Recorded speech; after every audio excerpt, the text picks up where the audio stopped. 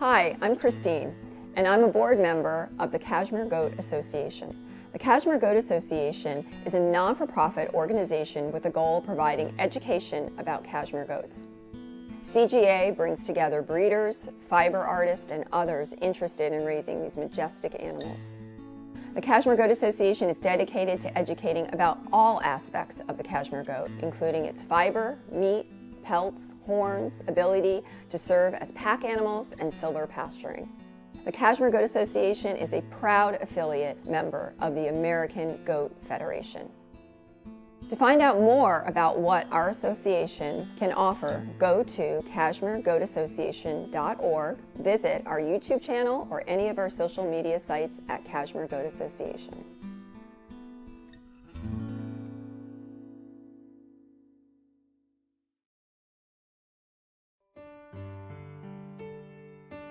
Clean Cashmere is growing the American cashmere industry by sourcing cashmere directly from our American farmers to create a natural, high-quality luxury fiber. By working directly with our cashmere herders, we created a beneficial relationship where we help farmers generate income from their herds while we get high-quality cashmere in return. This approach ensures our cashmere is traceable all the way to the deherring mill. We work to protect the planet through these partnerships and are committed to ethical and environmental standards, keeping a low carbon footprint, and all while enhancing American regenerative agricultural practices. 2 of our cashmere yarn lines are blended with other American-sourced farm fiber, creating a bespoke yarn. Visit us at cleancashmere.farm to learn more about our American fiber journey and the extraordinary luxury fibers we created. We are Clean Cashmere, growing the American cashmere industry one farm at a time.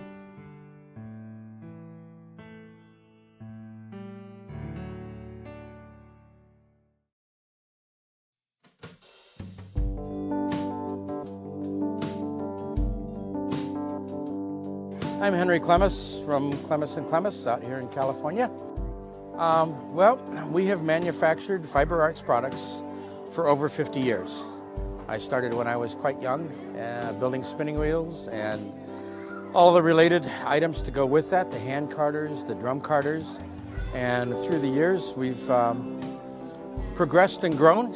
And at this point, we're one of the longest surviving companies in this field. We also currently try to connect the ranchers with the spinners, and so we buy a lot of fleece. We take that fleece and clean it and pick it, repackage it, and ship it around the world so that someone from Florida gets a chance to try something coming out of Alaska, or somebody from California can have something from Maine, or even into Europe and down in New Zealand and Australia. We ship everywhere.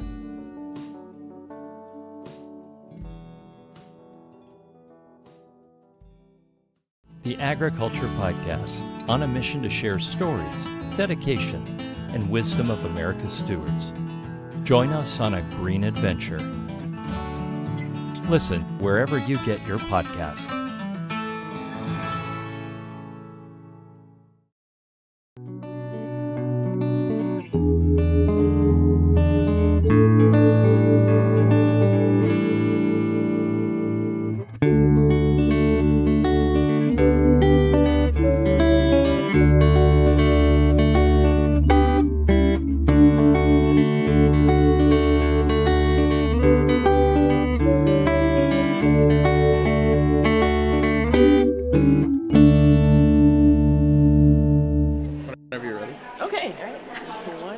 Good morning, everybody. This is Rosalind with Backyard Green Films. I'm here today with the wonderful Kira Wisner. Sorry about that. Okay. Yeah, and she is in charge of this wonderful bookstore called Merit Bookstore in Millbrook, New York. Yeah, absolutely. So you've got a lot of amazing things here, and we're of course at the Rhinebeck Sheep and Wool Fest. I know, it's amazing. A lot of my friends want to be here, but I'm excited to be here and to be here with you. I love books. I write my own stories. So really, tell us about the focus this weekend of what people are interested in.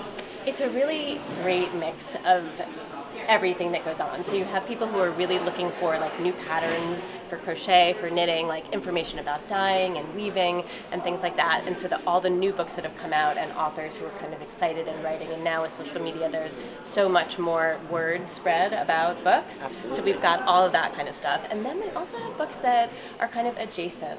So books about like even like sigil witchery and things like that in terms of like pattern making, and children's books that perhaps like feature sheep or sheep doing fun things. Like so the book called The Wolf Suit over there, which are like sheep who are like little like scared and hiding and then figuring out like what it means to be like in community. Like there's just a range. I've got like sheep dishcloths and lamb dryer buddies. It's like all year kind of, I feel like when I see something that has a sheep on it, I'm like, oh wait, is that something that like people will like find fun? But really for the most part, it's pattern books, crochet books, books about arts and crafts, books about art in general, books about the history and the kind of sort of texture and the understanding of like what it means in our society to craft. And like, so even this, like I've decorated this sweater because I'm not so good at making things from scratch, absolutely. but it's an art form and a sense memory, I feel like. Oh, definitely. I love that you talked about memory. One of your books here is by Claudia Quintilia. Yeah, and it's Memory Lane. And I think about memory when I'm knitting or crocheting, and how my sister taught me how to crochet, or watching my mom knit, or doing something like this intricacy of like, I had spilled soup on my shirt when I was little, and my mom covered it with some stitching and made like this beautiful nest with leaves and so I'm just like, the memory of crafting and creating and knitting is so powerful. This kind of weaves in memory and art.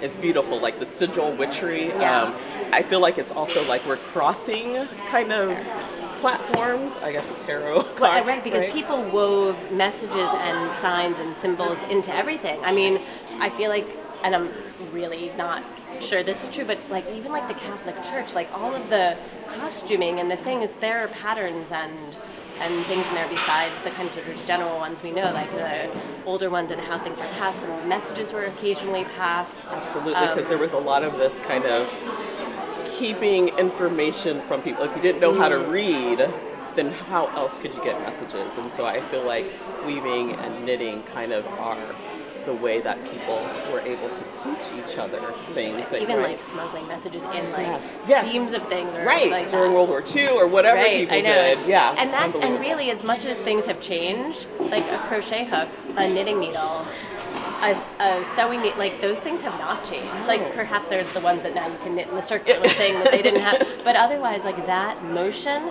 that has to be like genetically inside us. Absolutely. The way, I'm still crocheting the same 40 years, later. Amazing.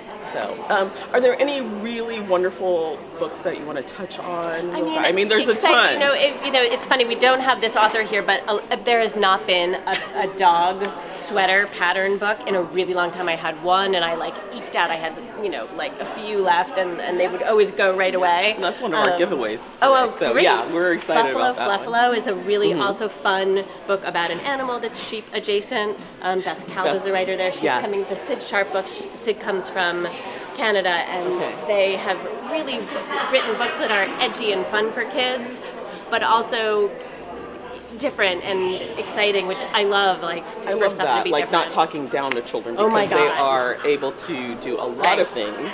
And so making this exciting for the next generation. I hope so. And like really helping people rise up. As you said, Claudia, we have Lane Publishing here. We have the David and Charles team from England here. We have Moray Crochet Magazine. Allison comes from Scotland. Her mom lives in the country.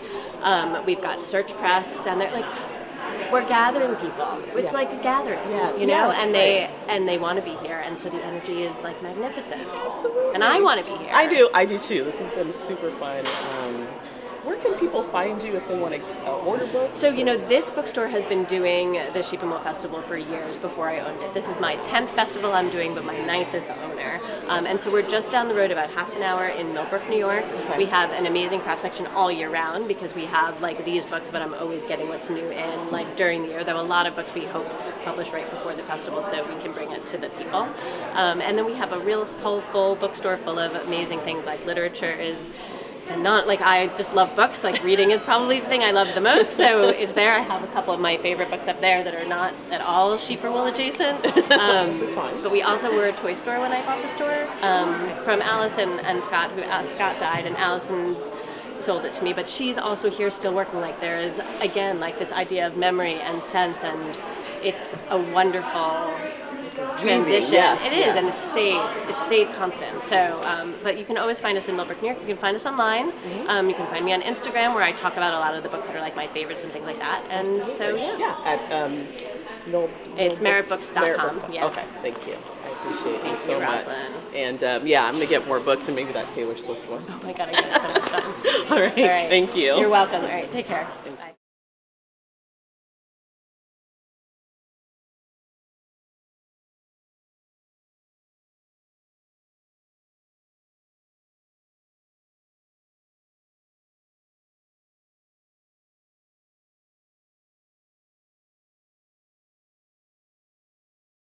The Florida region. They are naturally parasite and hoof rot resistant, and they do not grow wool on their face, legs, or belly. That's how they survive the heat while still being a woolly breed. You can find us on TikTok. We're Gothic Fantasy Farm. And then if you want to learn more about them, the Gulf Coast Native Conservatory, the association, he's actually a registered sheep there. They are on the endangered breed list, so there's only about 600 registered in the world, so we're working on not losing them. They're a good breed to keep around with their parasite resistant and everything, so try to keep our heritage breeds going. Yes, we do. Okay, so now I'm just going to ask you a couple questions. You may or may not know the answers to these.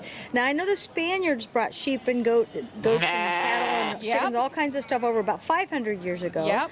And that we had milk and dairy cattle from American Devons came 400 years ago. But you're saying this is native to North America. So it's considered native because of how long they've been here. And when we trace it back, we don't know for certain because they didn't keep quite the records that we would like. We believe they were descendants from the first merinos the Spaniards brought over. That just the pioneers would have them just roam the swampland, collect them once a year to shear them and treat them and let them go again.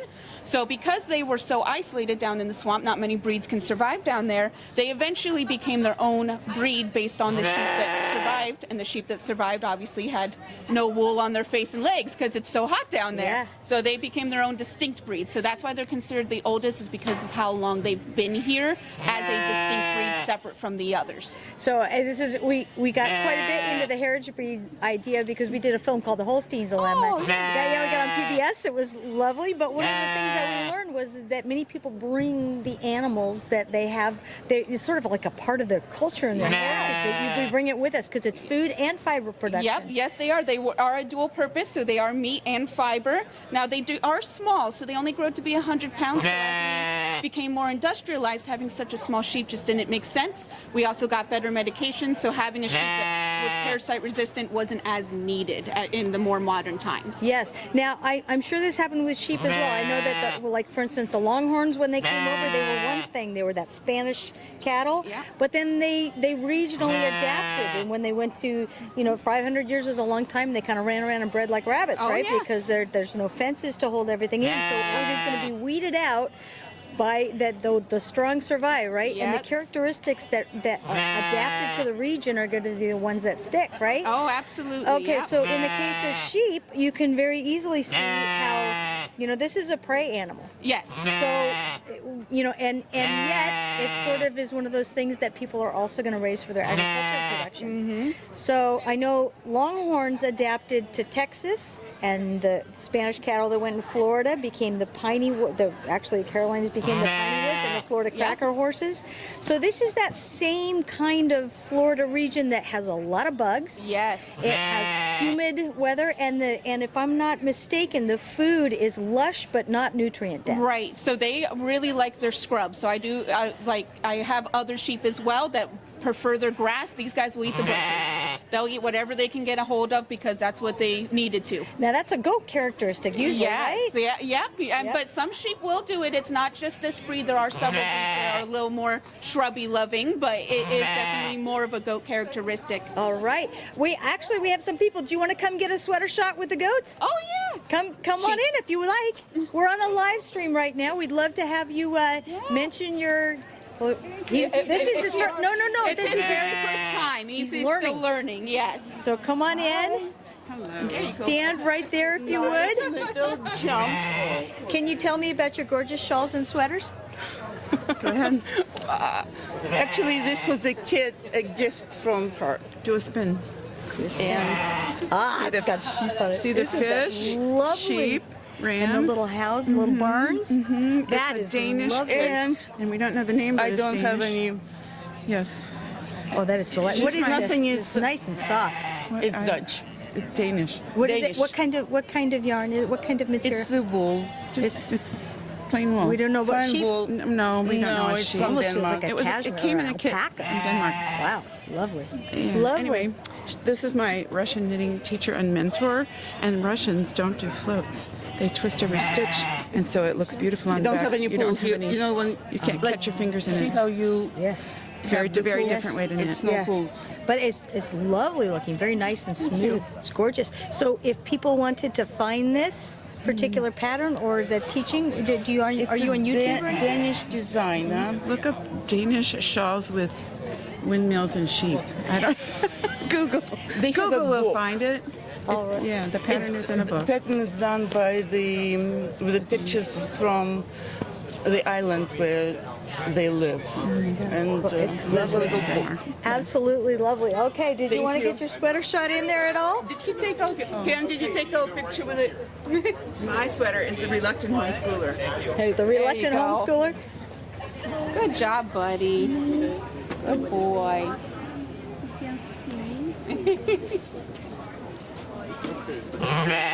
Good job, buddy. What's his name? His name's Odysseus. Well, He's brand new. This is his learning curve. He just his Yes, first it's day a on the very job. big learning curve. He only got halter trained 3 days ago, so we're really going. He's doing a good job. Good job. Yeah. All right, thank you so much. Jumps really high. Thank you. Yes, he does. Would you like to get a sweater shot in? Can I get a sweater? Yes, Yeah. you can. Just Okay. slide down in. Would you like to promote your pattern or? The pattern is Ladyfingers. All right. I can't remember the name of who did it. But we can look that up. Lady Yeah, fingers. Okay. Ladyfingers, and it has assorted things in there like marinated yarn, playtime, DK, and some Madeline Tosh. Lovely, lovely. So- Would you turn around for me, please? Oh, that's just lovely. Thank you. Perfect. Thank you so much. All right.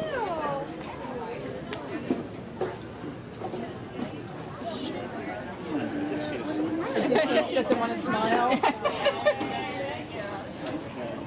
Smile, Odysseus. Thank you. Okay, so I really appreciate you doing this, yeah, and of it course. takes a little bit because you're bringing your sheep to the breed barn. Yes. Now that's a new experience for many of these animals, isn't it? It is. So he's only 10 months old. So he went from being on a farm where he interacted with me and maybe 3 people, and now we've got a lot going on. His girlfriend's who he's calling to right now. She's in there. She's been doing great coming up and getting pets. He's been a little protective of her, but he's been doing really well. And I'm really proud of how they're coming for their first time. But this is a really important thing for the public to know where they're to be able to associate the animal with the fiber. It Yes. doesn't just pop out of the sky, right? No, it doesn't. Milk comes from a carton in that little box in the store, right? Exactly. Yes. But it's a really good thing. So we appreciate you Of coming here to course, do this. yeah. Do you have an association that also helps to promote Yes. these? So just the Gulf Coast Native Breeder Association, and that's where we register all of our sheep. They've got some really good information on their main page, and we're really just trying to promote socially because it's such a rare breed. Many people don't even know about them. You know, people are stopping at my booth saying we've never even heard of this breed, and I'm like, I didn't hear of it till 2 years ago myself. You know, it's just one of those.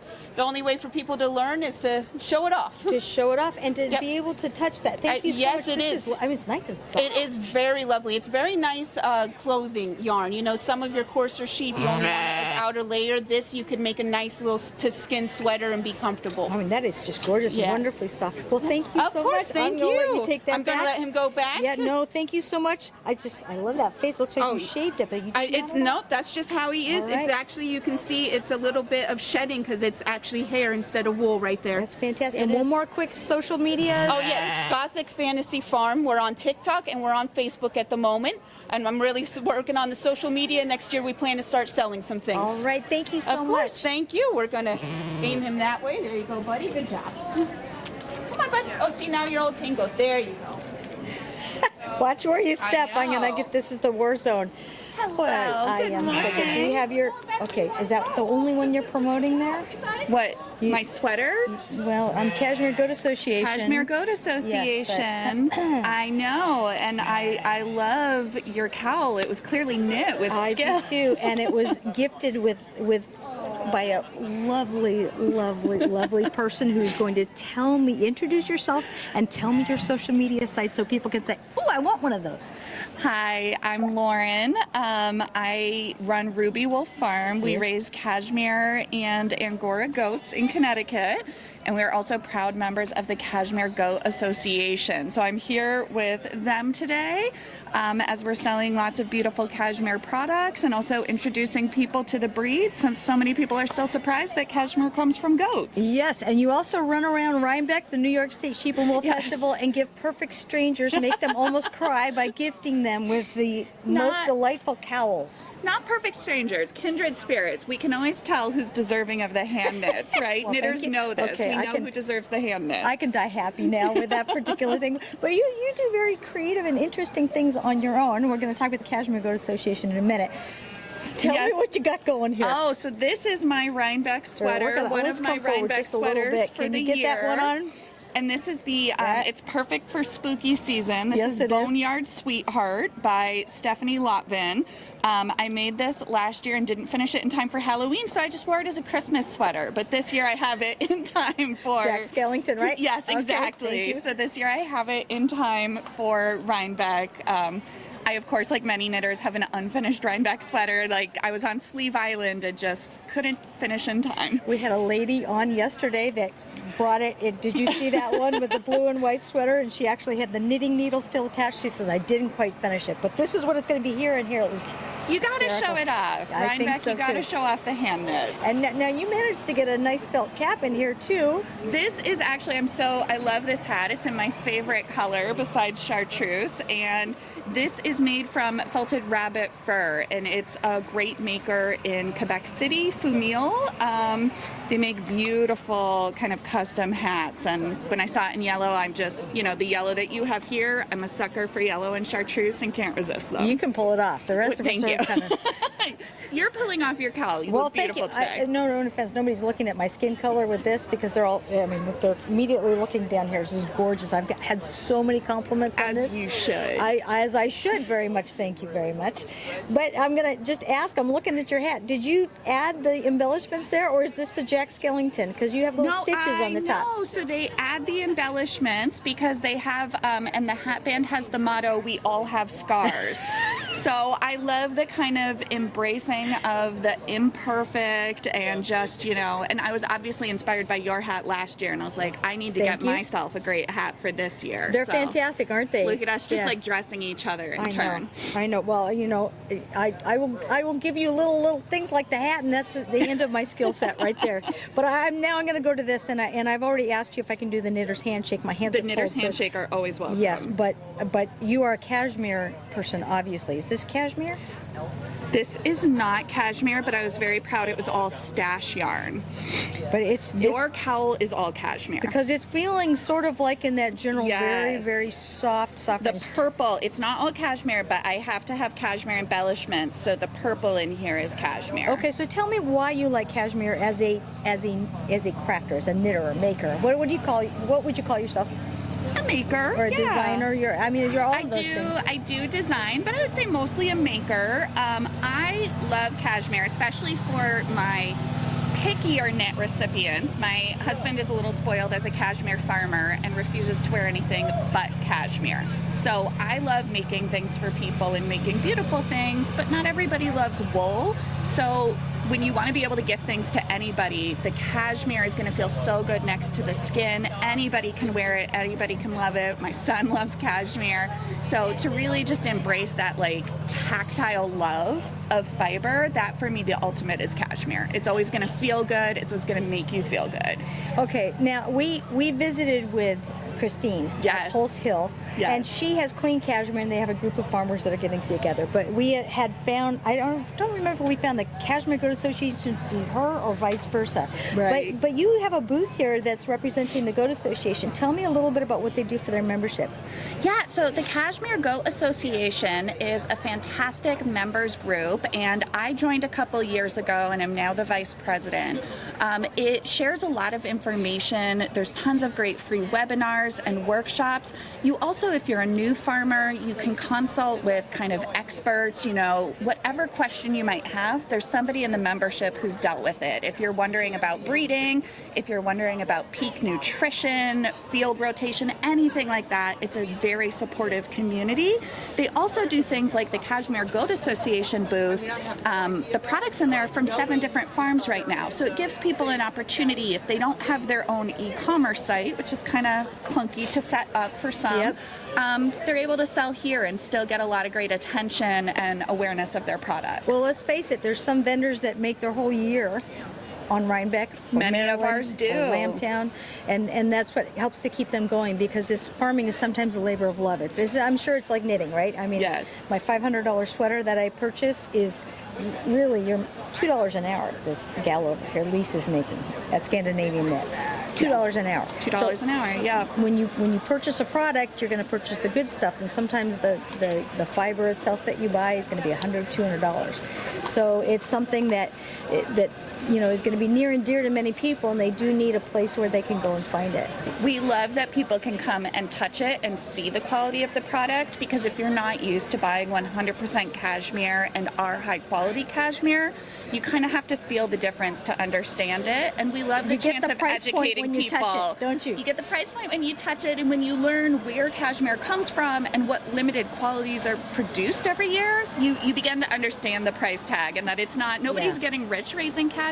No. It is really a labor of love, as you said. And some of that, the guard hairs are not the part where many people use the cashmere. You have to comb that thing and then take out the top guard hairs, so you're not actually getting that 6 inches that you might get on a sheep every 6 months to a year, right? Yeah, the staple length is much shorter, and when you're shearing a sheep, right, some small sheep you might get 2 pounds of usable fleece, anywhere up to 6 on some of the larger breeds. An excellent cashmere harvest, we're measuring it in ounces. Yeah. It's just such a limited quantity because it's just that very soft, downy undercoat, and you want to remove the guard hair so you keep that next to skin softness. So it's so much less. I know. You're a perfect cashmere spokesperson this weekend. Well, everybody keeps looking at it and complimenting it, so I'm going to ask you right at this moment again. Tell me where people can find your designs. So this is not my design. I'm Ruby Wolf Farm on Instagram, TikTok, and Etsy. But this is actually a fantastic, she's here today, the author.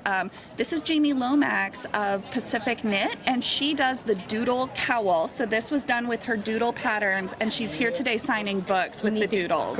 We need to go to Merritt. Is she over at Merritt? She's over in Merritt today, because she'll be very thrilled to see her designs in the wild. You come with me. I will.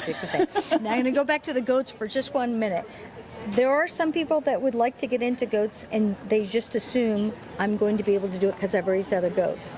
But I do know that, for instance, there's some goats that are sensitive to, I think it's selenium, is that right? Or certain things. So regionally speaking, the type of goat, the style of goat, the breed of goat, they're all going to make a big difference. So if you could once again push the Cashmere Goat Association's website for new membership.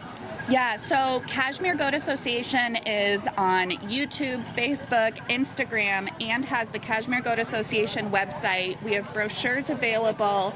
There's also a great members directory. So wherever you are in the country, we probably have a member near you who can talk about their particular soil conditions and temperature and how they've managed their herd there. And we're always welcoming new members, or we have tons of online content and informational for anybody who's looking to learn a little more. And I have to just compliment you. And people are like their animals in many ways. You know how you start to look like your spouse after a while, I hope I don't have horns, but yes. Well, or they look like their dogs, or the dogs look like them. That wasn't a reference, honey. The spouse and the dog thing. But maybe I'm okay with that man. But anyway, I know that the membership of the Cashmere Goat Association. I know Christine at Hulse Hill and the Clean Cashmere Bunch. They recommended us to Lunan Bay when we went to Scotland. Love Lunan Bay, yes. They were delightful. Take me next time. I'll take you to the bookstore. You'll take me to Scotland. Well, you know, we're actually planning a trip. So the Backyard Films Bunch is planning a trip to Britain next year. We're going to try. If you need a travel knitter, I'll happily volunteer. I'll sacrifice myself. Yep. Well, I'm okay with that too, actually, I think. So, but in any case, I wanted to say that you guys are all just such lovely, lovely people, uniformly across the board. So I like to think we do mirror the Cashmere personality. Cashmere goats, I call them just like puppy dogs with horns. Yeah, they're pretty sweet animals. We had one in the booth yesterday. It was fantastic. So anyway, thank you again. And if people want to find anything else, they can go to, one of those 12 Cashmere Goat Association. All our info is online. If you Google it, you'll get to one of our social media sites or our website. Thank you again. Thank you. So good to see you. Lovely. Oh, I got a dog. All right. No eating the poop. You stopped by. Thank you so much for that. No problem. Would you introduce yourself? I'm Paul Bates. I'm from Canandaigua, New York, right in the heart of the Finger Lakes. And we run about a few hundred head of sheep and raise and train border collies. Okay, so is this a full-size border collie? It is not. He's only 7 months old. Out of my 2 best dogs right now. And so I've got 2 from that litter that we're raising up. And they go with me everywhere when we're doing demos or we're working or we're competing. And gets them out and gets them exposed to everybody. And it's always good to have a little exposure for young dogs. Yes, it is. Now, I know that not everybody is in the sheep world. A lot of people are in the fiber world, but they're not all from the sheep side of things. Right. So you tell me why that little dog is the lifeline for many people who raise sheep. Well, these little dogs, one good working border collie is going to replace 5 or 6 good employees. And no workers' Or not comp. so good employees. And there's no workman's comp. And they'll diligently work all day for you. And there's nothing like the partnership and the bond that you get with them. And, you get that, and you guys can go out and conquer the world together.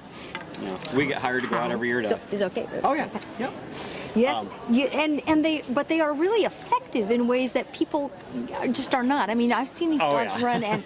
Oh my goodness, I have to not get distracted by the dog. My husband tells me that constantly. But these little guys are not just friendly, but they are the backbone of many operations. Yeah, you've got a few hundred or a few thousand head of sheep that you need to get moved, and sometimes a 4-wheeler or a bucket of grain isn't going to cut it. Everybody says a bucket of grain will move anything. Well, it works until it doesn't, and then you're in trouble. Yes. And it's always nice to know that you can move your livestock or get your livestock sorted or treated or whatever you need to do. And these dogs are happy to help in that job in any capacity that they can. Now, tell me, how many languages does this dog speak? Probably more than me. Well, it's funny because we used to have a German Shepherd when I was little, and he spoke German because he was raised from by a German gentleman. But I know that there are different ways to speak to sheepdogs. Tell me a little bit about sheepdogs and collies. So when you're working a sheepdog, a lot of times, we start to teach a verbal. It's away to me, away from the clock, go to the right, come by the clock, go to the left, walk up, put pressure on, and all those verbal things are great. But when you get a dog at distance, and his mom will easily go out a mile to pick up her sheep, and I cannot yell that far. I'd like to think that I can yell that far. I can't yell that far. So she's thinking at the same time. Yep, so she's out there, and at that point, they're furthest from you. They need as much confidence as they can get. And if you're down there screaming your head off, they're picking up that screaming as anger. It's an emotional reaction. They don't see that as you're trying to project your voice to help them. So we use whistles. And I can clearly and concisely reach right out to any of my dogs. You want to hear a few? Can we do that? All right, I'm going to put the mic over here.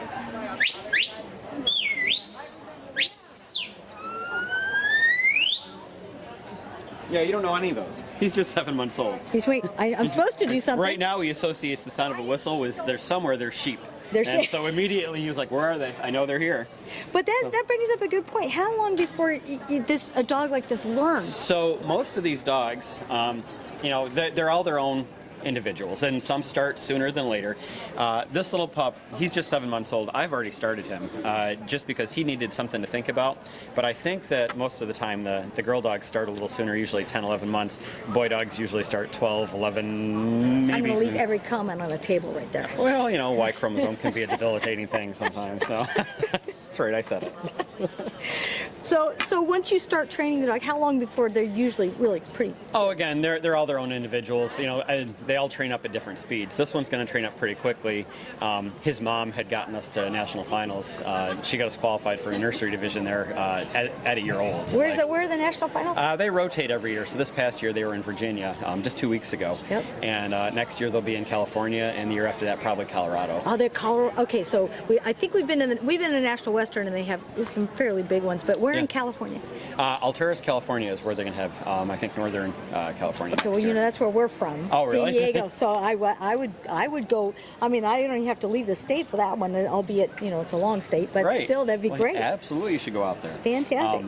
Okay, so let me also ask. People say, you know, oh, we can train the dog to do cheaper. Is it something where you're going to get 10 puppies and they're all going to be sheepdogs? No, you know, everybody's experience with having pups is a little bit different, right? In my experience, if you have a litter of pups, I always say it's like a bell curve. You're going to get 10% of really phenomenal. You're going to get 10% of maybe this will or won't work out, and then you get a whole range of average in the middle. And really good handlers can take those range of average dogs and beat the pants off you with them.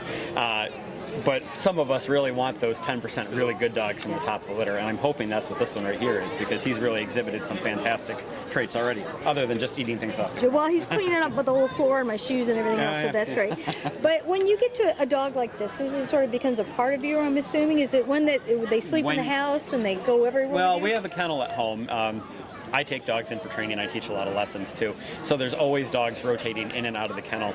The dogs do get house privileges and come in and hang out with us, but they all have their own space that they can retreat to too, just like I can. But yeah, they're part of the family. So I'm going to ask you a question. Sure. Don't listen to this. When they get older and they can no longer herd sheep, are they still part of the family? Oh yeah, okay. Yeah, probably more than any other time. So even though this is a tool, it's a family member. No, it's not a tool. It's a working partner. It's family. You know. I wanted you to say that. Thank you, because it does. You start. I mean, it's a business, and you have to feed the dog afterwards. So it's comforting. But it's a bond though, and Yeah. A lot of people raise and train these dogs. They'll get them up to a certain level of competition or farm work and move these dogs on.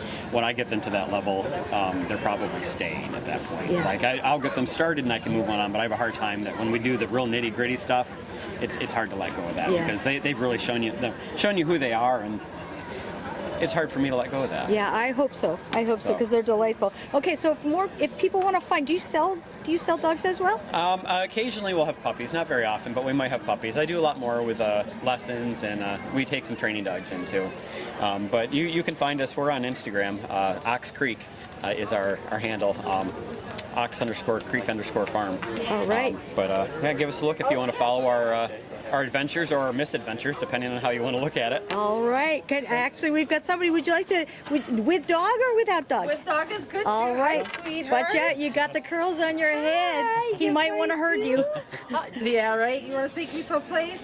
There you go, pretty girl. It's my first time here. Well, can I ask, as long as you're talking to us for just a minute? Yeah. Did you? I did. I crocheted this. All right. Yeah. What is the pattern? The pattern is Stargaze by I think Frivolous Yarn or something like that. Yeah, she just gives out like free patterns every Friday, and this is one of the patterns. Delightful. Yeah. That's lovely. Thank you very much. Thank you. You're so gorgeous, darling. Thank you so much. Thanks very much for stopping by. All right. Thank you. Appreciate it. Good luck. You're going to be on today? Yep. It's the first one's at noon. So you're going to do the demonstration, is that out here in the field, or is that over here? Just the other side of these buildings here is a little grassy area right next to the food court, and we're right there. All right. Feel free to come check us out. Thank you so much.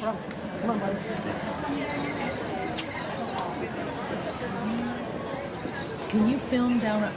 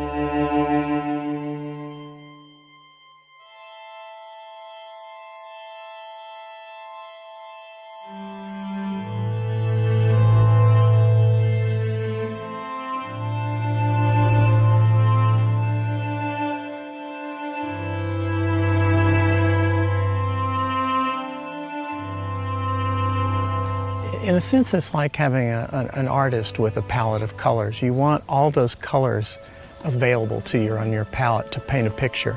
An epizootic goes through, and the fact that all the Holsteins come from 12 original animals, that it'll wipe out the Holstein. It's calculated that we have 9 billion chickens a year in the earth that are killed every year to feed us.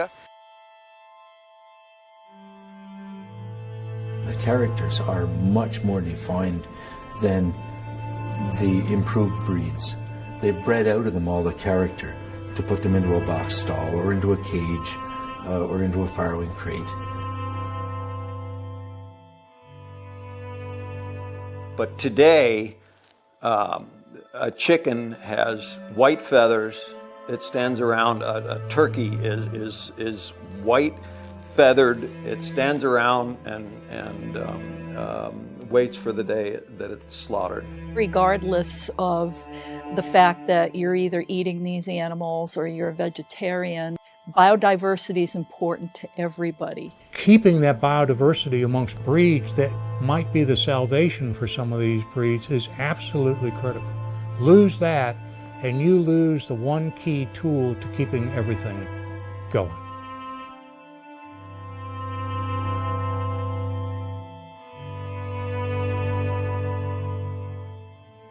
I think it's important, unique breeds of animals, all different kinds of animals.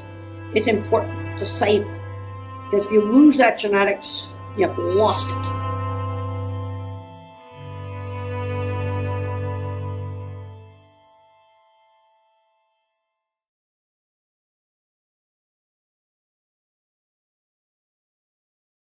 Years old next month. These are my 2 purebred Southdown sheep, Bunny, and this is Bumblebee. I love it. And what do you get to do with your sheep? Do you shear them? Have you raised them since they were little ones? I bought Bunny was my Easter present. That's why her name is Bunny. And I bought Bee over here in Ohio in May.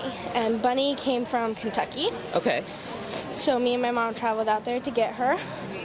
And I show them all over the country. We've gone to about 11 shows this year, so they're very tame and calm. They don't even really care that they're here because they like to get pet. They say, yay, more pets for us. We've gone to Michigan, Ohio, Pennsylvania. We've gone to Massachusetts twice. Okay. 3 shows here in New York. Wow. We went to Connecticut.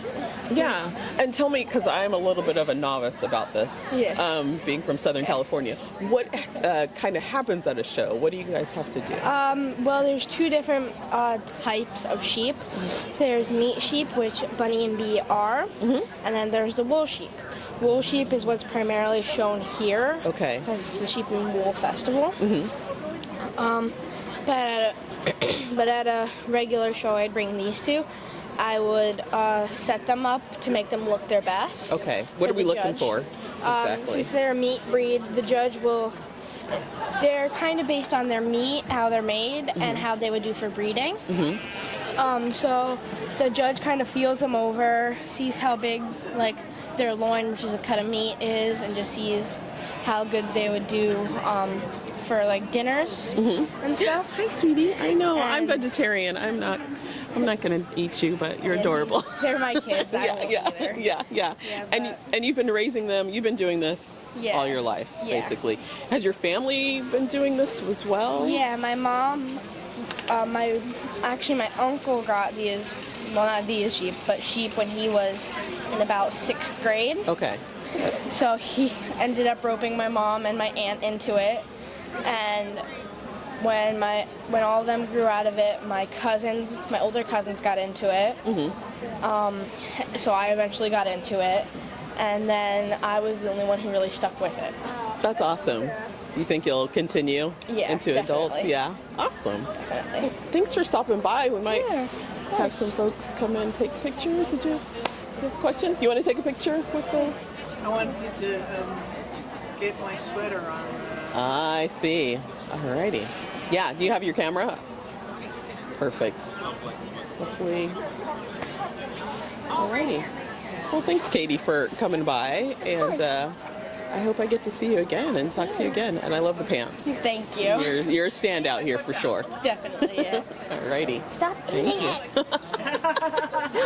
Did you want to take a picture with Katie and her sheep, or just play? Okay, cool, awesome. I'm gonna give you back this guy, or enter. Oh, thank you. All right, bye, Katie. Thank you. All right, come on in. And since you're on the sweater cam, I get to talk to you a little bit about what you're wearing. Okay. Yeah. So, yeah, introduce yourself. Hi, I'm Annie Skabinski. I'm a volunteer here at the Sheep and Wool Festival. Okay. I'm a member of the Elmendorf Hand Spinners Guild in nearby Red Hook. And we've been volunteering here for years. Wow. Can you tell me a little bit about the pattern that you got? The pattern is called the Flying Squirrel, because if I unpin it, the whole back is just like one big piece. And I knit this with some American yarn that I got from CC's, who's also a vendor here and has a shop in Guilderland. And volunteering this morning in the vendor office. And then this afternoon we're going to help take down the Fiber Arts Contest in Building E. There's some amazing work here. Beautiful stuff from all over the country. Yes. How long did it take you to put everything together? I'm going to say about 6 weeks. Wow, from start to finish, Yeah. That would take me a while. It takes a long time. It just takes a long time, and I had it all done except like the cuff for 1 week, and then I was like, finally got it together. I love it. I love it. And how long have you been knitting? I have been, I learned as a kid, but never carried through on it. Was exposed again about a dozen years ago, but I didn't really develop, I would say, mad knitting skills until retirement and COVID intersected, and I had a lot of time suddenly to knit. A lot of us had a lot of time on our hands, and this has been really popular. So it was like the confluence of those two things really gave me concentrated blocks of time to work on it. Yeah. Do you have any advice for new knitters or crocheters? I do. I would say do it in community, wherever you can find a little group of 3 or 4 people, because I think knitters and crocheters are just generous.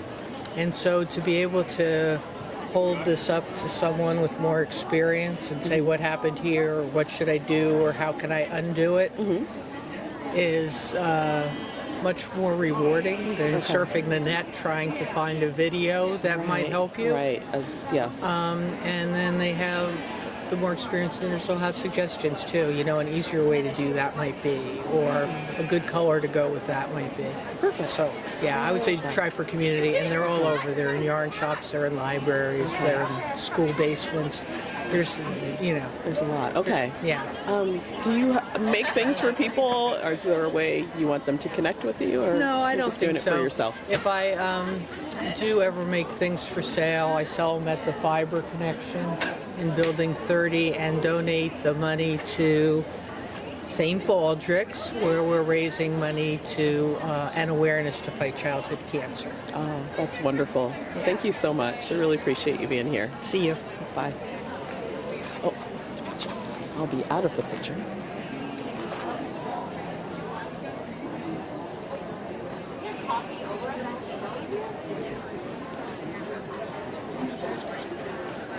Thank you. Can we do the frame too? This frame? Absolutely, yeah. Thank you so much.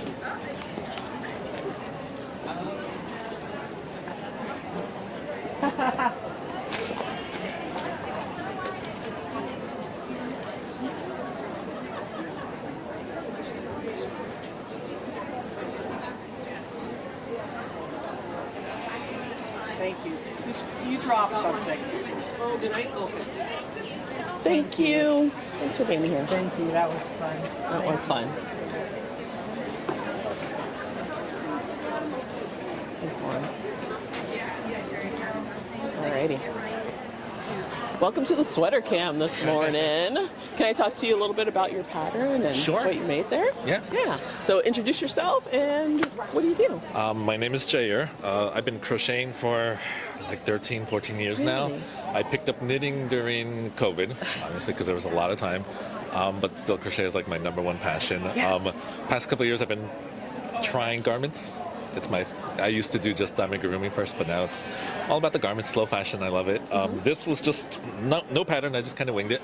Really? So the only thing that was a pattern is the eye on the back. Wow. But the rest of it, I just kind of made it up on my own. Thank yeah. you. And what is the material, the animal or the fiber? So it is an acrylic wool blend. Okay. Yeah. Yeah, that's wonderful. How long did this take to put together? The whole thing took about probably like a month and a half to 2 months because I had to make all the granny squares first, sew it all together, try it on as you go, see what worked, what didn't. It was going to have sleeves at one point, but the sleeves did not work no matter how many times I made the sleeves. But yeah. Sometimes you have to let things go, and I think that was a great choice, I think it worked so much better without the sleeves. Yeah. And the buttons add a lot to it. How did you find those? So those I made out of Sculpey clay. I couldn't find buttons that really worked with it. Absolutely. So I was like, I'll just make my own. Why not? Because I made the whole thing at this point, so might as well just keep going and make the rest of it. So. Oh my gosh! Any advice for folks that are getting into crocheting? Don't be afraid to experiment, because a lot of times it's like, am I doing this right? Am I doing this wrong? Which at first, learn the basics and the foundations, but once you kind of get it, just experiment, just try. And if it goes wrong, just undo it and try something else. That's the whole process of it. Like, people are afraid to frog their projects. No, go ahead, rip the whole thing apart and start again, because that's where you really learn. You learn from the mistakes you made, and absolutely with this, it's forgiving. Wool doesn't care. Just go for it again. Just have fun, it's and so much more gorgeous. Fun. It's more crocheting and knitting you can do. So hey, I why know. not? Do you have any social media stuff? Do you make things for folks, or are you just doing this for yourself? Mostly just for myself. It's just for fun. I like that. Thank you. Yeah, cool. Well, it was so nice to talk to you, and so thanks for being on our sweater camp. Yeah, no problem. Alrighty. Thank you. So, do you want to take a picture? There you go. Go for it.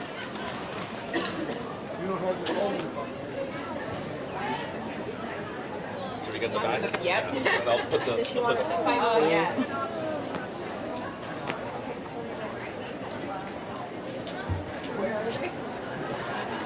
One of my favorites. She's the fastest talker I know. What did you make your so does she want to come here? I was going to say we could walk.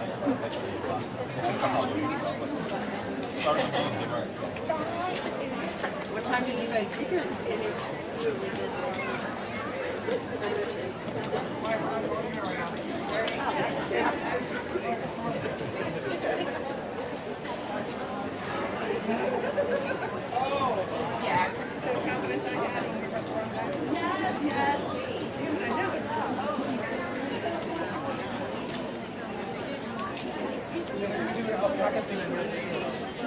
Just keep on walking.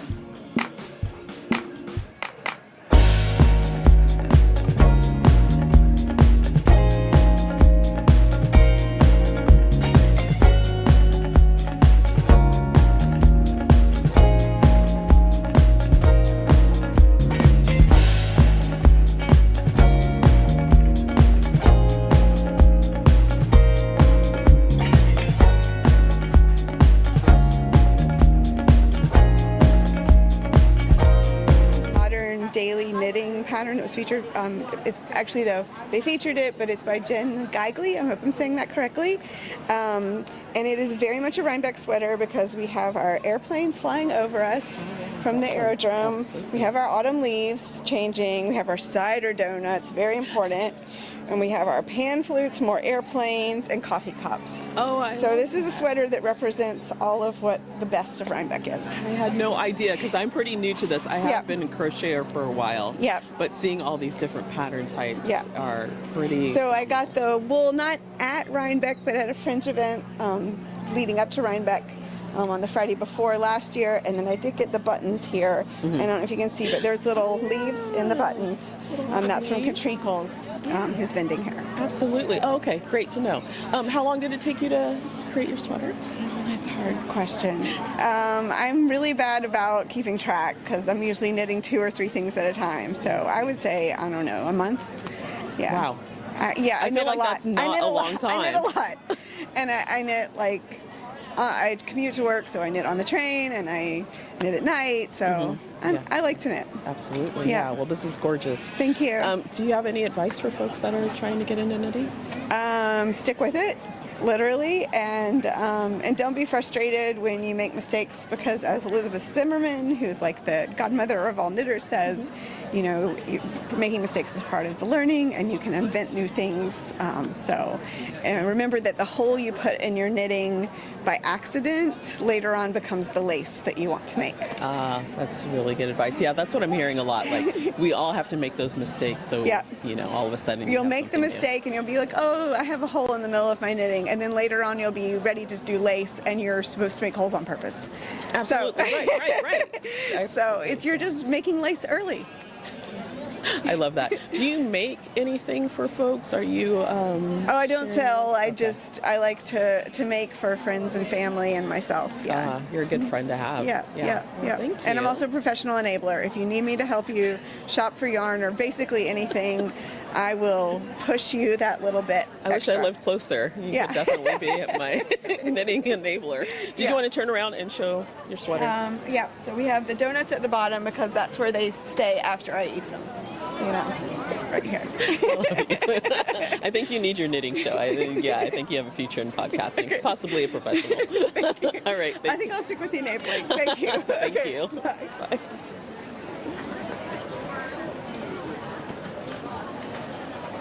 This one first. Thank you so much. That was really fun. And I still like that Polaroid. Nice work.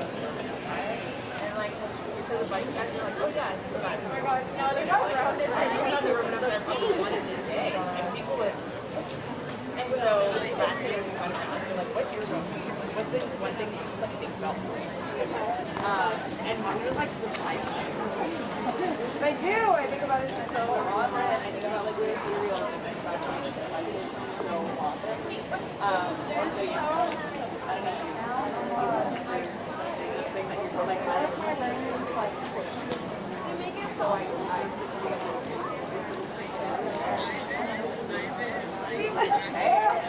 That's making me laugh.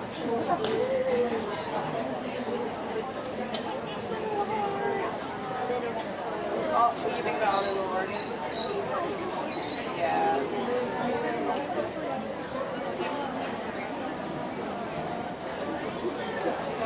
Think about like ladies and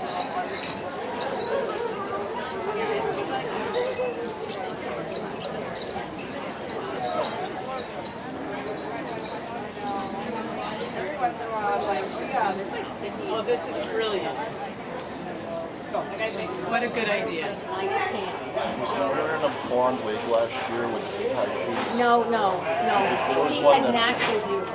okay, I met someone last year, absolutely beautiful man, honest as a man, but crochet, he was wearing a crocheted skirt and a crocheted crop top with a blonde wig, and he had like the high white shoes on, and he identified as a doe, a deer, a female deer. You know, I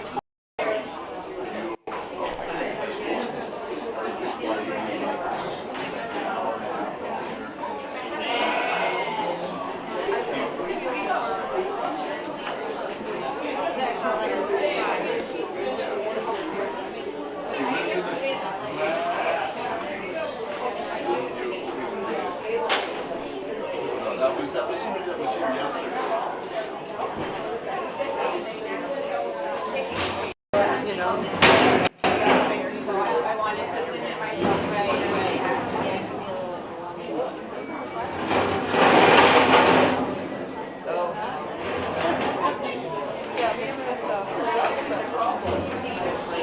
right. Have a great day.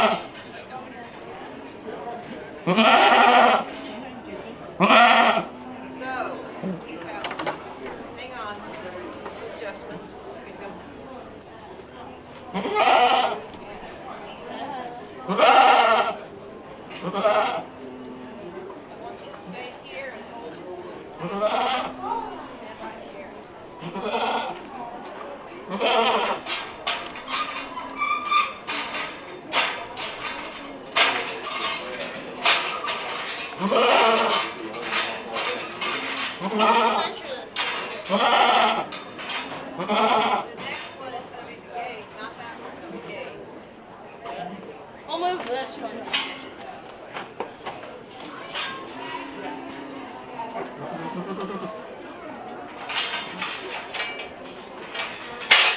I think this one's even heavier than the second. Your goat.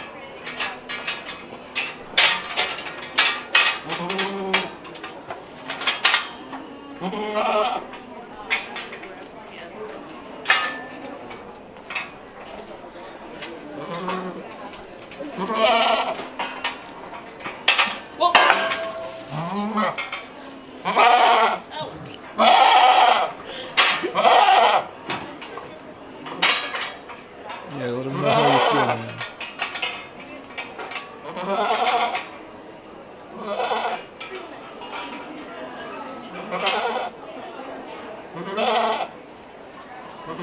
We'll have to scooch you a little forward.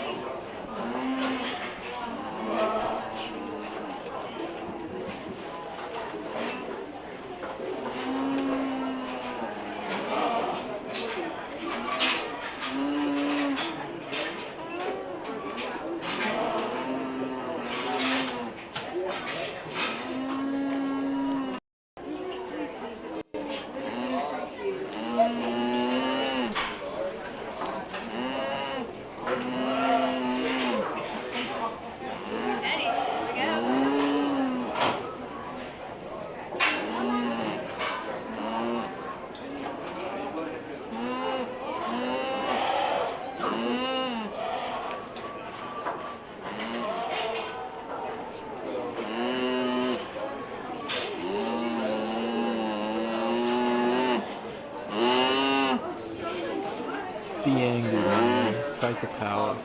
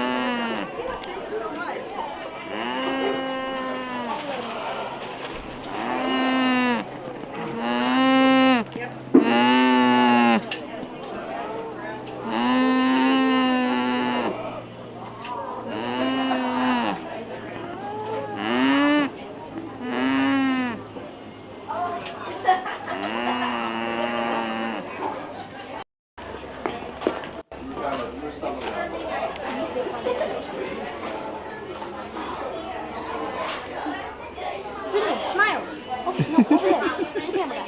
Camera guy. Give us a minute. Camera guy. Camera guy. Oh my god. We still got some more. Hey! What?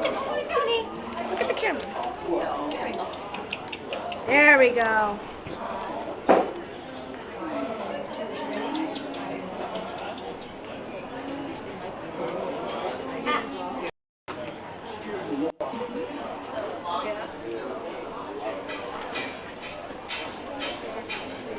And you weave too?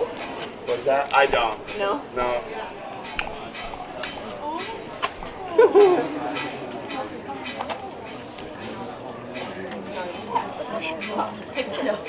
don't want to interrupt the picture. You can pet.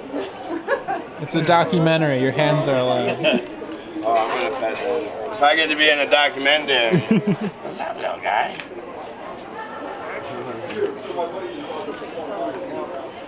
It's awesome. Yeah. And then I think that's cool.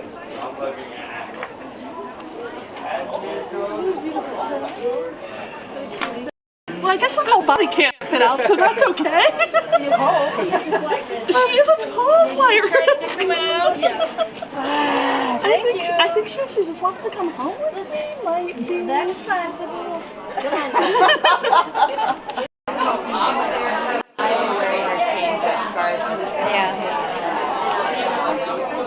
And start from like 0 going through. Yeah. Clean Cashmere pokes in. Okay, look at me real quick, and I'll get the Rhinebeck sweater in the back for you. Ready? 3, 2, 1. Perfect. Thank you. All right. All right. I managed to grab you. Would you introduce yourself, please? Yep, I'm Nana Johnson, and I run the New York State Sheep and Wool Festival. And may I say you are an amazingly difficult person to find because running this thing is no small feat. It's true, kind of constantly in motion, but it takes a lot of people to make it happen. It does. Okay, so you coordinate this whole event. How many people are involved in this from the volunteer standpoint? Because it's a volunteer thing, right? It's a volunteer thing. So year-round, there's about a dozen volunteers that are helping on a month-to-month, getting things organized, coming up with what's going to happen. And then for the actual days of, we have probably anywhere from, I'd say, like 60 to 80 people over the course of the weekend that are just giving their time to help us out to keep things moving. And even that sometimes feels like we could use more. 60 to 80? Yeah. Now that seems like a huge amount of people, but what's our head count on the people you have walking in the gate? Yeah, so we get about 30,000 people a year. And obviously I haven't seen the numbers yet this year, but I'm hearing from vendors and from producers that it is a big year. Yesterday was huge, and today already feels pretty busy. No, but that's really important because some people make their overhead every year on this. Mm-hmm. Yeah, this is one of the biggest in the country. This is where people really aim for in terms of their sales every year. Sometimes they save certain products just for Rhinebeck, so it's a really important event on the calendar for them. Okay, but maybe people are thinking, oh, you guys make tons and tons of money out of this, but this is a non-profit organization that puts us on. Tell me a little bit about how that works. Sure. So the Sheep and Wool Festival is organized by the Dutchess County Sheep and Wool Growers Association, which is exactly what it sounds like. It's a group of farmers and shepherds and producers in the area, in our county here. And this is something that is their biggest way of sort of bringing attention to their producers every year. It's a great place to come and shop and have fun and enjoy the fall weekend, but it's also a big service to our membership to give them a platform to really be able to talk about and show off what they're doing. Yeah, and it started on the back of a truck selling sheep, if I'm not mistaken. It's true. It's just a few vendors, and it's grown from there. This is our 44th year, and so we've got 270 something vendors this year. We've got lots of sheep and goats back there in the show barns. We've got the breed barn full, camelids and Kashmir. So there's just a ton happening and a ton of producers represented here. Okay, so it still is truly a sheep show. I know you had the Angora show. We did the National Angora show, which was yesterday. So yeah, that's phenomenal. And that's a big thing. They give Texas is a big chunk of what there was. So people are bringing their animals in from quite far away. Yeah, and you also have other things too. I mean, you have the alpaca, the camelids are in there, and I know we hit them every year. That's a big exciting thing. Yep. We're going to have the leaping llamas here. Yeah, 11 o'clock leaping llamas. So this show arena is going to be packed shoulder to shoulder with people, so we can see the llamas and alpacas and goats do their their thing. And then later on the 4-H obstacle course with them as well, which is a big hit. So yeah, no, the fun continues today. It's just today is more exhibition sort of things as opposed to the competitions for the animals. And then for the fiber artists, it's a big day for competition. It's fleece to shawl today. Yeah, so I mean, so from the animal side, we have sheepdogs, and we have the gentleman here with one of the sheepdog trials. We have the Angora shows. We have the rabbits, if you want to watch a spinning rabbit. And like you said, you have that sheep to shawl, which is, we're going to go cover that a little later. That's really exciting. We had people dressing up and spinning, and so they get very serious about it because they start to finish. It's a serious competition. Yeah. I mean, they practically have the sheep in there. Like they're just going right from literally from the sheep to the shawl. So it is a really incredible thing to see. They wear their costumes. They get really into it. They have fun team names, and they get some great prizes. So, but people also come here. Obviously, the big fiber enthusiasts, and they're a rabid in the best kind of way, right? Yep. They are passionate about their fiber, and so it's lovely to have an educational component because you can see the sheep, the rabbit, the goat, the llama that your fiber comes from, and then go buy the product in here. Absolutely. I mean, it's kind of like the farm to table, right? So people are able to really enjoy something that we talk about a lot of that movement is like food just tastes better with a story, and so does the fiber, what you're knitting, just knowing where it came from, having met the people that either spun it or raised the animals. It just makes for a better feeling and story when you're done with your project. And you know that because you actually work on a farm, do you not? I do, yeah. I run a place called Wally Farm, so I've been working with beginning farmers for like 20 years in the Hudson Valley. You just say that so casually, but that's not a small thing. It's not a small thing, but it's great. It's my passion, along with the Sheep and Wool Festival. But it's very, very intensive in the logistics department, right? Yeah, for sure. Especially just being able to have, people around that can help to make things happen. You can have all these great ideas. You can even have the space to do it and the resources, but you really need people on the ground to make it happen. Yeah, this is one of the moments where I can say I don't think I've talked to you this long in our whole relation. Yeah, because it seems to be very well organized. But one of the things that you and I spoke about was the need for succession planning and volunteers. And I know we were talking to Bruce. I think it was Bruce it was Brent that mentioned that. Yeah. Talking about the need for more volunteers and more, a little bit of a backup plan. Tell me why. Yeah, we need like some of those year-round volunteers like I was talking about. We have a really great team in place now. They've been doing this for a long time, but we want to make sure that there's people coming up behind them that can shadow them for a few years, that have a real passion for what we're doing here and can help us bring the Sheep and Wool Festival to its next evolution. And then we also need just more volunteers in general for day of and being part of what's happening here. There's so many different areas, and we keep growing new areas every year, so that's something where we put a call out usually closer to the festival, but I would love to have some off-season time this year to really try to cultivate that and get people involved. Yes, and it can be big things like I need someone to auction items. It can be small things like I'll tell you where you very kindly put us right here in the corner, which is great because we get to see all the sweaters at the sweater camp. Yeah. But one of the biggest questions is where's the restroom, right? So it's funny. There are no small jobs in this place. Absolutely not. When you've got that many people coming through and you want everyone to have a great time, it's just we need just people to do everything really, just to help us to make it happen. And this is a lovely thing to say. I was a part of Rhinebeck in a way that really made a difference. Yeah, for sure. Okay, so how do people get a hold of you if they want to volunteer? So if they want to volunteer, the two best ways would be one, to find us on Instagram and send us a DM. It's at NY Sheep Wool on Instagram, or to go ahead and send me an email at my Sheep and Wool address, which is festivalinfo@sheepandwool.com. And Sheep and Wool is all spelled out. Okay, so now I'm going to have one of those moments. We have been doing giveaways at the booth because one thing that Rick and I like to do is as we go to various places around the country, we like to support local producers, but we also find things that are really neat that we want to share. We were just at Lambtown, but also we were at Michigan at the Upper Peninsula North American Hill Sheep Show, and there was a bunch there that they are the Malloy Valley Farm, and they made this lovely little sheep wreath that I've been trying to unbunch. I have, it takes something to get everything here safely. Yeah, so we're going to try and lure more volunteers in. You're going to pick, and we'll say that from the next batch of volunteers that you get, we will pick one of them to get the Malloy Valley Farm little sheep wreath. Yeah, that would be great. Yeah, and we'll pick a winner. That would be fantastic. And again, that information, that how would they contact you? So they should send a DM to us on Instagram. It's at nysheepwool, or they can send an email, festivalinfo@sheepandwool.com. Okay, fantastic. And if they have a particular skill set, do you want them to say that? Know. Yeah, for sure. Okay. Great. Okay, because sometimes it's, I talk tax and there you have more than one accountant that I think, oh boy, is that an important thing? Totally. You have Jerry in charge of the sheep breed barn. You have equipment auctions. You have people that come and clean, all that kind of thing. Yeah, so it's lovely. Competitions, everything. So we definitely can use a wide variety of skill sets here. All right. So Nina, thank you for taking the moment, because I'm not going to see you again for the rest of the year, we really appreciate right? having you guys here. So Yeah. it's great. Thank you so much. Yeah. All right. Can we just do a picture? We're live on the sweater cam. Come on in. No, really? Because you can mention your designer. Hello. Okay. Take a picture. Take a picture if you'd like. Well, who are you? I'm Heidi Dickens with Clean Cashmere. Okay, I'm going to put this down and grab my Clean Cashmere thing. Hold that for a moment. Okay. I'm holding mine. You can say who you are. Testing.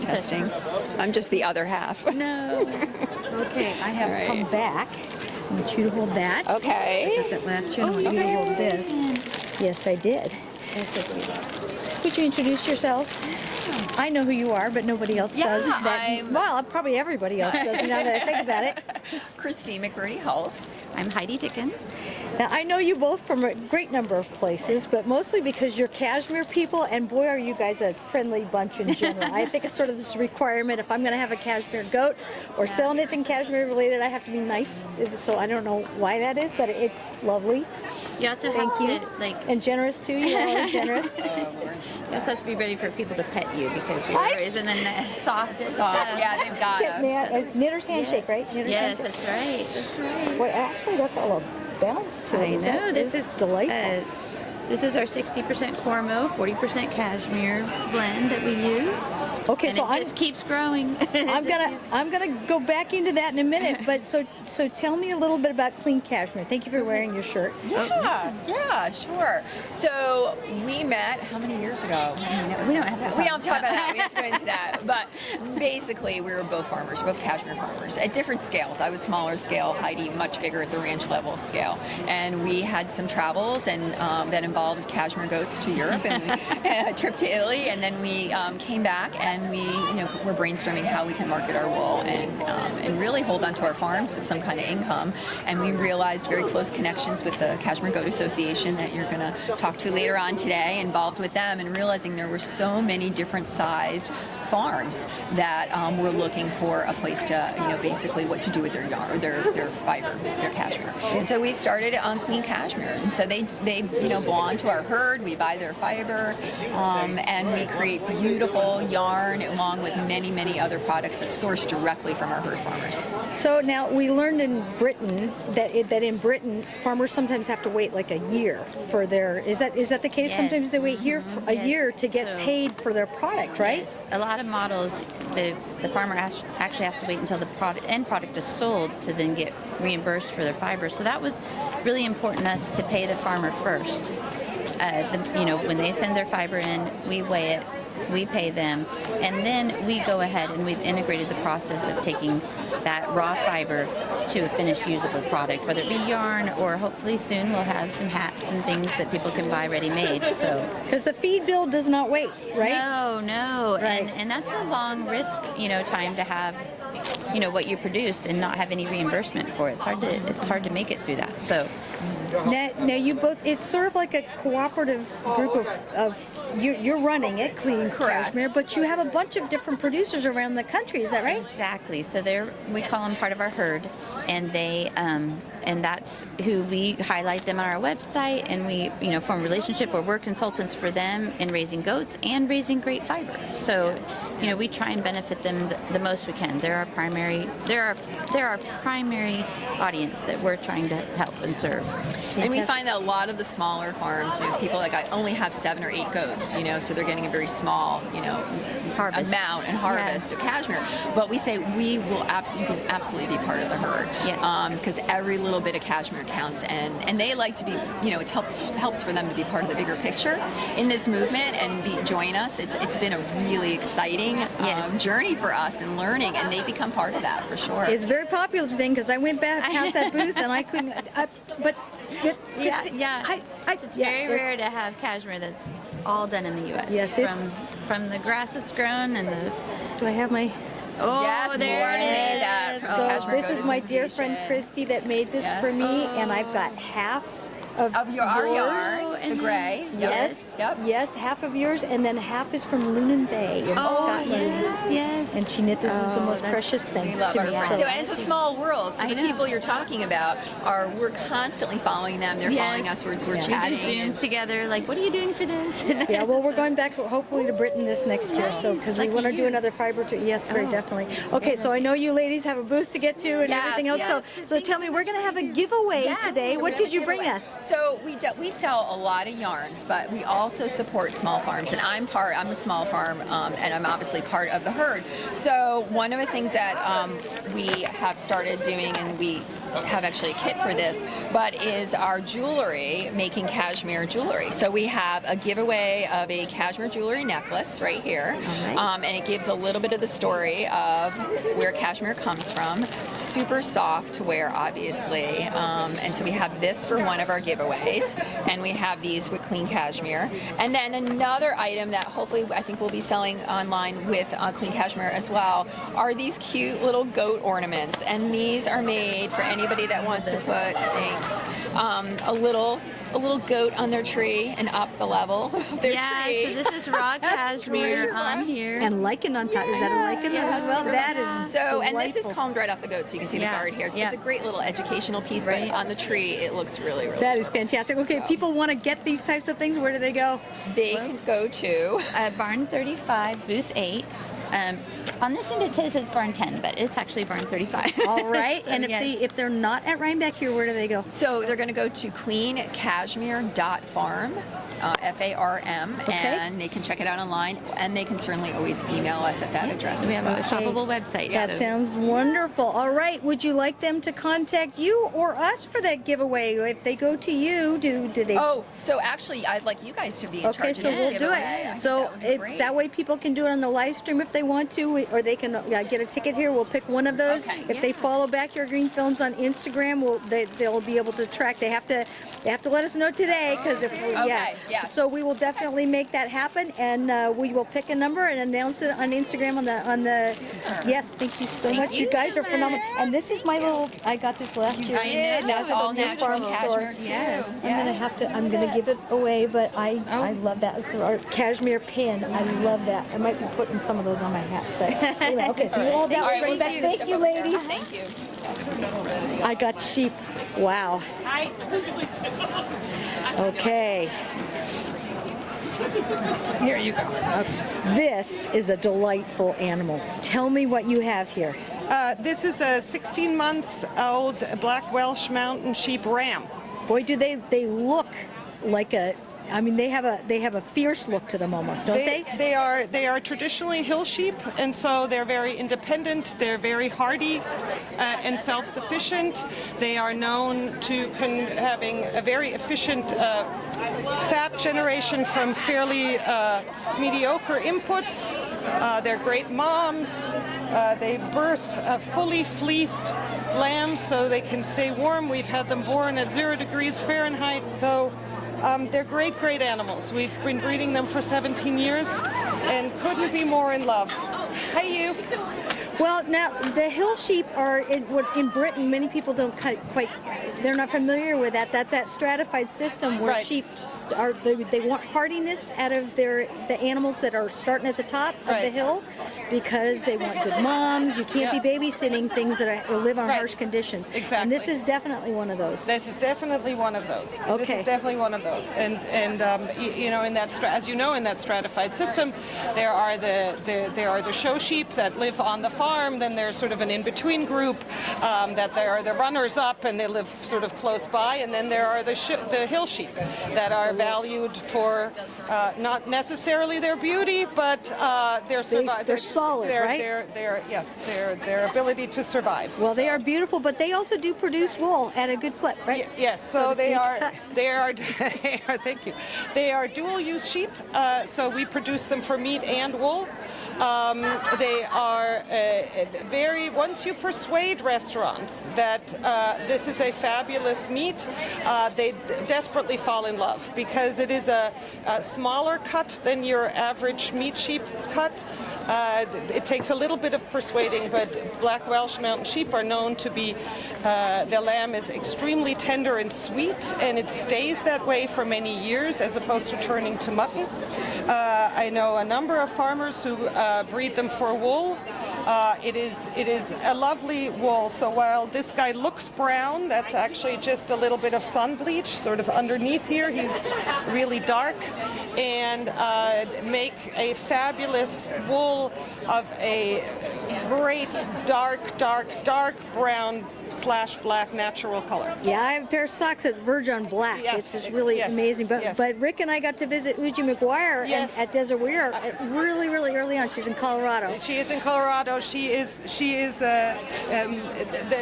the original importer was a man named Tom Wyman. So he's really the dad of the Black Welsh Mountain Sheep here in the United States and Canada. But Uji, if he is the dad, she is the mother, grandmother, and best aunt to these animals. She has kept them going and alive and is a fabulous resource to sheep in general, but most definitely Black Welsh Mountain Takes a computer programmer to get the logistics. It is on a little bit scary how our brain works sometimes.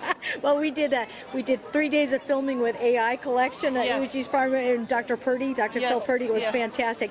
But anyway, I know we've got to we have the sheep lineup going, and I know this guy's probably he's about ready to go back. home. Yes, Lovely thank you to so meet much. you. But before we go any further, how do people find you or the organization? Okay, so people can find me at blacksheephill.com. Just spell it the way it sounds. It's an easy name. And the American Black Welsh Mountain Sheep Association can be found at blackwelsh.org. Lovely. And it has a lot of information and contact information, and we would love to talk to you if you want to breed Black Welsh Mountain Sheep. Fantastic. Well, thank you so much for bringing that animal to the breed barn. Fabulous. Delightful to see. Good. Take care. Thank you. Sure. Hi. Okay, I got about 4 minutes before my audio and video is going to cut out here, but tell me what you have. Okay, well this is a Gotland. She's a year and 5 months, and she's kind of ready to go back to her I pen. know she is. But She's been standing anyway, there, but yeah. oh, thank you for bringing this one out. Sure. Gotland gray is one of my favorite colors ever. But that's saying something, and yet Gotland comes in all kinds of colors, right? Well, no, really, there are in Sweden you can have all sorts of grays and a black and a white. Here in the United States, they go by basically grays and black. They don't register whites yet. But gray is it's a relative term, right? And it can be lots of different grays. Yes. So right. Give me the 2-minute version of.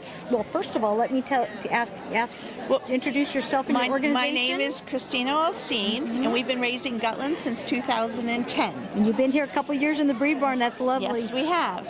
I've seen Gotlands my whole life. My parents came from Sweden, so I've seen them. We go back, it's as often as we can. And so in 2010, we were able to buy our first 7 for Martin and Joy. Yeah, because it's a little journey getting him here, right? Yes, it was a little breed journey. Up program. Yes. Yeah, we've been on the farm. I've seen more than one Gotland up close and personal. So this little girl is a year and 5 months, and she is 99% Gotland. So and this is Frida. So we have 56 right now, and you sell wool as well? Oh yeah, we sell the yarn and wool and the fleeces and stock. Yes. Okay, so we have again, a little farm. People want to contact you. How do they do it? Tamarack Farm Gotlands. All right. Do you have social media as well? Yes. Okay. If people want more from the breed organization standpoint, they can contact the American Gotland Society. Yep. Okay. Wonderful. Yes. Hey, thank you. I know she's getting antsy, so we'll let her come on back. But thank boy, oh you. boy, yeah. Can I just just stand here and pet this shit. I love it. Thank you for supporting the breed barn by bringing. Oh yes, thank you. Is that not delightful? All right.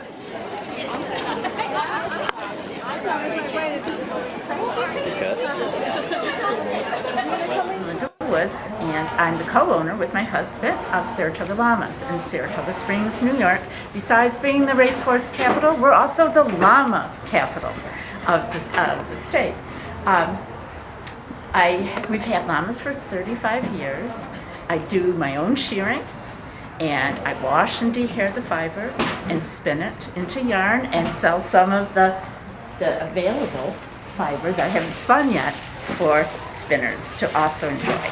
And let's see, you can feel this. Can you let one hand go? Isn't it amazing? Wow. Yep. And that's from my llama trifecta.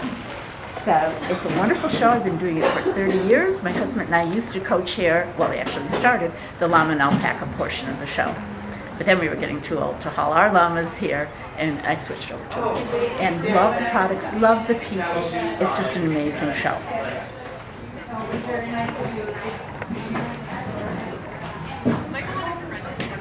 What's it for? Barnyard production. I will tell you in one section. So it should look like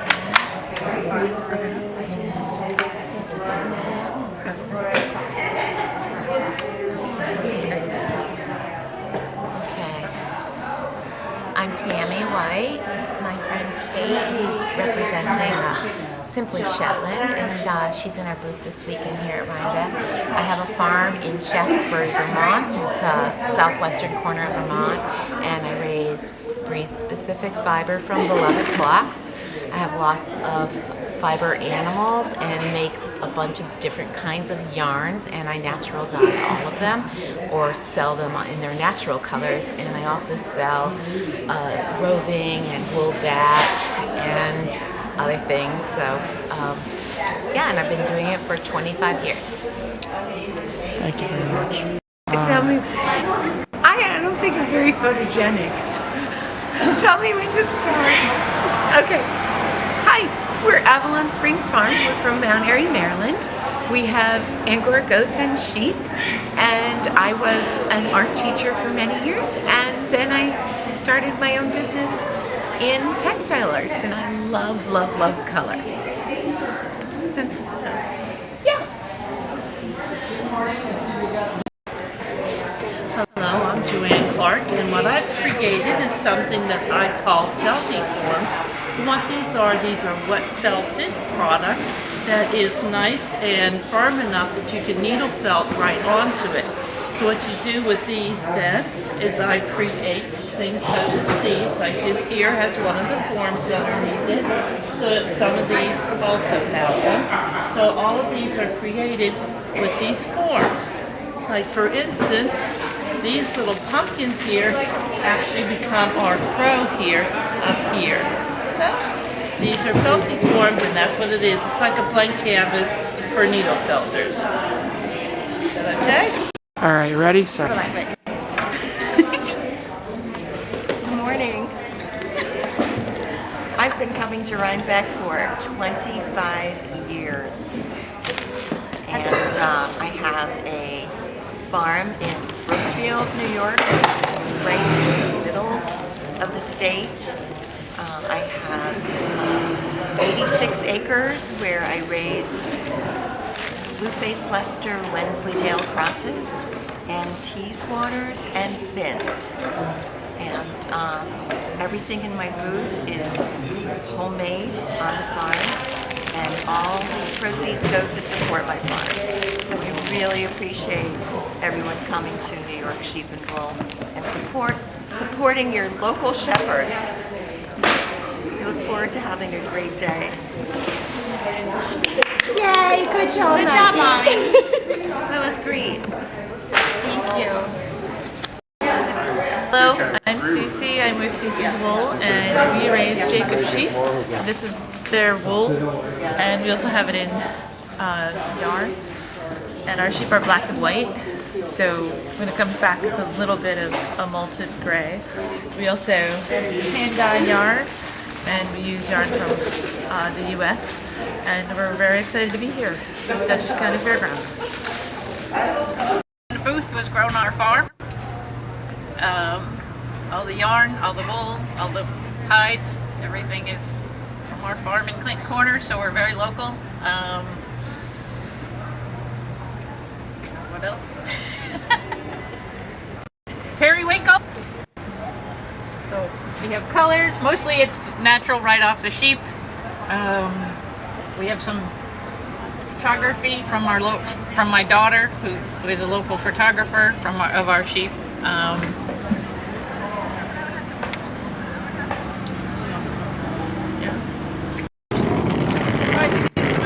Hi, we're Denise Jacobus and John Jacobus from Iduma Creek Alpaca Farm.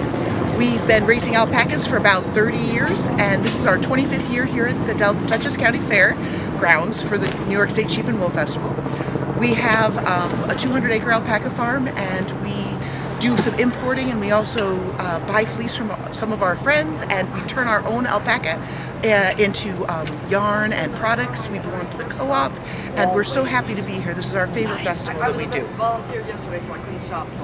Hi, I use two different materials for my basketry. I use basket willow. There are baskets here.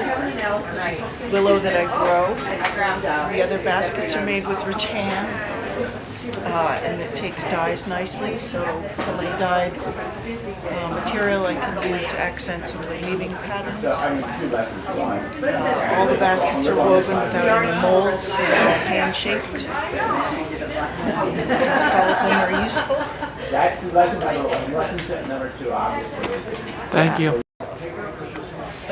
Sure, I kind of look like a tornado in a yarn factory. Sure. Say when. All right, 1 second.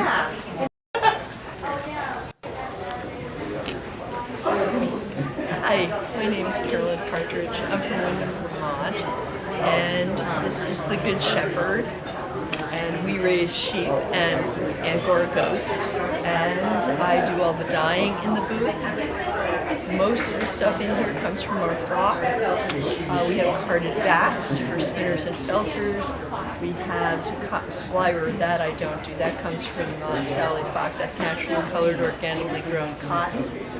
And we have some silk products here that I dye. I buy that and dye it. And then we have yarn, which is spun by the Green Mountain Spinnery, and I get it back in 3 natural colors and over dye all 3 colors, and then I knit, and you can see I've got knitted stuff all over the place, and some felted hats and what have you. And it's always a delight to be here at the New York Sheep and Wool Festival. Thanks. Okay, so I'm Kim Goodling with Vermont Grandview Farm, and we raise Gotland sheep. We started raising sheep about 20 years ago. We started with Romney sheep and then switched over to Gotlands. And Gotlands are known for their gray curls, and they come in different shades of gray.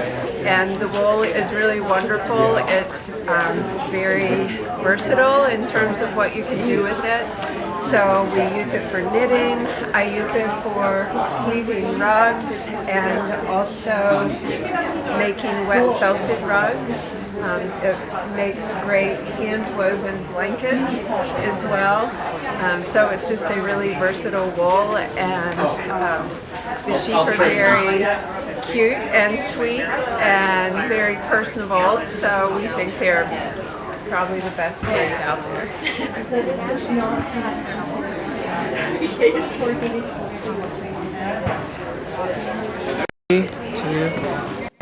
Hi, my name's Dallas, and I run Dancing Leaf Farm along with my help. I started out, I think about in 1985, so I've been doing this a while. I go to local show, Maryland Sheep and Wool, and to Rhinebeck, and I used to do a lot of smaller shows. I also have a studio that I sell from on my farm, and I have a website.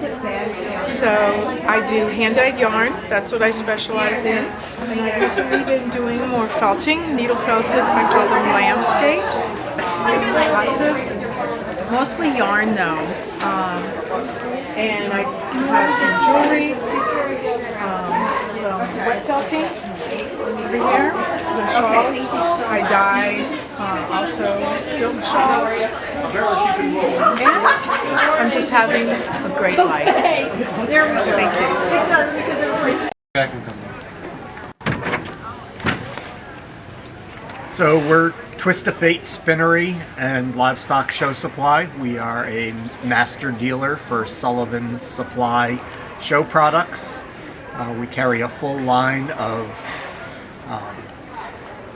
show products for cattle, sheep, goats, everything from shampoos and skin and hair conditioners to touch-up colorants and what else do we have? Halters, anything and everything you could need for getting your animals ready for shows. We also do clipper blade sharpening, and that's a quick wrap-up of what we do.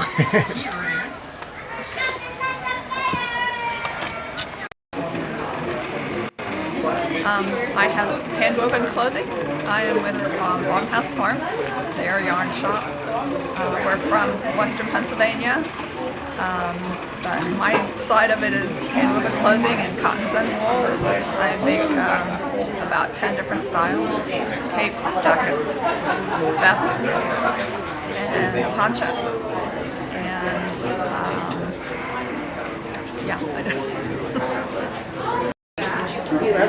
Good morning, how you doing? My name is Sue, and I am a seat weaver and basket maker, and I've been teaching at the fair for many years, and a couple of years ago I decided to start vending because everybody had so many requests for extra materials, so I'm here and making backpacks, and I have an awful lot of backpack kits over here to the side because there are a whole bunch of makers over here, and everybody likes to make things. So these are backpack kits that have everything you need to make your own backpack about this size. I call that a medium-sized backpack.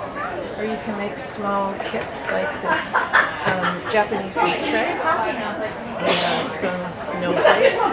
And I do have some specialty. I do have some specialty items. Just for spinners and spinners. This is a e-spinner backpack. So I came up with an idea to have a shelf in the bottom, and that was a little tricky to figure out.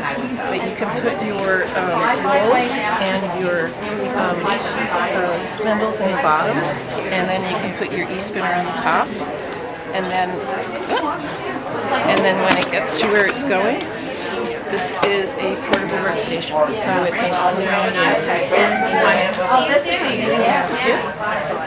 It is my design, custom made, and I'm having fun with it. You can put your fiber in the middle, your knitting needles around the outside, and your directions or your books on the perimeter here. So, is that fun? For Lyman Slaybill Farm, we raise Corriedale and natural color sheep, and we have the wool processed into combed top, which is one step more than roving, so that all of the short fibers are removed and all the vegetable matter, so it's ready to spin and or felt. We also have some yarns made in the Hudson Valley at Bat and Kill Fibers, and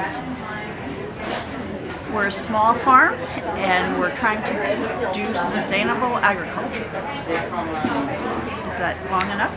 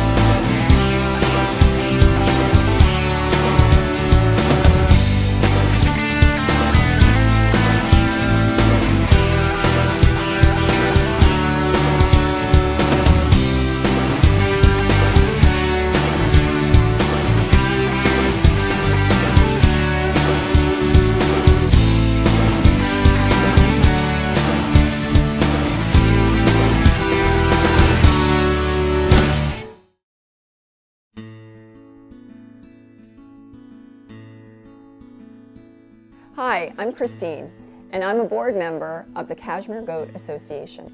The Kashmir Goat Association is a non-for-profit organization with the goal of providing education about Kashmir goats. CGA brings together breeders, fiber artists, and others interested in raising these majestic animals. The Kashmir Goat Association is dedicated to educating about all aspects of the Kashmir goat, including its fiber, meat, pelts, horns, ability to serve as pack animals, and silver pasturing. The Kashmir Goat Association is a proud affiliate member of the American Goat Federation. To find out more about what our association can offer, go to KashmirGoatAssociation.org, visit our YouTube channel or any of our social media sites at Kashmir Goat Association.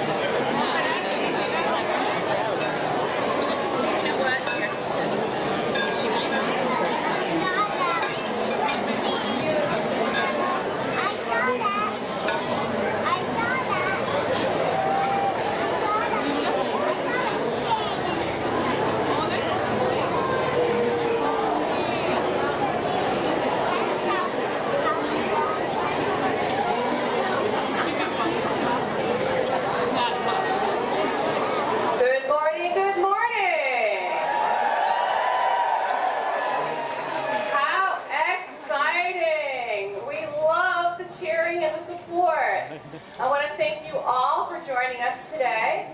And I think this is the 44th, I think, Sheep and Wool Festival. Going strong. So we are so happy to see so many people. And if you're not familiar with this, I think this is the most fun type of demo that we ever do here. I know you love all your fiber demos, but this is the real fun. So we're going to introduce the farms and we are all representing barn 27, which if you haven't been there yet, it's the Camelist and Cashmere barn. So definitely take a walk over after if you have time.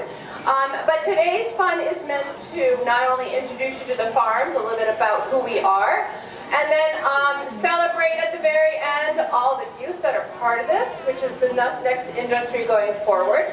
And then at the very end, we're going to set up Leaping Llama. It's titled Leaping Llama, but it's a Leaping Llama. It's sleeping alpaca, it's sleeping goat, most importantly, it's sleeping people. That's really what it comes down to.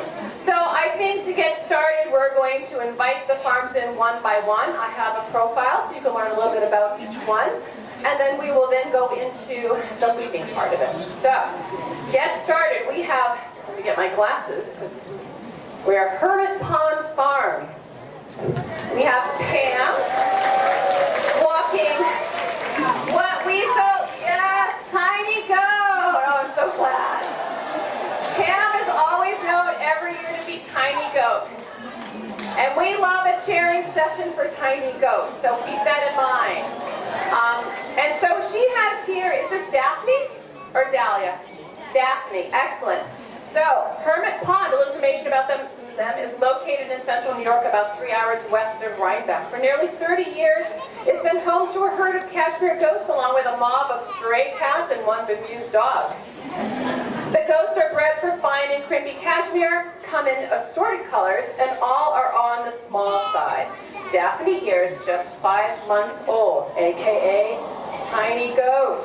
Already curious and unpredictable, what we love about goats. Hermit Pond bucks are occasionally rented out and are cooperative enough to be handled by a little old lady.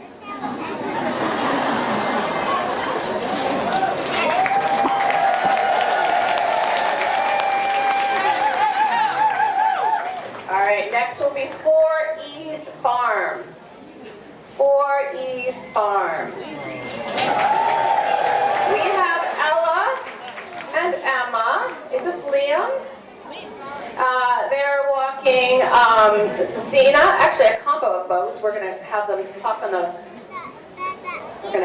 intro. But 4E's Farm is a small family farm in a beautiful Washington County, New York, raising sheep, cashmere goats, alpacas, and Angora rabbits. We've learned that not only can you grow a sweater from scratch, but it can be done in a way that's healthy for the land. Ella is leading her goat Turquoise. This is the one that's white. A fun-loving, high-energy goat who loves to run and play. And then Emma is leading her 6-month-old baby goat, Xena, the warrior princess. This goat is sweet as pie and a great companion for long walks and snuggles. Lovely. Thank you, thank you.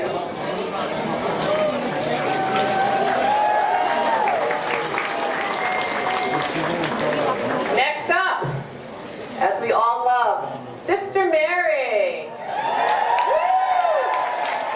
Sister Mary's on the Hill, Kashmir and Kashmir Kids 4-H Club. Sister Mary's on the Hills, Kashmir is a work of the Anglican communities of St. Mary in Greenwich, New York.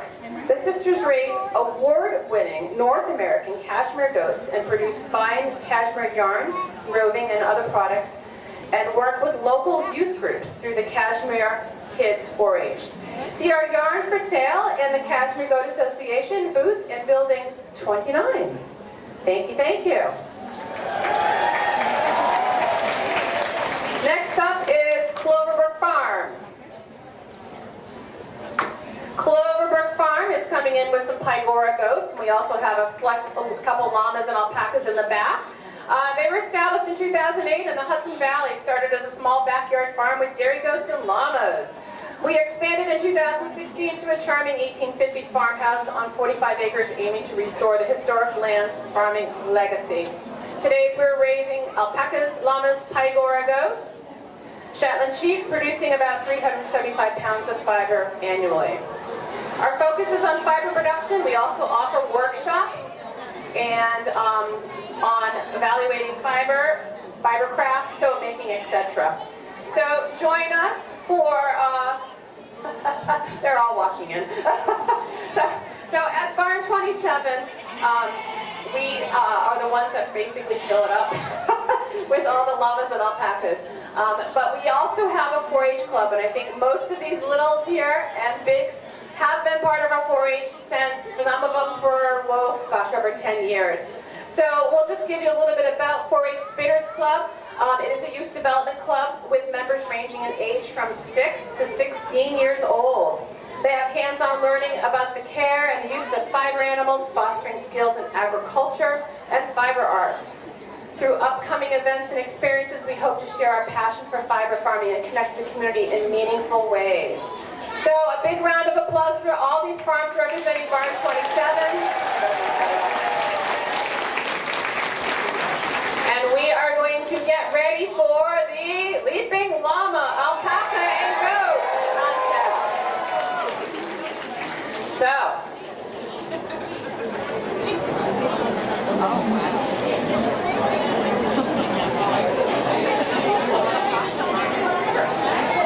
we have one more goat to introduce.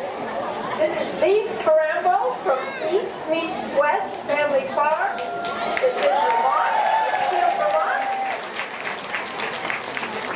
He raises his goats alone, and this is Isla.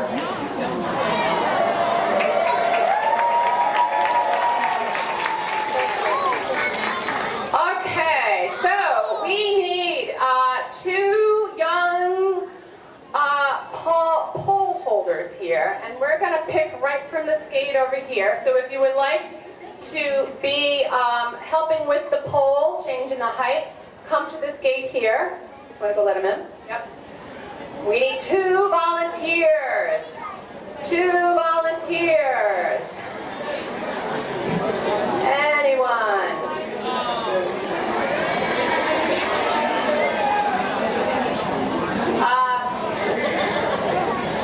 Burke, I think we've got 1 here and we've got 1 at the top here. Or do you have 2? Okay.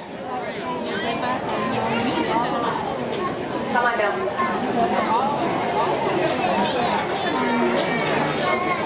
Excellent. So Brooke is going to give you the rules. So head over to the pole. I'm going to talk to the crowd and tell them how this works. So it is, I know that some of these goats won't jump. So I think what we're going to do is we're going to do 1 practice round.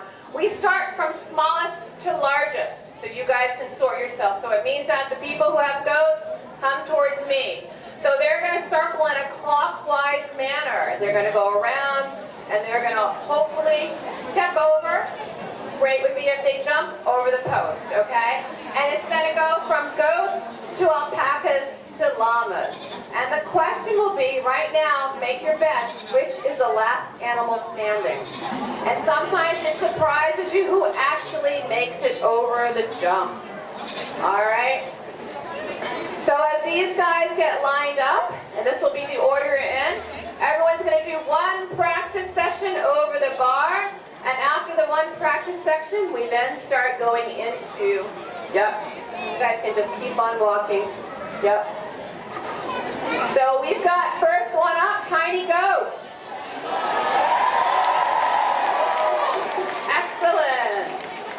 So we are all walking around. Yeah, we're going to be practicing. Oh, that's all right. So this is a practice session, so keep on circling around.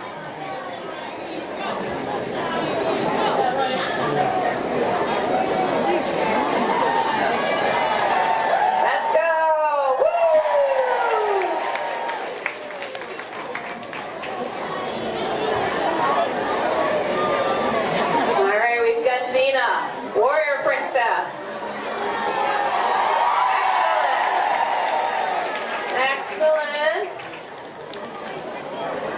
So they're all just kind of judging the bar and the height. Excellent. Some a little bit more cooperative than others.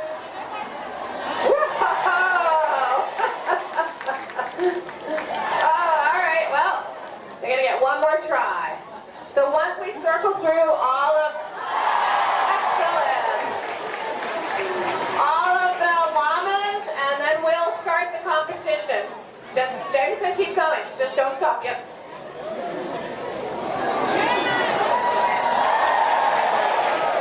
We have Ringo that went over. We have Remy. We have Chewy. Chewbacca. There we go. Oh. All right, then we've got Mo. Let's go, Mo.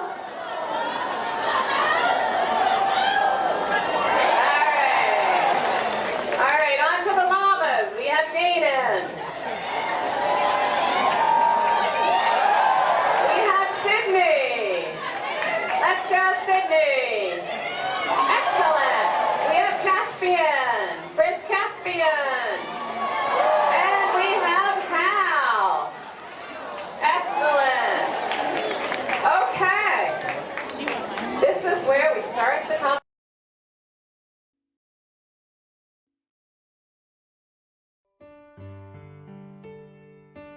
Clean Cashmere is growing the American cashmere industry by sourcing cashmere directly from our American farmers to create a natural, high-quality luxury fiber. By working directly with our cashmere herders, we created a beneficial relationship where we help farmers generate income.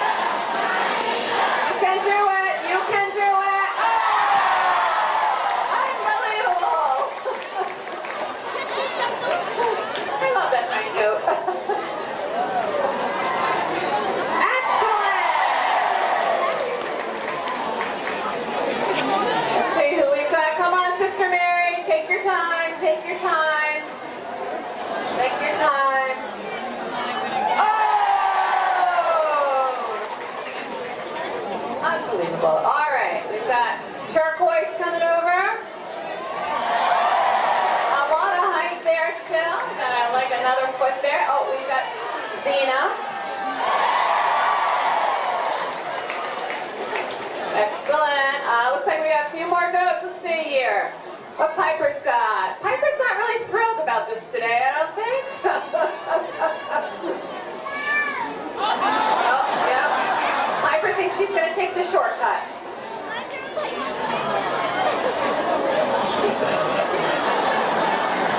So sometimes if we back up a little bit, restart. So Becky, go back over here. Yep, step over. Turn around. Get a little bit of a running start again. All right, now turn this way. Turn this way. Turn this way. Yep, turn together. There we go. There we go. Maybe both, one on each side. Hold on, we're a little crisscrossed here. Let's a little unwrap it from your, get a little circulation back. There you go. Okay, deep breath. Let's see what you can do here. You're young and spry. You guys can jump that very easily. All right, run, run, run, run, run. Go ahead. Let's go. Let's go. Let's go. Stubborn goat. Stubborn goat. Oh, we did not talk about human error. Yeah, I think she's not going to do it. So let's get you guys back around. Good job. So you guys are going to go in the corner. You've got the alpaca alpacas over there. I know, she's still being very stubborn. That is a Angora. That's a goat for you. Okay. All right, Lexi, let's see what you got here. Oh, come on, Lexi, you can do this. You can do this. Under the pole. They are very smart, I will say that. All right, we've got Rowan. We've got Rowan here in the back. Let's see what Rowan's got in him. Let's see. Come on, Rowan. Oh, good try, good try. All right, we are moving on to the alpacas. There we go, we've got Ringo. Excellent. We have Damon, who's a llama, followed by his friend Mo. Woo-hoo! And then we have Sydney. Sydney, we know you can do it. You are a big enough boy. You can. Sydney can be a little stubborn. Come on, Sydney. Sydney, woohoo! All right, we have Prince Caspian. You got this, Cassie. Excellent. And Hal. Come on, Hal. Oopsie. Okay, let's give it a pause here for a second. Look who's remaining. Tiny goat. Let's go. Wait, hold on. All right, Pam, you might want to get good. Okay. Tiny goat. Let's see, tiny goat. Little goat. A smart little tiny goat. Good job, tiny goat. We appreciate that. Hold on, let's see where we are. We're good. We need to move up to the third. There you go. Okay. No, we're good. Okay, here comes the next goat. Hold on. Ready? Let's see. Come on, you got this. You got this. Up and over. Excellent. Amazing. All right, Sister Mary. Kids, give her room. She's going to probably walk around the stanchion and have the goat jump over.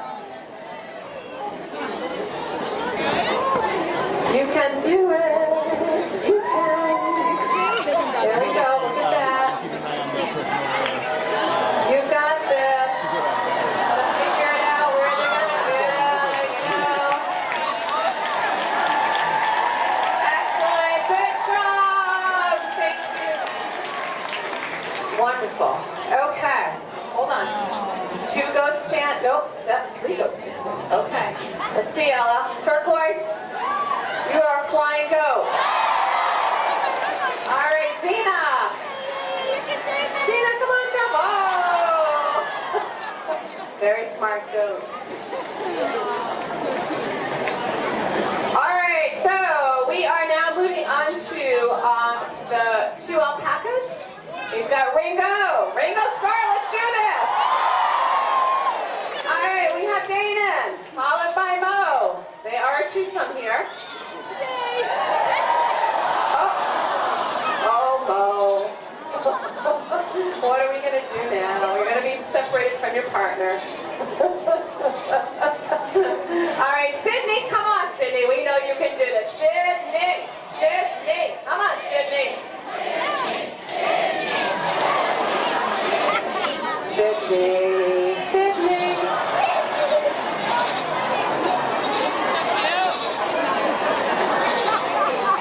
So Sydney is 6 years old, and llama year that is like teenager. So he can be stubborn, but this other teenager is very persistent. Very persistent.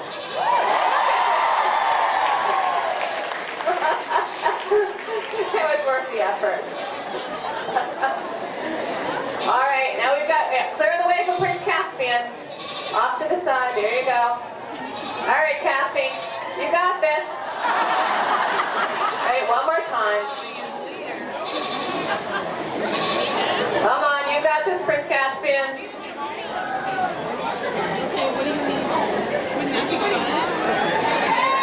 Come on, up and over. Oh! All right. All right, 2 goats standing. They're moving up to the 4th now. Look at the height. Yes. Let's see what they got. Let's see what they got.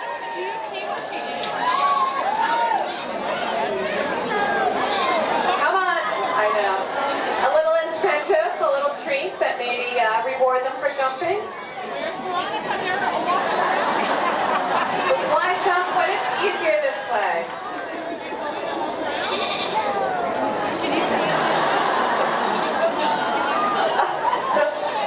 A very, very smart goat. Very smart goat. You want to sit next to Violet?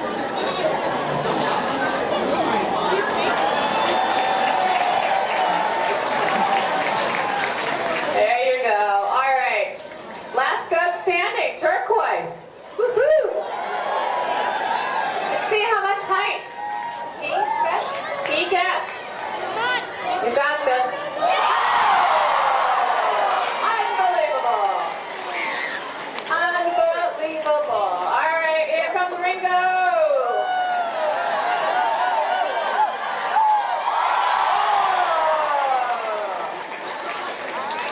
All right, Jane and handler swap. We've got Jane and Jonathan who can both jump very high. And Sydney. Come on, Sydney. Sydney. Let's go. He's like, I could go around like you. You got this, Sydney. I'm not sure about that. I'm not sure. Come on, Sydney. Come on. Sydney's, yeah, he's more stubborn teenagers. More stubborn teenagers. One more try, Kate. Let's see.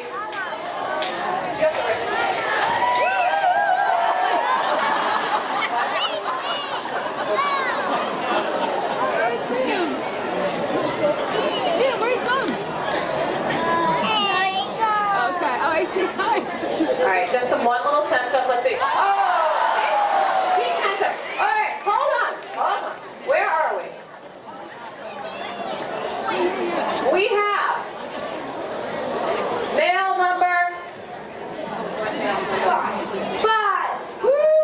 Nail number 5. We have 1 goat standing, 1 alpaca standing, and 1 llama standing. Make your bets now. Who's gonna be the last species standing? All right, Ella, you ready? All right, turquoise. Here you go. You can. Yep. Let's see, give him a little space. Little space. Come on, turquoise, you got this.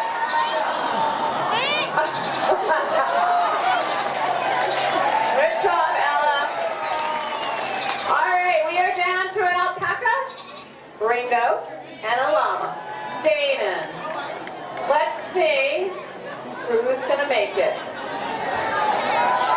Come on, Ringo. The problem is the bar is too high for the humans, so you're gonna have to go up to the bar and try to get them to walk. Yep. Yep, one more time.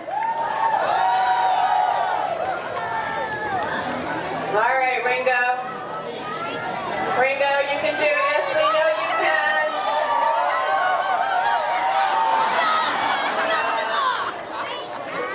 Wait, good job. Do you want to try to see if he'll jump to stand here without running? All right.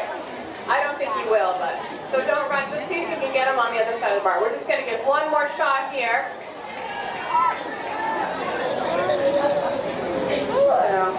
You can see if he'll jump. Come on, Ringo. No. Ringo says he's done.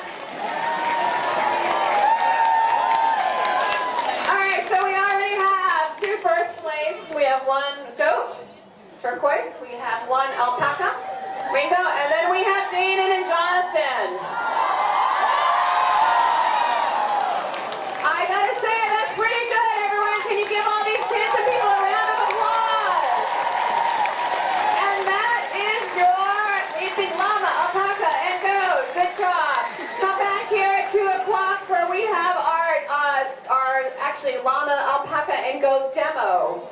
you want to see how the kids work with them and maybe even get your hands on for a little bit, we'll give you a shot at it too. So 2 o'clock back here in the livestock arena. Thank you, everyone. Enjoy the rest of your day.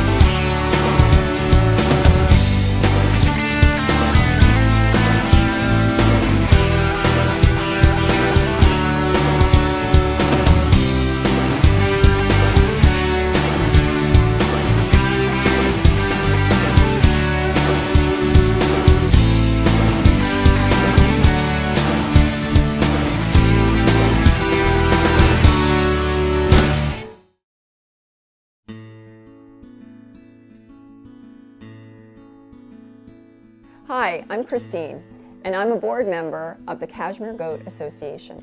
The Kashmir Goat Association is a non-for-profit organization with the goal of providing education about Kashmir goats.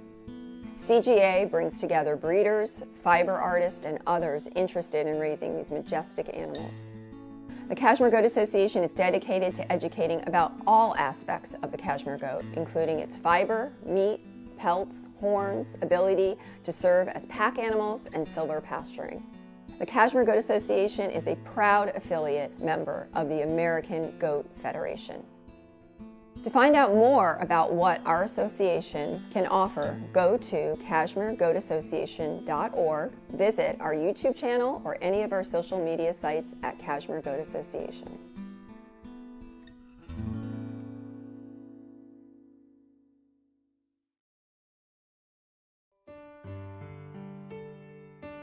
Clean Cashmere is growing the American cashmere industry by sourcing cashmere directly from our American farmers to create a natural, high-quality luxury fiber. By working directly with our cashmere herders, we created a beneficial relationship where we help farmers generate income from their herds while we get high-quality cashmere in return. This approach ensures our cashmere is traceable all the way to the deherring mill. We work to protect the planet through these partnerships and are committed to ethical and environmental standards, keeping a low carbon footprint, and all while enhancing American regenerative agricultural practices. 2 of our cashmere yarn lines are blended with other American-sourced farm fiber, creating a bespoke yarn. Visit us at cleancashmere.farm to learn more about our American fiber journey and the extraordinary luxury fibers we created. We are Clean Cashmere, growing the American cashmere industry one farm at a time. Hello. Good morning. Good morning. Thank you for meeting us out here in the sun. It's a little chilly out, isn't it? No, it's nice. It's nice because you get the sunny spot Yeah. here in the back, don't you? Would you introduce yourself, please? I'm Dan Malamed, and I organize every year the Angora Goat Show here at the New York State Sheep and Wool Festival in Rhinebeck. This year was our 27th year, kind of hard to believe. And we had a great show yesterday. Today we're kind of taking it easy and enjoying the festival. You had a really big event here, though, yesterday. Tell me about the national show. This is the second time at our goat show that we've hosted the Colored Goat Nationals. It is the national championship event for the Colored Angora Goat Breeders Association. Every year we have a show for white Angora goats and colored Angora goats, but this year was the Colored Goat Nationals, so we had people coming from even further away than usual. Angora goats have traditionally been bred for white fiber, but in the last maybe 20 years, people have said, well, they don't have to be white goats. We should start concentrating on goats with beautiful colored mohair that you can use without dyeing different colors. Mohair takes dye beautifully, but the beautiful colors we're getting naturally on some of the colored goats are really great looking too. Yeah, I love those natural colors that you see, and I know you usually see them in sheep and associate them with sheep, but goats do come in all different colors, and we don't really think of that in goats that are raised for their fiber production. I don't know why that is, because they're beautiful. Well, goats and sheep, when they're raised commercially, are raised to suit the needs and requirements of commercial spinning mills. And for a commercial spinning mill, it's much easier to take a huge batch of white wool or mohair and dye it the colors that you want, either before or after processing. But for hand spinners and people that are making garments for themselves, that's a whole different story. And even though the colored sheep are much better known than the colored goats at the big commercial mills and warehouses down in Texas, they still don't really want anything to do with colored wool or colored mohair.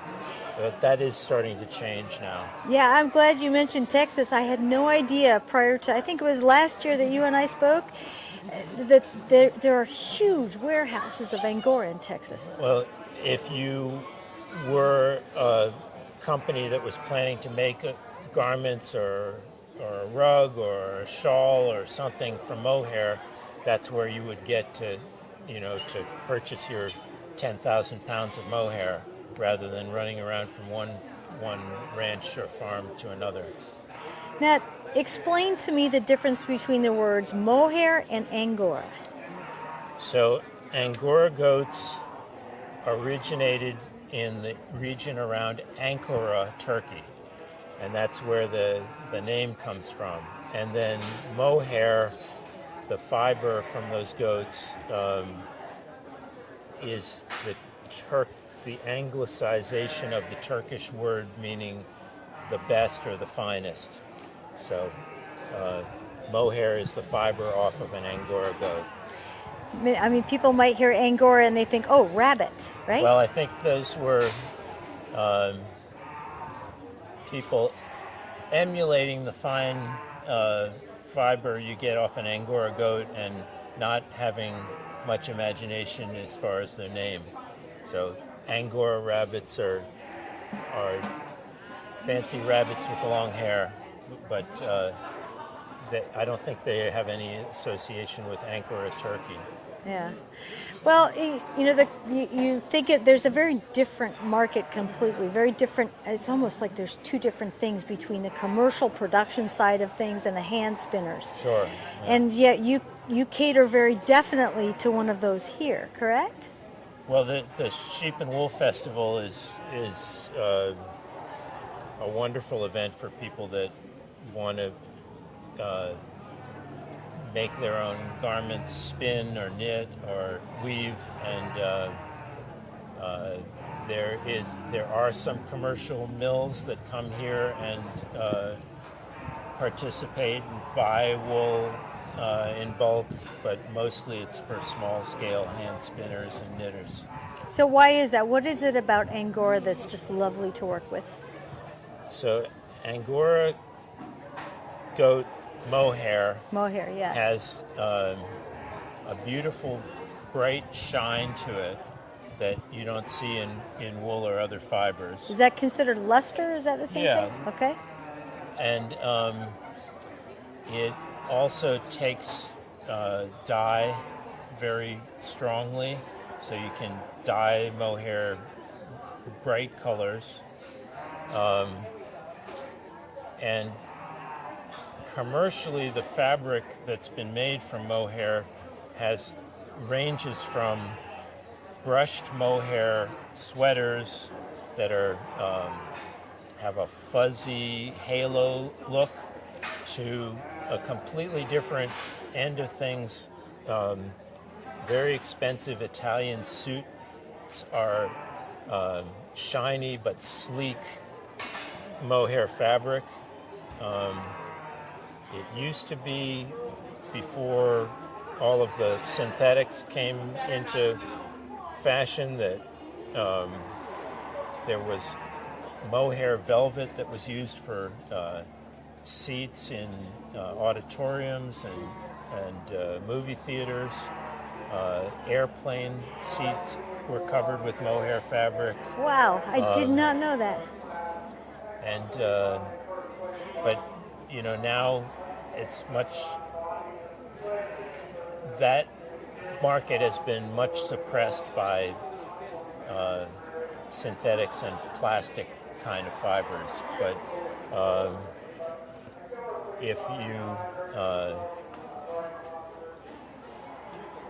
there were a fire, for example, on an airplane, the synthetic fabric that the seats are made out of would give off toxic fumes when it burns, but wool and mohair would actually suppress the fire and wouldn't give off those toxic fumes. That's one of those wool, no matter where it comes from, sheep, goats, llama. That's one of the beautiful characteristics is that it's insulating capacity and it's renewable. I mean, it's got so many lovely characteristics. But I have to admit, I've been a bit prejudiced about my fibers because I've always associated mohair with that 70s look where it's got to be fuzzy. And yet what you're describing to me sounds really appealing, that smooth fiber as well.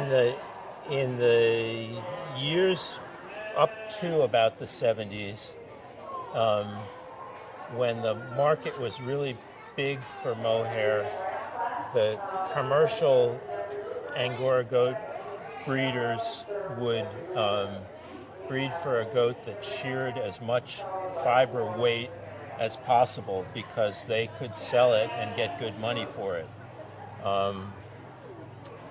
And the heavier shearing goats tended to be coarser, but some of these commercial uses, like weaving velvet fabric where the ends of the fiber is what you have contact with sticking up straight, it doesn't matter if it's fine or coarse. In fact, coarse probably wears better. So the older goats were heavy shearing, coarse goats, and if you made that into a yarn that you wore as a sweater or a scarf, it could be itchy, and mohair has gotten a bad reputation for that. But since that time, people have been working to make finer and finer fleeced goats and select for those fine fleeced goats. And now, really, the fiber from some of the goats that we saw in the show yesterday are so fine that they could be comfortable against your skin without any issues whatsoever. So we have a couple behind us here. So Does it these- depend on the age? Are these young goats? These are my 2 yearlings here, and those are both girls. Angora goats, boys and girls, have horns. The girls' horns are finer, skinnier horns than the boys, but they have quite a blood supply inside the horn, and that helps them keep cool in hot weather. Texas is the biggest state in the country for Angora goats. That's funny. It's just the extremes in Texas of hot, cold in some places. They tend to do really well out on rangeland that isn't hospitable to other animals, even like sheep. That's really interesting because when an animal produces a product, oftentimes it can be minimal in some things or coarser. Or I know that, for instance, Navajo Churro sheep can do really, really well in the areas of Monument Valley, and where it's 125 degrees, but the wool is very coarse. Yeah. And it's not. It's almost like they take all the resources and they can't put anything more than subsistence, right? They have to be able to survive, so they don't put it toward the wool. But you're telling me. Well, I think that the Navajo churros have been bred for like blankets and rugs. Yes. And where the coarser, sturdier fiber is important, but the Angora goats we're now breeding them for much finer fiber. Finer fiber, but it allows us to get more production in harsher areas if you have an animal that still can produce a very soft, a finer fiber on less hospitable conditions. That's Sure. a delightful thing. Yeah. Yeah, I mean, it's a very effective use of resources, especially as as water in the west and the south becomes a little more scarce. It allows us to still produce. I purchased a lot of my breeding stock directly from the better breeders down in Texas, and it was a lot of fun going down and visiting those ranches. I remember one rancher that told me that in the summer, when there really wasn't much for the goats to eat, he would take a blowtorch and burn the thorns off of prickly pear cactus so that the goats could eat it. And it's like, that's pretty impressive. Longhorns will eat that cactus, so they grow a lot of things in Texas that are pretty sturdy. Yeah. But tell me a little bit, I'm going to go back to this show. You have a lot of people coming from all across the country for these national shows to compete, and you had a good one yesterday. Yeah. Well, our judge, Alan Misick, flew in from California, rather, and he did a great job. You'll maybe see part of that video evaluating the goats and commenting on the different ones and explaining what he was looking for in a way that people who were not professional goat raisers could understand.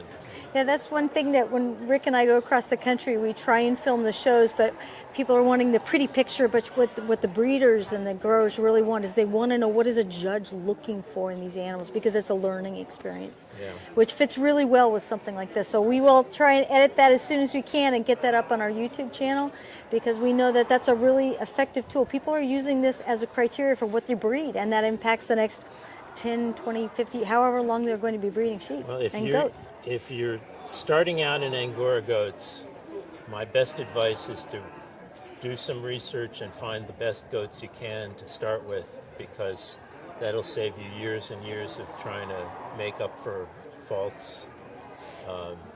And the list of breeders we have in the program there are all really good, so they would be good people to ask for.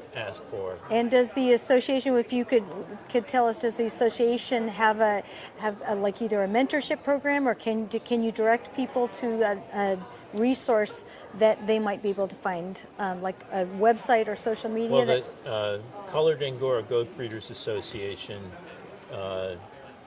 CAGBA, is it .org? .org. .org would be a good place to go. The resource for the white Angora goats is the American Angora Goat Breeders Association.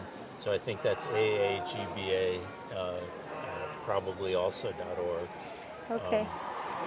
And if people want to find you, you are kind of the guy that runs this whole thing. Where would they find you and yours? I gave up having a website for the farm. It just seemed like it was one more thing. But if people want to call me with questions about goats, I'd be happy to talk with them. My cell phone number is 518-965-4603. So I'm happy to talk to people about goats and mohair. And we also raise Cormo sheep and black Cormo cross sheep as well. Lovely. Well, we see you here every year, and you're really coordinating this show, and we appreciate that because the representation of the organizations and the shows is just so important.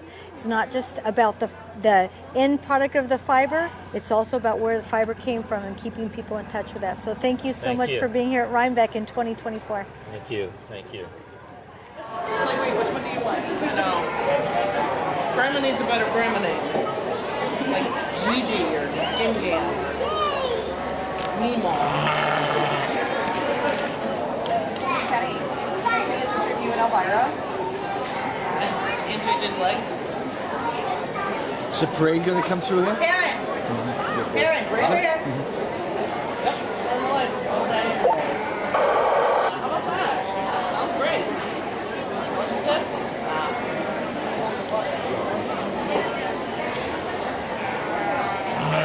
Yeah. Why can't you walk like Mother Catherine's sheep? Hey, Sunny. Why can't you walk like her sheep, Elvira? Sunny. We're going to be doing the breed parade. So the breed of different, like all the different sheep breeds. Oh, and Elvira walked off. Elvira ruined it. Yes. They're so opening. You got to go around the back. Yeah, you got to go around back for the seating. Around back. She's talking. Do you remember? Oh, you've been here a lot because I got you on camera when Grandma was holding you and yeah, I was just trying to remember what. Oh, yeah.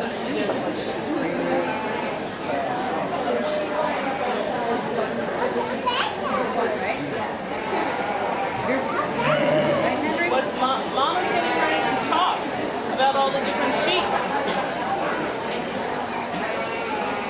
you're getting ready to help, right? You're the helper, right? Sure. My name's Abby Henderson. I'm the Farm to Market Business Development Specialist for the Hudson Valley Textile Project. Okay, Abby, and I'm looking at your sweater. It's absolutely beautiful. Thank you. Did you knit that? I did not knit this myself, but this is one of our members' wool grown here in New York State. Okay, now wool, and you also have a lovely undershirt on. Fabric can be anything. Yarn can be anything. It doesn't necessarily have to be any one thing. So when you talk about textiles and the Textile Project, what does that encompass? Sure. In our Textile Project, we're really focusing on natural fibers grown here in New York and the East Coast. So that can be wool, alpaca, cashmere, hemp.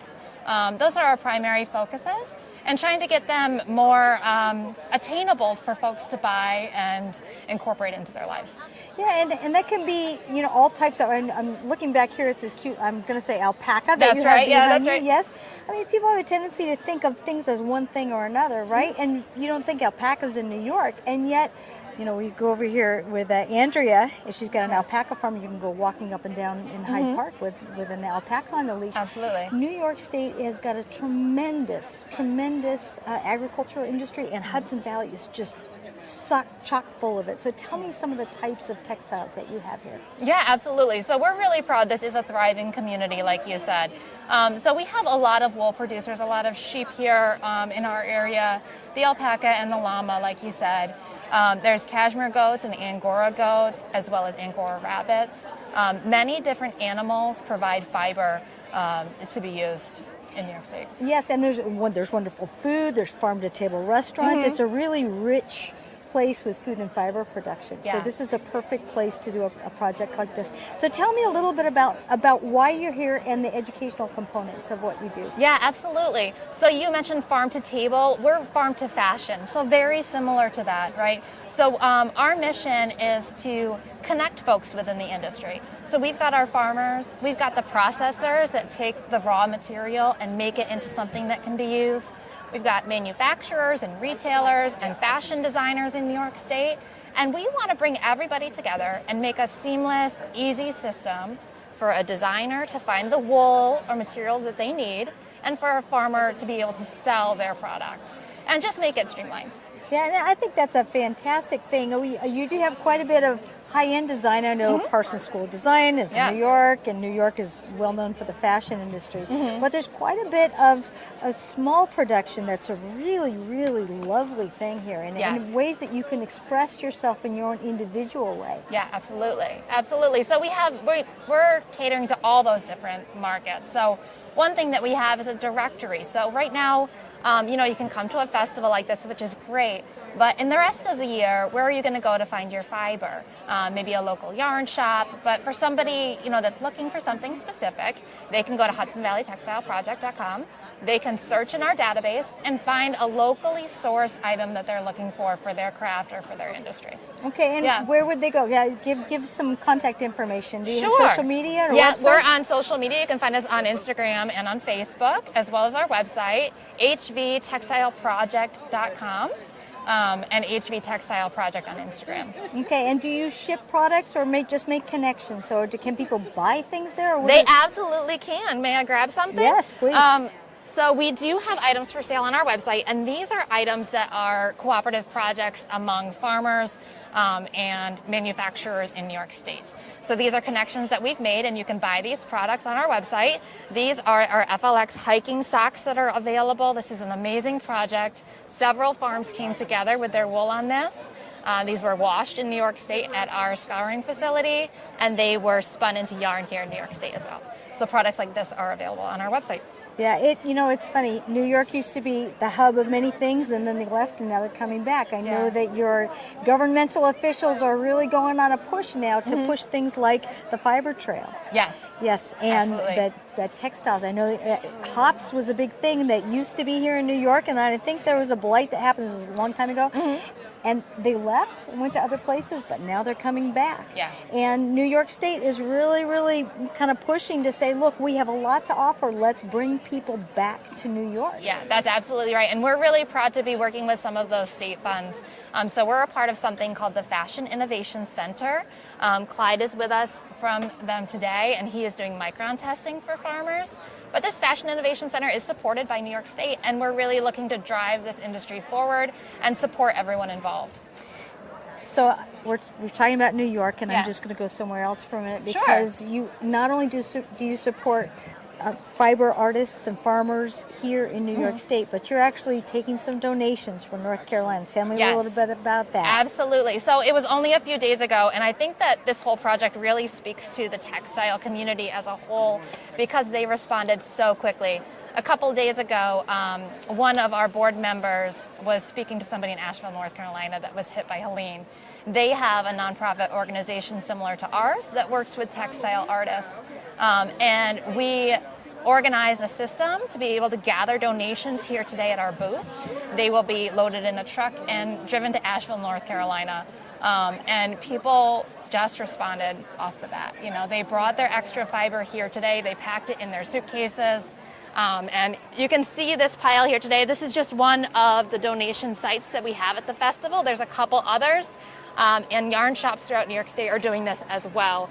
So I think it really speaks to the character of our fiber community in New York State, that they're happy to lend a hand and just jump right in. I think so too. Yeah. This is lovely. So if people want to bring bring things that they want to donate, or if they want to visit the booth for the Hudson Valley Textile Project. We're right across from the show arena up here at the top, which is like 34 on everybody's map. I think it has a big 14 on the top, but this is right across from the administration building. Yes. So people can find you here. Is there any other locations you'd like to send them to? You said at various donation points, or do you gather them here and send them back? We can gather them right here on site if you're interested, or we can send you a list of local yarn shops that you might want to visit and donate towards. All right. So Yeah. I'm hearing the llama parade. Oh, I know they're that's coming coming our way. soon, so I'll just say one more time. Yes. People find you on Yes. social media or on the web. Yes, hvtextileproject.com. All right. All Thanks right, so much. I'm thank going you. to introduce you guys to the Make It With Wool ladies, because I would love right up to. their alley. Yes, Perfect. absolutely. Working together. Commentary.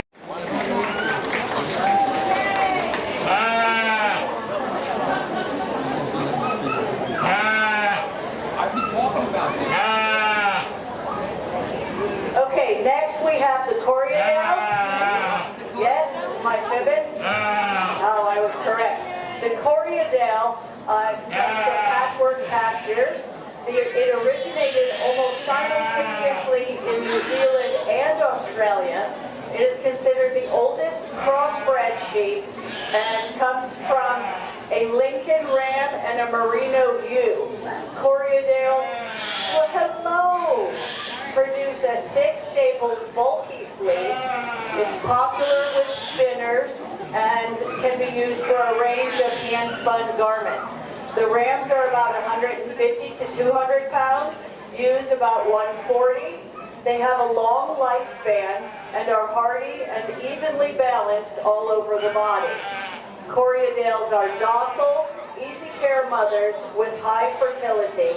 They adapt well to a wide range of climate conditions, and they have a wonderful temperament, doing well for 4-H projects. The Coriadale.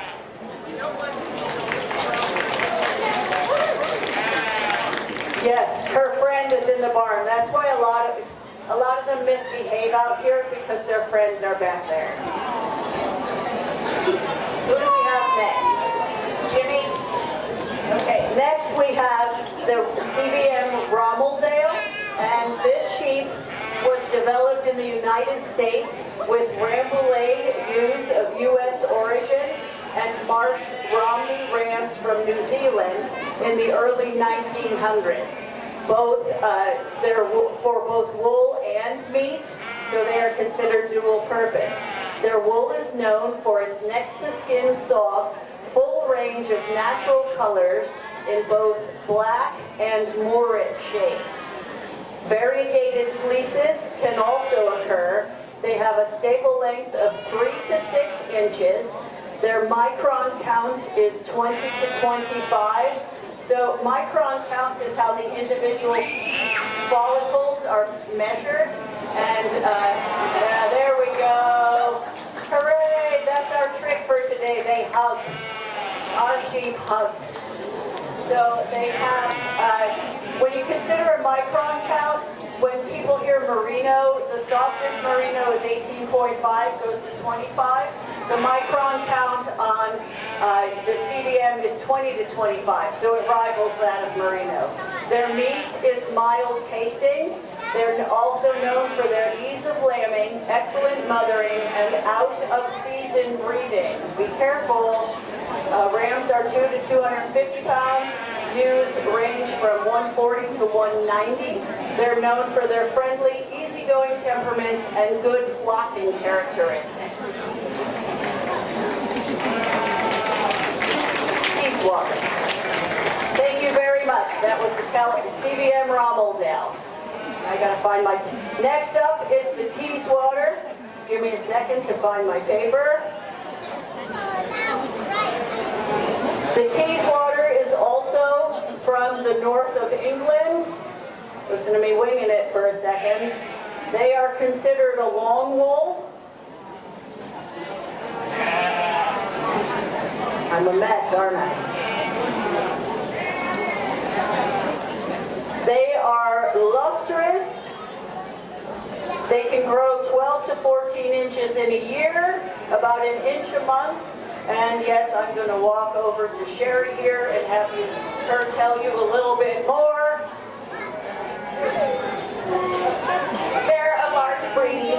They're good mothers, good milkers. They can be, it's like a dog breed. Sometimes you get the ones that act like a dog, they'll lay down and you can scratch them, and then I have other ones that are named Sybil for a reason. But they are fun because you can take this, and hand spinners love it, needle felters, wet felters. They do grow an inch a month. And the best part is, this one came right off a pasture. She literally has been down at summer camp for the whole summer since May. So this is just range. She would never walk before she came here. This is just range, which is nice because then she'd go home and be sheared. And this is what you're getting for your needle felters or your hand spinners. They have those beautiful freckled faces too. The long wools are primary, as she said, dog shears also love it. And art yarn spinners, the Teeswater is a wonderful breed, also on the large side. Look at how nice she walks. She puts mine to shame. Next, we have the Gotland. The Gotland comes from Sweden. I don't recall seeing that paper.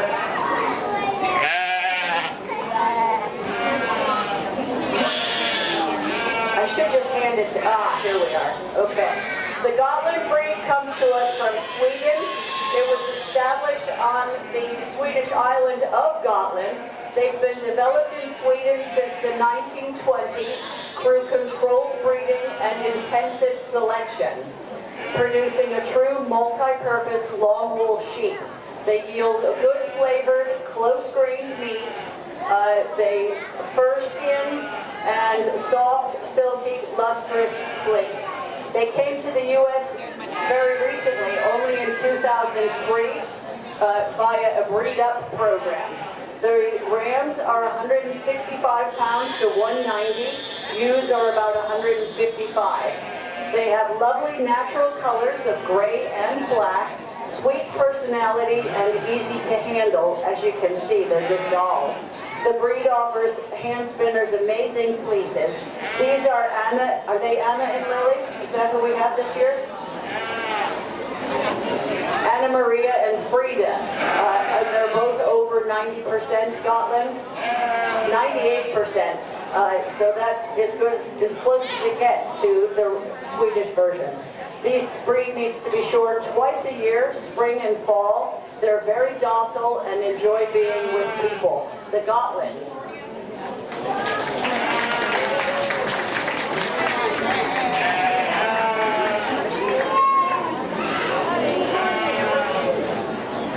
Next up, we have the Herdwick. Coming in today is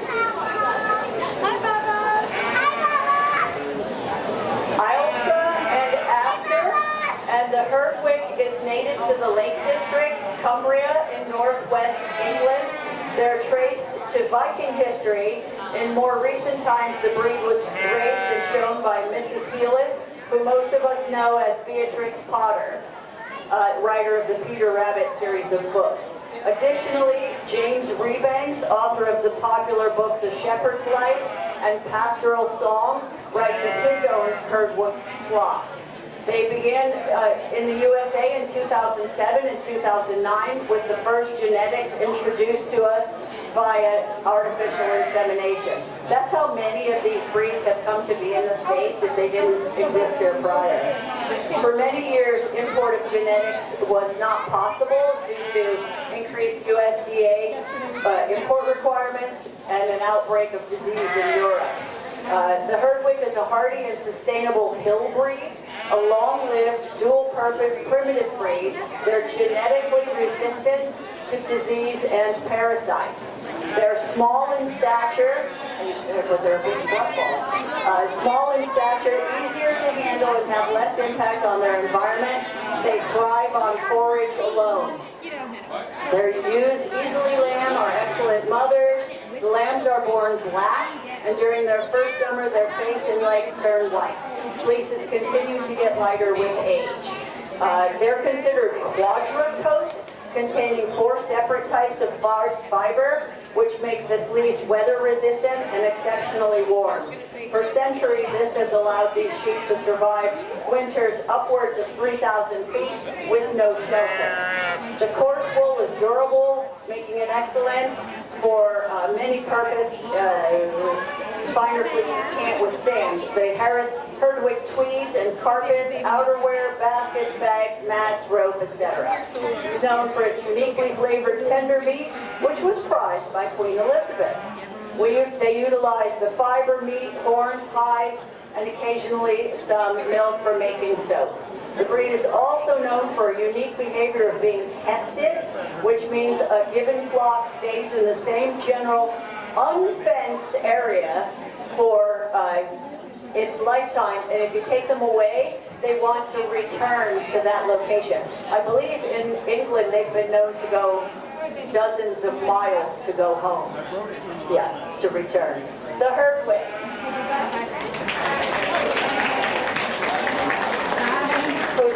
I can't see in the light. Who's next? Coopworth. Coopworth, thank you. Next we have the Coopworth. The Coopworth sheep originated in New Zealand. They are known for their productivity and easy care characteristics. The rams are 175 to 275 pounds. Ewes are 175. The Coopworth sheep are a medium-sized, dual-purpose, long-wool breed with an alert but quiet disposition. The long face is usually clean with a small top knot or bare head and a slight Roman nose. They stand a bit taller than the New Zealand Romney and exhibit heavier muscling than the Border Leicester. The body is long with good loin and hindquarter, light forequarter, and a wide pelvis. The fleece with pointed locks and bright luster has well-defined crimp averaging 3.5 crimps per inch and a fiber diameter of 35 to 39 microns. The staple length is 6 to 8 inches. Both white and natural colored Coopworths are accepted for registration. The Coopworth.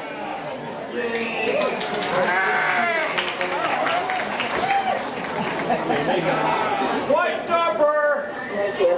Next we have the White Dorper. The White Dorper originated in South Africa and is a cross between the Dorset and the Persian. The Dorper is the same breed, different color, has a blackhead. Blackhead Dorper can also exist. They are early maturing, fast growing. They are ready for market at 5 to 7 months. They can breed out of season for more lambs any month. Any month? Any month. Any month. Any month. So get some help there. They're great foragers. They're getting great growth on grass. Very friendly as you can see. Strong flocking instinct for easy management. They are a hair sheep, the only one we have here, I believe, maybe.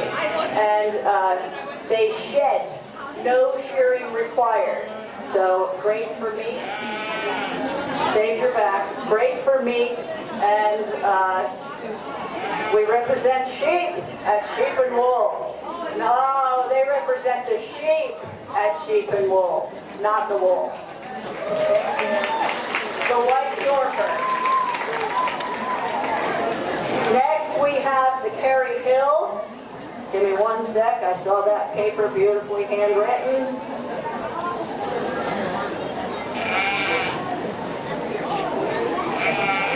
The Kerry Hill breed is from Powys on the English-Welsh border and derives its name from the village of Kerry. There are records of this distinctive breed in this area dating back to 1809. The Kerry Hill sheep have a distinctive coloration with a white face bearing black markings around the mouth, ears, and eyes. Both rams and ewes are polled, meaning they do not have horns. Their wool is white and their legs are white with black markings. The Kerry Hill is a medium-sized breed of sturdy build, an average ewe weighing about 121 to 143 pounds, with the ram weighing a little more. The wolf-less face is white with black around the eyes and mouth. Their black wool-less ears are high set on the head. The legs are white with black markings. The fleece is fine and white, averaging about 6 pounds per yield. The ewes milk well and the lambs grow fast.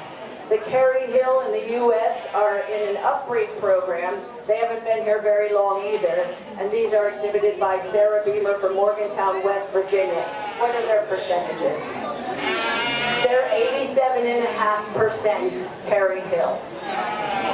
The Kerry Hill breed.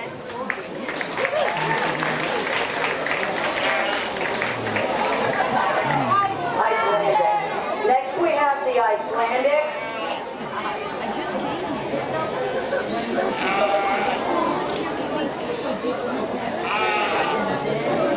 I'm going to be handing this off to Mother Catherine, I think.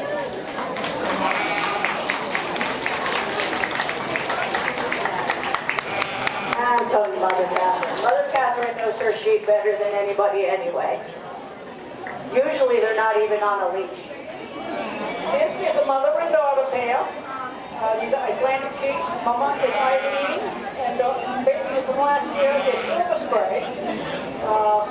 They are what considered sheep. They do shed in the spring, and then they go get sleep back after that. So I can shed them twice a year. They're a triple purpose, meat, milk, and fiber. If you want to read this girl is so big, Eileen is actually one of my dairy sheep.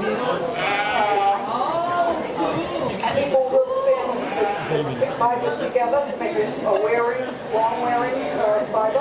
They will take out the undercoat if they want something nice in the skin. And the cord is to protect them from the weather. You can make cordage with it. They will spin that up and make cordage with it. We don't have as many big flocks in this part of the country as we used to have. There's a lot more smaller ones. And they were first brought to Canada by Stefania from Iceland. And they nearly had a storm when they realized to take the sheep out of the country. They do not have any other breed of sheep on the island. They took something on now when 60, 70, 80, and they had straight and they nearly lost. So it's illegal now to have any other breed of sheep in Iceland. But the sheep are full grown. They don't get too awfully large. Rams will be heavier, not much bigger, but heavier. Temperaments vary. Last week she was beating stuffing out of the baby, and today she's getting her. The Icelandic. Thank you, Mother Catherine. Next we have the Shetland sheep. The Shetland sheep come from the Shetland Islands off of Scotland. They are considered a primitive breed, and nobody interfered with their growth.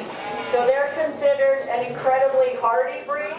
Can you tell I have these? I don't have to read off the paper.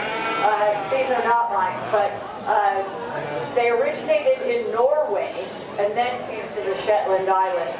They are considered to have the finest fleece of the British Island breeds, and it is a versatile fleece. So you can get soft next to skin, and then you can get a coarser version as well on the same one. They're smaller. Their rams are 125 to 150 pounds. The ewes are about 100 pounds. Their tails do not need to be docked. They're short and fluked, triangularly shaped. Easy keepers, great mothers, individual personalities, absolutely. So you can have a tyrant and you can have somebody super tame. They wag their tails when petted. They are considered a triple-purpose sheep, producing wool, meat, and milk. The Shetland wool, as I said, can be soft, fine, and strong. They come in 11 colors and 33 different patterns, making them quite a favorite among fiber artisans. Their Shetland meat is lean, tender, and mild flavored. They're a charming, calm, curious, and easily managed breed. The Shetland is also intelligent, as many breeds are, and they're very good at recognizing and remembering human faces. So the Shetland.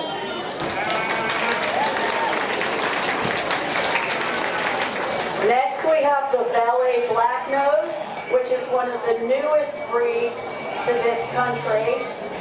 I gotta find. You have to see this. This one goes around, so reading will be interesting. The Valais Blacknose sheep originated in Switzerland and was imported through semen and embryos from New Zealand to the United States beginning in 2018. The Valais Blacknose sheep are a rare breed originating from the Valais region of Switzerland. They're commonly called the world's cutest sheep and are extremely social. They're prized for their looks, their gentle temperament, and their outstanding wool production. They have black noses, ears, eye rims, knees, and ankles. They have a helical or spiral-shaped horn on both ewes and rams, and it should be well balanced. And am I correct? These are 5 months old. So these are not small sheep. Okay, and who do we have today? Jasper, and Gatsby, and Jippy. Jippy has a little bit of Teeswater and Shetland in him, because we raise Teeswaters in Shetland. But Jasper and Gatsby are 100% Valais Blacknose. The Valais Blacknose.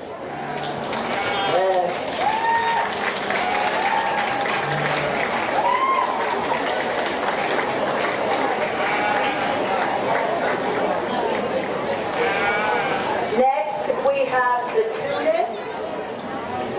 Our wonderful little brochure here on the Tunis. I love the Tunis magnet. The modern Tunis originated by combining Middle Eastern bat-tailed sheep imported from Tunisia with local American sheep around 1799. This makes them among the oldest breeds of livestock developed in America. The Tunis breed was nearly depleted due to excessive use of meat during the Civil War. There was an importer and breeder, Colonel M.R. Spigner, who Columbia, South Carolina, continued breeding them through 1877. On June of 1896, the American Tunis Sheep Breeders Association was organized to promote, improve, and preserve the purity of the Tunis. Let me tell you about their qualities. It's a medium-sized sheep with a distinctive look. The Tunis have a creamy-colored wool that's set off by their solid tan to cinnamon red-colored head and legs. They have a slender head, expressive eyes, long pendulous ears, and their expression conveys a calm and docile nature, which is the hallmark of the breed. They're a medium-sized breed, known to be very feed efficient, excellent mothers with a high twin rate and heavy milkers. The lambs are vigorous at birth and are warmed by a double coat of red fibers. The Tunis.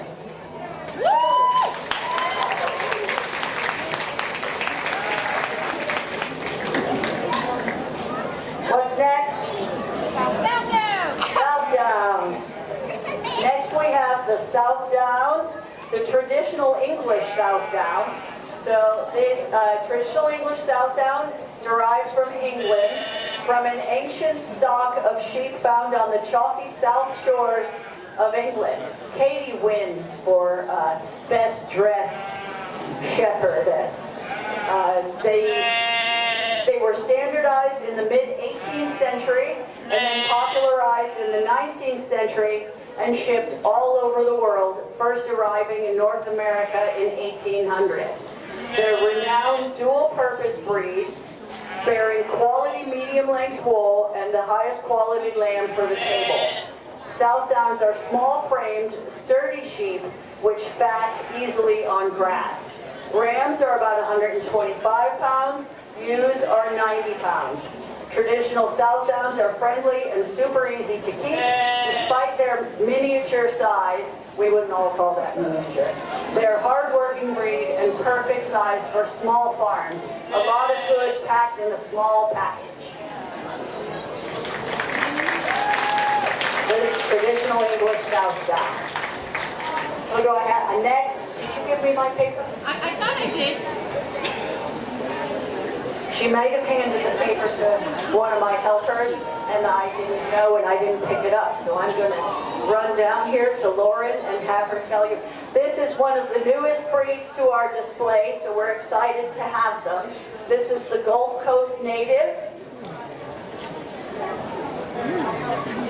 And then she can tell you all about them. So these are the Gulf Coast Native. They are a native breed to North America. It's believed that they are descendants from the original merinos that the Spaniards brought over. They were then kept by the immigrants and the pioneers down in the Gulf, which is where their name comes from. They are naturally do not grow wool on their face, legs, or bellies, which is how they can be a wool breed that is down in the south. And they just learned to halter walk, so I'm sorry, they're not as pretty walkers as the others. Come on, sweetie. They are highly parasite and hook rot resistant, and they only grow to be about 100 pounds, which is why as we became more industrialized, they were not as sought after as a breed, and they are now considered an endangered breed. So we're working to keep them from disappearing from our breed list here. And they are very nice. These guys are 10 months old, but they're already just need a couple more pounds before they're full grown. They wanted to come and meet me, I guess. So our newest breed to the barn, the Gulf Coast Native. So all of the sheep are going to head across the way between barns 28 and 29, so that you can have selfie opportunities with the sheep and you can get up close and personal to all of them. There are other breeds in the barn, including one of mine that doesn't walk well. So you can see other breeds as well. All the shepherds in that barn, our job is here to educate you about each of the breeds. And if you want to become a shepherd, that's the place to go and learn. So feel free to follow. Oh, wait. Last but not least, the Cotswold. Woo! I didn't see them down there, and they're not little. The Cotswold also originated in England and was imported to the United States in 1832. They have long, lustrous white wool and meat. The rams are large, 280 to 300 pounds. The ewes are about 200 pounds. The Cotswolds are listed by the Livestock Conservancy as threatened. That's not a good thing. Through the Middle Ages, wool in England made up 50 to 70% of the gross domestic product, and Cotswold was considered the best wool. At that time, there were over 2 million Cotswolds. Presently, there are only 4,000 to 5,000 in the whole world. They produce 10 to 12 inches of fiber per year, weighing up to 19 pounds. So you get a lot of wool from them. Cotswold fiber now is primarily used by hand spinners and craft artists. Traditionally, the white wool was used for carpet, tapestries, blankets, and outer garments. The British Cotswold Society and the American Cotswold Record Association register only white Cotswolds. The Cotswold Breeders Association will register colored fleece and white fleece Cotswolds, so they differ a bit. But last but certainly not least, the beautiful Cotswold.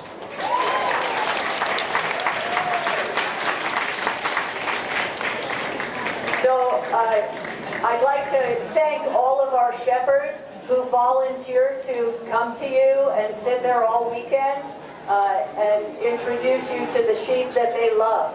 So know too that there are continued talks this afternoon in the breed tent. There's a children's activity later in the day, but right now we're going to head out for you to take some selfies right between 28 and 29. Thank you very much. Big round of applause for our shepherds.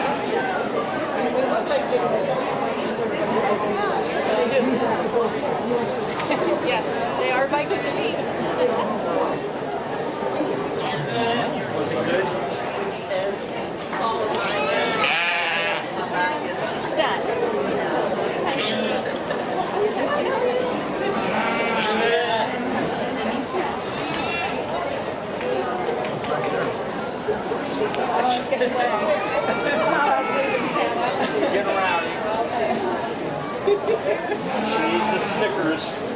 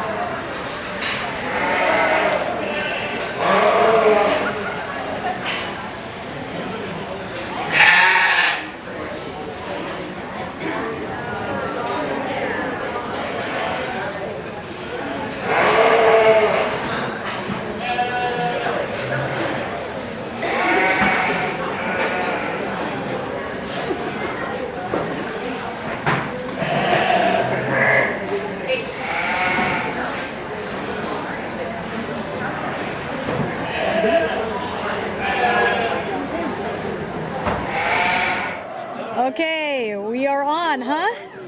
Fantastic. Would you introduce yourself, please? I'm Vita Shave, and I'm the New York State Director of Make It With Wool. All right. And you are? This is Daisy. All right. Yes. And you raise? Corriedale sheep. Corriedale sheep. Okay, tell me just a quick elevator speech on what is a Corriedale? Well, Corriedales originally came from Australia, and then like Americans, we raised them bigger, and they lost some of the wool quality. So she's actually got Australian genes that were brought in a test tube, so that we're going back to the good wool quality. Back to the good stuff. Okay, I'm going to continue this in just a moment. In the meantime, we've got someone that's going to be on our sweater cam real quick. Yes, I'm sorry, you're going to have to share the spotlight, sweetheart. It's my turn, you guys. Come on up. We're on the live stream. Okay. Oh, hi. You don't want to... Okay. Hi. Hi. Hi. Hi. Is this your sweater? It is my sweater. Okay. Tell me what pattern. Can I say hi to the sheep? Yeah, of course. That's why the sheep What's is here. her name? Daisy. Hi, Daisy. I love her. About the sweater, I designed it. It's not a pattern. It's made with Harrisville tweed yarn, which is brilliant and beautiful. Hi. And lovely chunky knit, isn't it? It's chunky. Yes. I love it. Yes, thank you. I love it. So if people want to find your design, where do they go? Nowhere. Oh, that's terrible. Do you have social media that you might want to? My account is private. All right. My account is private. Well, but I have a pottery account that's public. Okay, that's It's fine. called Jess Spotting. JESSPOTTING. Lovely. Well, thank you for not allowing people to find that sweater. Everybody's going to say, where are they? But thank you. All right. you. Thanks. Now, my next quick question before I bring our next victim. No, okay. You were telling me that this is Corriedale. Is that right? It is. All right. We took the Corriedale, and we have brown Corriedale, and we cut it. We got this nice gray. That's lovely. It's a beautiful, but it's natural colored. It is. It's not dyed. This part's dyed, but the actual body of the what happened when we just carded the two colors together. So. That is fantastic. Okay, next victim are going to get a sweater in and then go sheep sweater. Mine's actually a poncho. It is. That's my Rhinebeck sweater. All right, so turn this way so we can get you on camera. Tell me about it. This is, I went up to Minneapolis for a wedding and I wanted to stop at Stephen B's shop in Minneapolis, and I bought this Poncini, great Poncini pattern. What is a Poncini? It's like a poncho, but it's supposed to be smaller, but this is a Poncini Grande. Teeny poncho is a Poncini? This one's the Grande. Okay, and how long did it take you to knit this? Well, I worked on it off and on, but I finished it on the bus coming here on, what's today? Sunday. Saturday. Friday. I finished on Friday. I had one lady yesterday that had knitting needles still attached. All right, anybody you want to punch it? Well, as long as you're on there on social media? This is Stephen B's. This is a hand-dyed yarn done for Stephen B, like peacock colors. So I guess we can plug Stephen B. That would be great. Minneapolis. Thank you so much. You're welcome. All right. I'm going to... Okay, my next question for you is... We'll talk Make It With Wool in a minute, so I won't go there yet. How old is this sheep, did you say? This one's only 5 months old. And how long can you get good wool out of a sheep? About 5 years, although we do have a 12-year-old that's more of a pet than a real sheep, but she still gives good, nice fleeces. They're not as nice as they were, but... Age is important, is it not? Yeah. Yeah, so it's one of those things that over time that, you know, you have these decisions to make. Yeah. Okay, now I'm going to grab this woman in that I pulled out of the crowd and said, you must go to the sweater cam. Hi. Introduce yourself, please. My name is Ellie Pistachio. Oh, you're going to have to do that one more time. My name's Ellie Pistachio. Thank you. If you could just give us a moment. I'm a Brooklyn knitwear designer and street artist. All right. I've got a freehand knit vest. Yes, you do. The gray wool is Woolfolk from Brooklyn General. The purple, my mother-in-law brought me from a small farm in Scotland. I did an I-cord flower that I sold on, and sewed on, and then I freehand the flowers. That is so interesting. Okay, where's our back? Yes. There's not a back. No, but look at the pattern, how those lines.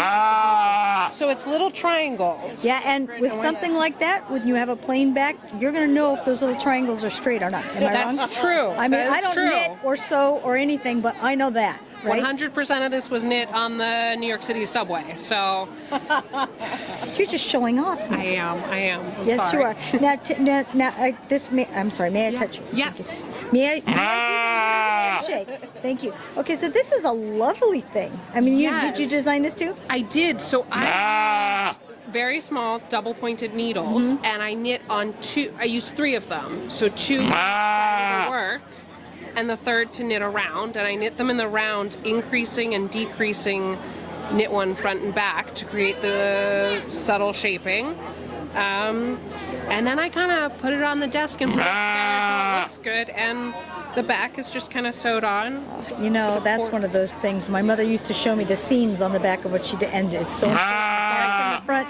Well, then I'll show you. I corded this. I did 3 I-cords. I braided them, and then I just put a knot loop, so it's got a really easy tie. Okay, that is lovely. So people are not going to be seeing that between the thing that we're competing against here with this little one, or not so little one. But if people want to find more like this, because they would like to see this, do you have examples of this? Absolutely. I have examples of this. Okay. I sell similar patterns on Ravelry.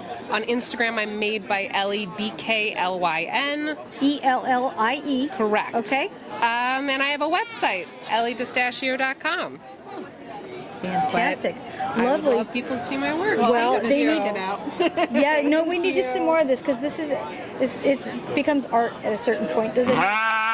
So I do street art as well, and I teach workshops, and we do yarn bombs on the Brooklyn streets, and I've had work at Lincoln Center and the front of the Brooklyn Children's Museum, so I definitely... You need to talk to the Moss Hollow people, the gal in California, because she does that same type of really creative stuff. It's a really lovely thing to have art and function all go together in a way that's educational. When I who knit sweaters, who tell me I'm not an artist, like they're not an artist. No, you are an artist. Yes. And me putting it on the street doesn't make it art, Yes. but I think we forget when we knit sweaters that it's art. I agree 100%. Well, thank you you so so much. much. We appreciate it. Thanks for letting me grab you out of the crowd there. All right. Do you want to show off your little one too, or no? Sure. And Okay. his cowl is knit. Get the model in here real quick. Just stand here so everybody can see that gorgeous thing. So this is Cascade. Yeah, Yes, and it has a little house that's the pocket. You see your house, Arla? Oh, look at that. And my husband's wearing pom-pom garland. Come on, you're just the model. Yeah, I did. It's a garter stitch, and I held the yarn on the back of the work, but I garter stitched color work to make the line, so it looks it's like a faux ribbing, a color work ribbing. You knew that, right? And I knew it was going to be warm, and I of course knit that like 48 hours ago. So it's a cotton yarn. That's what. Yes, I know. see it. You want to speak. So that's our sweaters. Well, thank you so much. Wait, bye-bye. Bye-bye.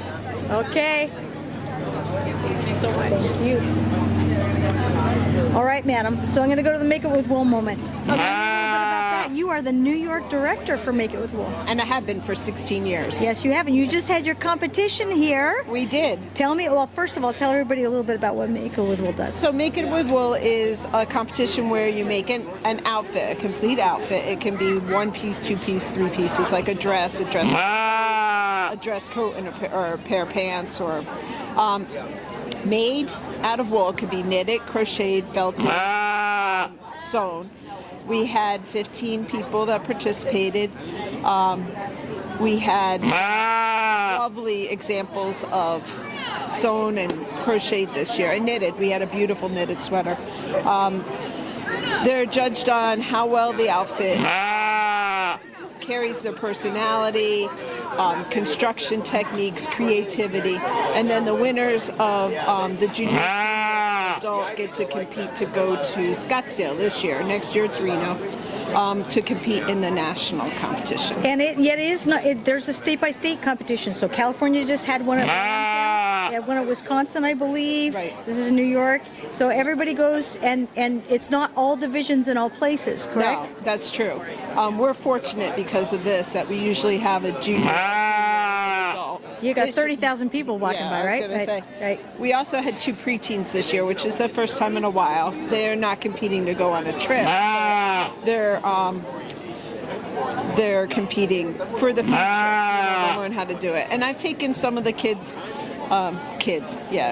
seniors up to 24 years old, but I've taken some of them to the nationals, and it's a learning experience, and they get to meet people from all around the country. Yeah, it was in Denver last year. Last year was brutally cold. Yes. Yeah, I went to that one. It was, but it's a lovely thing because it's a nonprofit organization organization that really tries to help creative arts. Yeah. And household items and things like that. You can make all kinds of things. Oh, so. you can. Yeah. Lovely. All right. Do we have any more sweater victims? Anyone want to be on the sweater? They just want to look at the sheep, huh? Isn't that delightful? Well, okay, I'm going to take this moment to show off my ruby wolf. That is beautiful. My ruby wolf cowl.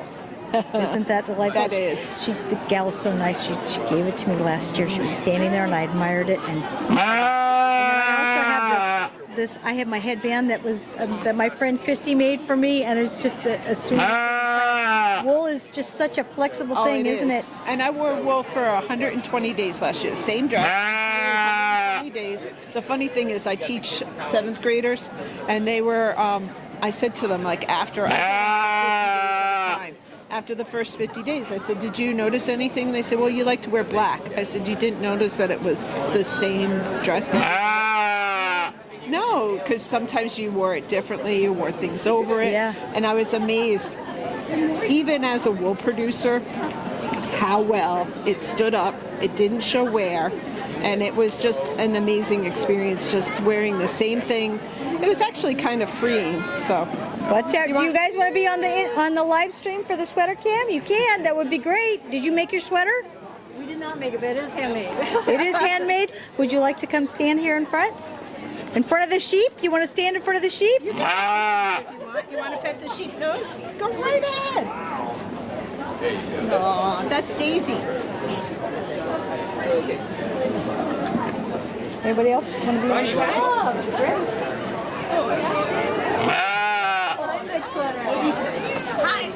Okay, now you have to come in. Oh, wait, hold on 1 minute. We're going to get you guys next. 1 moment. Okay. Tell me about your. What do I pick first? Whatever you. The hat? Is that? That's not really even. This is a headpiece of the sheep because I noticed that there were no sheep that weren't white, so I made one to represent all the sheeps of color. Isn't that great? So you're Gotland gray, actually. Did you know that? Yeah, I matched one over there. But thank you for letting me know. You can go down the breed barn. That's one thing that people do not know. Okay. It's diversity in action. There are sheep of every color, shape, and size. But they're not represented. Well, I'll tell you.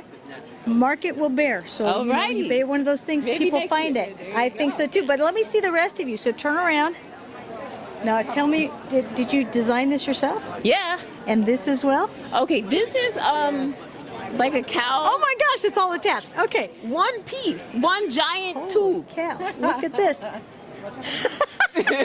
Okay, so I have to ask everybody, what is your pattern? Because most people are saying that is a Joan Smith pattern. This is a triangle mesh pattern from a book that was supposed to be a sweater, but I just made one long piece and kept on going till the yarn ran out. And so it's kind of a Doctor Who situation if I unfolded it. But that is delightful. That is fantastic. This is Line Brand Scarfie, and then this was a one fur that someone gave me. Now, is there anybody that you want to push, yourself or anybody else, on Instagram or Facebook? I am Sci-Fi L on Instagram and TikTok.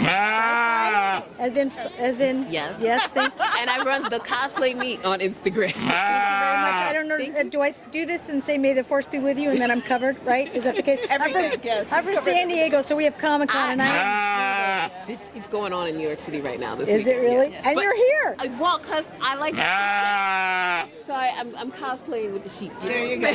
Thank you so much. So wait, before you leave, I'm just going to say, if you want sheep that reflect all aspects of the spectrum, we have black Welsh mountain sheep that are dark brown, that just gorgeous. We have Gotland gray in pretty much all colors. We have, and you have, what would you call this? We have black corridors.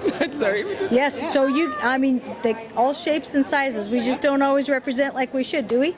That's what I love about the breed barn. Market. You know how many people I am right there with you. And I saw this lady, she had this beautiful gray felt bag. It's everywhere. Yeah, people do not realize that agriculture is representative of what diversity brings. It's strength, and it's difference, and it's interesting stuff. I'm ahead of the trend, but I bet next year they're going to be all different colors. We're going to have rainbow sheep. We're going to go crazy. Find a vendor I'm going to make sparkly sheep. We got that already. Thank you so much. It was nice meeting you. We appreciate it. I love that. Okay. All right. Next up. Hi. Hi. Face that. Okay. We have may I please? Yeah. Yes. Okay. I have to ask. So, may I ask your name? My name is Taffeta. Taffeta. Okay. Tell me about your pattern. Okay, it was a year or two ago. I've done a chunky knit, like a quick knit, but this was my first real, I don't know, it's more of the lighter weight, DK weight. And I think it was just a plain bobble pattern from someone off Ravelry. I can't even, But it's delightful, and you have a halo around you, do you not? Yes, I knit double with a wool DK and some mohair. Okay, this one's getting impatient, so I'm going to ask before that, come on, train the sheep, would you? It's only been an hour that it's been standing. I know. So if you have an Instagram or a website that people might follow, well, you've got a following here, don't you, with the bees? Oh, always. That's the pain of being colorful. They think you're a flower. So tell me. Yeah, my Instagram handle is Bumble Lace Tart. Bumble Lace Tart. Taffeta Ashcraft. That's me. Right. Fantastic. And I'm across the river in Kingston, so. Love you. Well, thank you. Thank you. Thanks, Nina. Great job this year. Are we losing our sheep? She's I don't know what she's doing. She's probably pretty antsy. Okay, one more last thing. I'm gonna say, if people want to find Make It With Wool, we have a Facebook page, New York Make It With Wool. We also, you can go to Patchwork Pastures Farm and you can contact me because I'm the director for this. All right. Or you can go on nationalmakeitwithwool.com. Okay, and again, introduce yourself. I'm Megan Vieder Shave. All right, thank you, Megan. Thank you. We appreciate it. I'll take Daisy back now. Take Daisy back. Come on, Daisy. Hi. Hi. Hi, Daisy. Oh my gosh, she's so over and done. Well, she's been really good. I'm thinking about it. How long does the sheep want to stand here? But they've all been really good the last couple days. Would you introduce yourself? Hi, my name's Misa. I'm Trigate on Instagram. Okay, you're going to have to spell that for me. Trigatee. Okay, thank you very much. Now tell me about your pattern design and outfit. This is the Garlic by Chantal Bisset, and what's really great about it is it's just two big old circles. Okay. Yeah. Look like a butterfly. Yeah, it's fun, right? Love yeah. it. And it probably took me about a month to make, give or take. There's a lot of creative license you can take with an outfit like this, with a pattern like this. But it's very interesting, and it all kind of goes together, even though it's not the same color. It's the same bright patterns. That's lovely. Yeah, lots of fun. Fantastic. Lots of fun. All right. Well, thank you so much for showing off your sweater. Are you going to show off your sweater? Come on in. I'm dodging sheep manure as I go. You're going to show off yours too, or no? He says, "Okay, let's face this way if we can." All right. Introduce yourself. Hi, I'm Mishy Katz. I made this really lovely sweater. The yarn is from Dye Mad Fibers, I think Works, from Ohio. It's their Great Lakes collection, and I made this sweater last year when I was going through a really hard time, and it made me think of how water is always moving and never stagnant. So if you can see, I went from dark to light to dark and dark from light, always showing off how the weather and waters are always changing, and it's still so vast with full potential. Yeah, you know, that's such a great.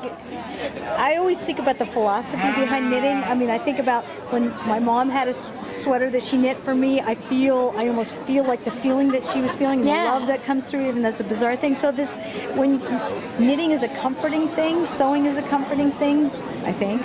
It is.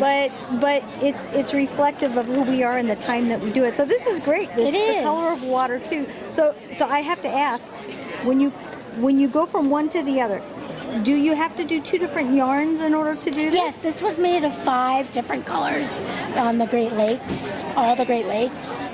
So I did switch colors a lot. And it was, I don't know, it went so easily. And as you said, I'll be honest, knitting and crocheting, this is actually crochet, has honestly been a lifesaver for me.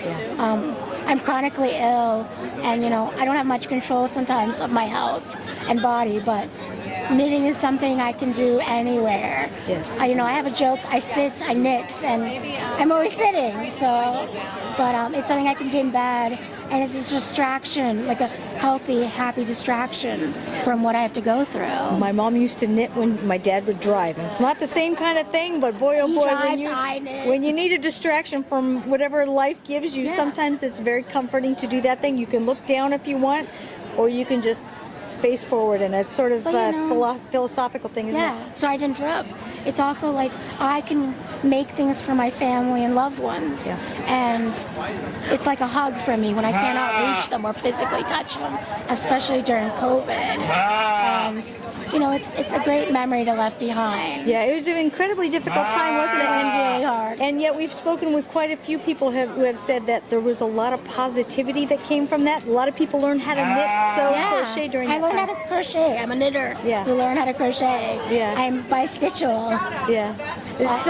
I'm so glad you mentioned that, because it very definitely is a philosophy in life. So if people want to find either your patterns, or your products that you have, where do they go? I don't have any products. I'm working on some patterns. I'm working on a pattern for a hair bow called the Impasta, because instead of imposter syndrome, it's impasta. Everyone knows. No, I'm from Boston. But I'd rather have pasta than impasta. I was thinking it was the accent. Oh no, that's great. Oh my God, sorry. Yeah, but I really appreciate you guys taking time. Oh well, this is I want to remind everyone, do sustainable, support each other. The community is such an amazing place. I think so too. And thank you so much for everything you do. Thank you very much, and I love the colors, by the way. Thank you. They're lovely. Have a nice day. You too. Off and on, yeah. Oh my gosh. All right. Hi. You bring it. Knit Hannah. Okay, so I have to tell you, I had socks that were chicken socks yesterday. I missed that. I'm sorry I missed your chicken socks. Now, I know that you are someone that has experience with it. Come in here, Rick, for just a moment. I started hand knit Hannah here because she goes and knits at all the libraries. This is library girl. Yes. Okay. Yes. Okay, so I'm going to have you hold that. This is my husband, Rick. Hi, Rick. Hi. We have met yesterday.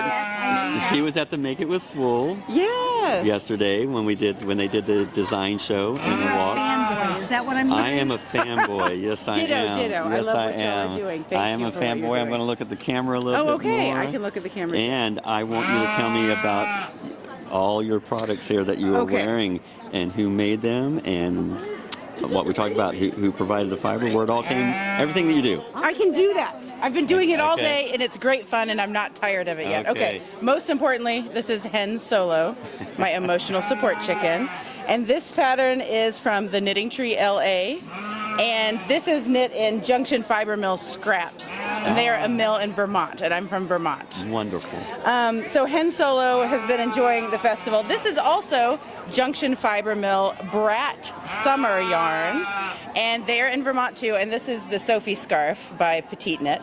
Okay. And then this is the Retweed Vest, which is knit in Mountain Mohair from Green Mountain Spinnery, and the designer is Kate Solomon.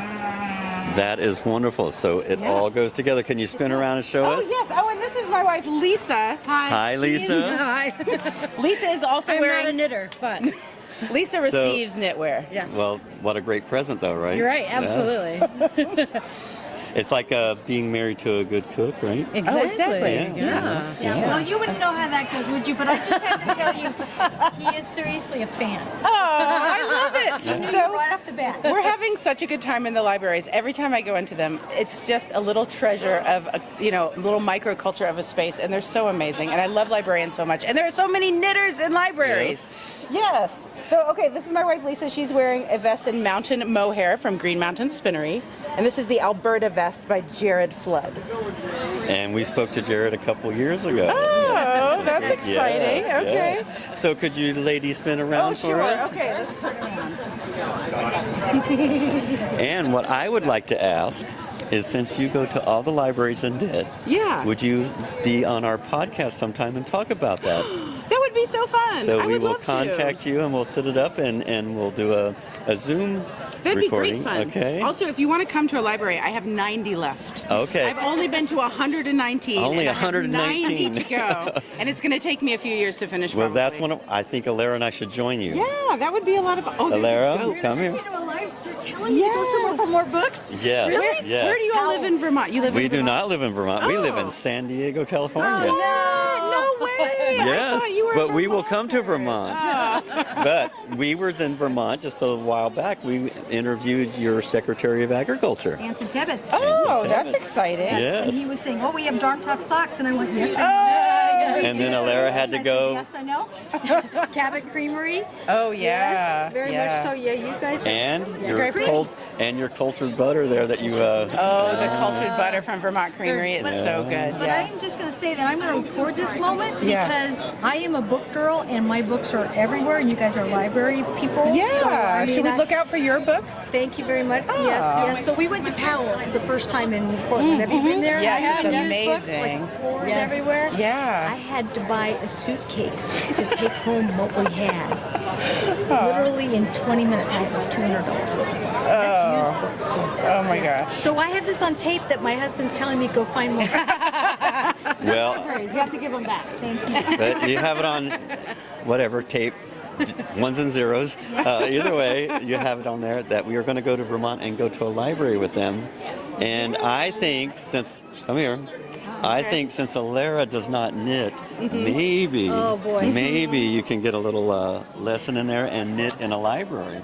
Yes. Okay. What could be better? But there's no swearing allowed in a library. Absolutely, right? there is I- swearing if allowed I in have libraries. four It's little just words under coming your out of me- breath. I guarantee here Hannah has sworn in a library. So many libraries. I have sworn in so many libraries. Yeah. And you are welcome to come swear in a library with me. Well, thank you. Well, thank you guys for being here. I appreciate it. And I want to catch up with you here in a little bit, so don't run off. Okay, I will. Thank you. Okay, I think we have something else coming up here. Alara? Okay. We are on live. Are we coming on through here? Let's grab 1 second. Hello. So could you tell us what you have on here? And did you knit this yourself? I knit this myself. This pattern is Woodland Animals by Jennifer Woodruff. It took me about 130 hours. I knit it in the round as a tube and then cut the steek and finish the edges. Wow. Now, I'm not a knitter, but that sounds very complicated. I knit it for the competition of the Southeast Animal Fiber Festival that's held in Asheville, North Carolina, about the same time. But because of Helene, Asheville is closed, and that festival was canceled. I've been heavily involved in that for years, so I took this as an opportunity to come to Rhinebeck. And could you tell me how long did it take you to knit that? It took me approximately 130 hours. I started it in June of 2023 with the contest in mind. Okay. And so can I have you spin around so we can see it there? So that's why we All right, wonderful, wonderful. Well, if there, are you on social media, and would you like to shout out that you're on social media, or any of the designers that you used? And Well, I mentioned the designer of this, Jennifer Woodruff, and then I would like to give a big shout out to my local yarn shop in Asheville, which is called Pearl's Yarn Emporium. And if anyone wants to follow them on social media, I would highly encourage them to do so. They're great people. well, thank you so much, and I hope you enjoy the rest of your day here at Rhinebeck. Thank you. Thank you. All right. right. Okay, who's the next victim? Our next guest, hold on, you stand right there. We have the really big one first. Uh-oh, who is this? So who is this? Isla, she's my goat. I'm Leaf Parambo, and we're from North meets West Farm. East meets West Farm. Right. Okay. Okay, so hold on, we're gonna go back and forth. All right, all right. Other people in here. No, stay right We want you to stay there. You're the star of the show. Okay. Hi, I'm Stacy. And I'm from New Jersey. And my friend Leanne from Arrow Acres Farm designed the logo. Right here. They have a podcast too. It's called Cocktail Hour at the Coop. But so we all crocheted or knitted scarves to match it. So That is wonderful. You saying you have an N? Yeah. Okay, stand here one moment. So we're gonna get one more goat fact here. How many goats do you have at home? Anywhere from 13 to 20, somewhere in there. Depends on the moment or how angry you are at the goats. Depends on how many I can remember. Yeah, I'm right there with you on that one. Right there on with you. Okay, so hold on, you stand right there. I'm gonna ask.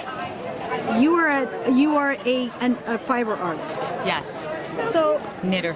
So as a knitter, how important is it to you to be able to at least have some concept of the source of the material? Because isn't that kind of what Rhinebeck is about? Absolutely. I was just in there petting all the lambs and the sheep. Love them. But for fiber artists, you might have Cashmere goats. Absolutely. You might have Gotland sheep. Yep. And you might have a Navajo churro sheep. But you're going to be very careful or an alpaca, because the Navajo churro you're going to make a rug. Yep. The alpaca you might make something very soft close to your skin, right? Yep. I mean, there's a wide span Absolutely. of fiber animals and fiber plants that exist for us. Yep. Okay. So now I'm going to go to you again one moment. I'm going to say, how old are you? 12. 12. Okay, so have you been taking care of animals your whole life? Yeah. Okay, do you think that teaches you anything important? Yeah. Does it teach you that milk does not come from a carton at the store? It comes from a cow, and your sweater comes from a goat? Yeah. The thing that I get surprised about the most is people are like, oh, that goat has horns. That must be a he. And I'm like... Okay, but do you realize that not everybody knows that, right? Not everybody knows that, because nobody sees the goat anymore at the same level that they used to, right? Yeah. Yep. Okay, so you keep standing right there. So did you give a plug to everybody that you need to give a plug to? One more time. All right, well, Leanne and Lizzie have a podcast. It's called Cocktail Hour at the Coop. And they're probably on about once a month. They have I'm not sure how many, they have a big alpaca farm in Wall, New Jersey with their parents, Dee and Donnie Sherman. So they have beautiful yarn, and you could probably find them on Etsy. I'm not exactly sure. Fantastic. Did you do your hat? I did. No, I didn't. I'm not going to tell. I'll tell you after I'm interview's over. Well, thank you so much. Thank you so much. Take care. Thank you so much. Mom, I'm going to grab you. I didn't want to say Okay, so I'm just gonna. I get that all the time. So you were here with the Cashmere Goat Association. Yes. Introduce yourself again, if you would. My name's Elise Parambo. I am the president of the Cashmere Goat Association and also owner with Leaf of East Meets West Family Farm. Okay, so we were just asking Leaf if this gives him any more contact with the source of his food and fiber. As a parent, do you think that that's an important thing? And if so, what has it taught you? What do you know it's taught them? Whether they know it's taught them that? As a parent, I think it is very important. Not only do we raise the Cashmere goats, we have sheep and chickens and a large garden. So we really try and work to produce as much as we can from our homestead and work the 9-to-5 jobs.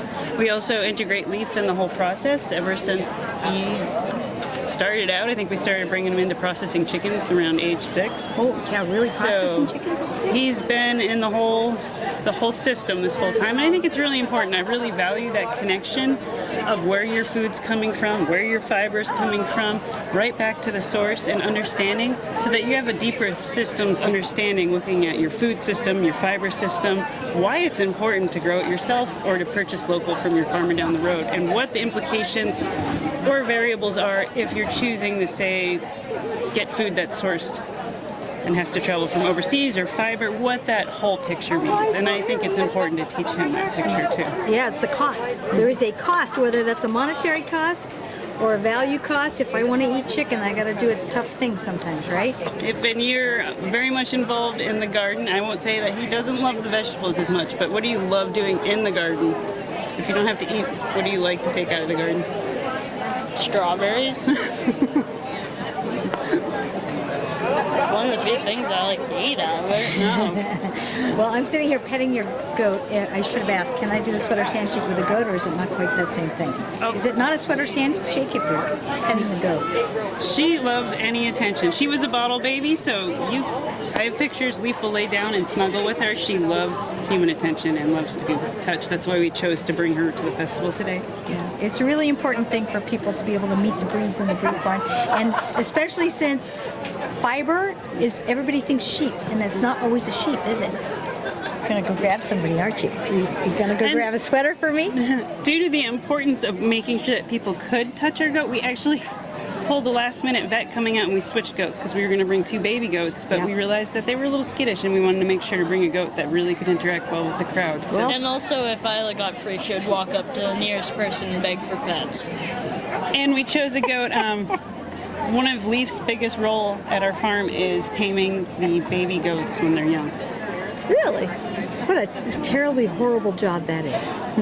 No, that was sarcasm. But it's a lovely thing that you do this and that you support this, and frankly that you put a lot of work in with the breed organizations too, because that's not an easy, that's a sort of like a herding chickens task, isn't it? Because nonprofits are especially breed organizations, are people that feel strongly about something. Oftentimes it's conservation oriented, and people get ideas in their head, this is the best way to do it. But oftentimes there are different ways of approaching an issue, and it can cause conflict or it can have uniformity. But it's the same basic goal, isn't it? We all have something in mind, and the end goal is the idea. And I've been really happy working with the Kashmir Goat Association. One of the reasons I've stuck and stayed with them is just, not only was it collaborative, but also educational. A lot of things I've learned is through the group and through different webinars. So it's been a great supportive experience, kind of looking at a breed. Yeah, I think so too. Well, hold on, we just had do you want to be on the sweater cam? No? We just had a very young opportunity to get a young knitter, or maybe mom was, I don't know which. But it's one of those things, walking past, it's hard not to just go, ooh, look at that, ooh, look at that, isn't it? Well, I appreciate the time you put in, because your Cashmere goat people are just delightful. Every one of them, they're fantastic. We have had such, Christine at Wholesale put us up, and we started up there, and boy, Better Homes and Gardens is that little B&B she has. But you can go and sit and have time with her Cashmeres. Yeah. And we've gone from that. We were with Pam. Yep. Hermit Creek Pond? Hermit Pond. Hermit Pond. Yes. Yeah, she's fantastic too. So we appreciate everybody bringing their animals and putting the time in. It's lovely. Here at Rhinebeck. All right. Thank you for giving us the time. What do you say, Leaf? Thank you.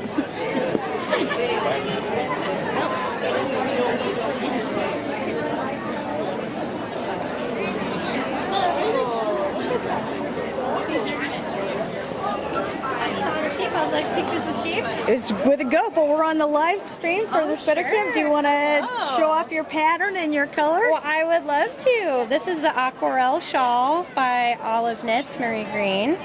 And the variegated here is from Northern Bee Studios. I don't remember the colorway, but this is Farmer's Daughter Fibers, this kind of aqua color. And it's their Foxy Lady base. So it's kind of got a little silk in there, gives it a little sheen and drape. That is lovely.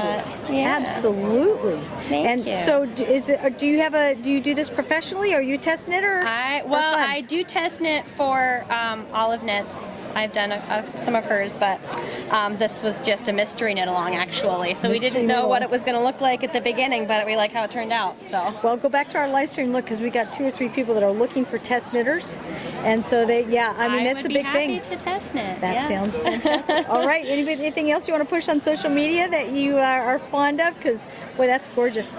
No, just here for, like-minded people to have a good festival. There's plenty of that in there. Well, thank you so much. Yep.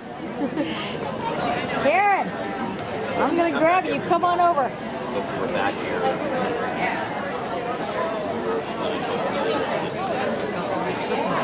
Okay, we're doing the live stream, and I want to get, I don't know if, have I gotten you up here yet? No. You've been too busy running around all over the place, haven't you? Run ragged. Have you? You're glowing. We have You're seen glowing. so many wonderful things. Okay, so introduce yourself first before I get My name is Karen Waite, and I am the National Make It With Wool Director. And I actually am from Utah, and this is my first visit to Rhinebeck, and it has been amazing. Don't you think that they should just have all of the Make It With Wool directors come here just to see this? Just to experience at one time is amazing. Yeah. We have seen so many different things, ideas, from everything from felting to quilting to knitting to crocheting to goats, llamas, 30,000 Cashmere. people. Oh wow! Yes, tons. Yep. And designers everywhere. Isn't that Designers lovely? everywhere. That's what I am so amazed at, how many, and they're young designers. Yep. And that's a great influence for Make It With Wool, to have these younger generation come forward and share their ideas and their thoughts. And yeah, because you have one of your contests is kind of design oriented. we have a new contest this year that we've started just special for our Rhinebeck trip, that we're going to have a sweater contest. And it doesn't matter what kind of sweater it is. It doesn't matter whether it's a vest, whether it's a full-length cardigan, whether it's a jacket sweater.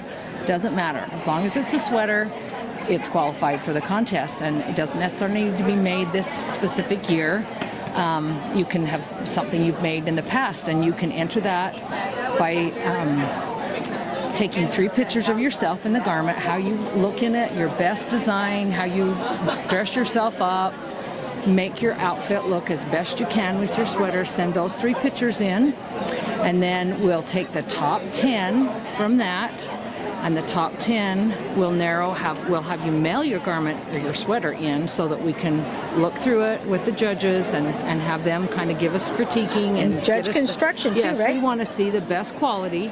And then from those top 10, we'll take the top 3, and we have some cash prizes that we're so grateful to receive sponsorship from Backyard Green Space and their willingness to support us as Make It With Wool and this contest, which is kind of acts as a little bit of as a fundraiser for us, but at the same time, it gets the word out about the versatility of wool and the use and the opportunities that are here. And so we're really excited for the Make It With Wool opportunity to have this sweater contest and involve way more people. So many people had not heard about Make It With Wool, and we've had a lot of opportunities to meet so many different people that they hadn't heard about it, and I want to try this, or I want to do this. And we've seen so many unique items that they've made with all kinds of fiber. So now you just led me into this one. I'm going to put you on the spot. So if somebody wants to join the sweater contest, but they're from the Felters Guild, the Northeastern, are you going to allow felting? Anyone. Any kind of sweater. Yeah, well, we saw some, everybody has a tendency to think of sweater as a knitting and that's it, right? But fiber is such a broad universe. That felting that they did, they had the gal down there that had the jacket. I mean, they were making wild things like the garlands in the front, and it didn't really involve sewing or knitting. And so felted, that's still part of the whole process. So Make It With Wool does a lot of things. They also do things like I believe you have a home craft? Decor. We have home decor. We have made for others.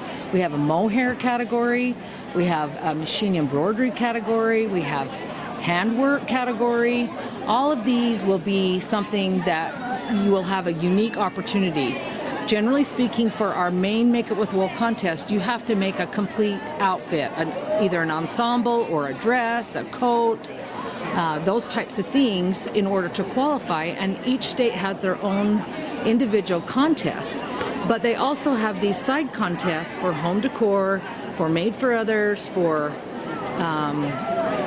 I think you have the senior. And we have a senior division, a junior division, and an adult division that all qualify in this. So it really doesn't matter your age, you can qualify. We even have a preteen division. They don't normally come to the national contest. The junior, seniors, and adult winner comes.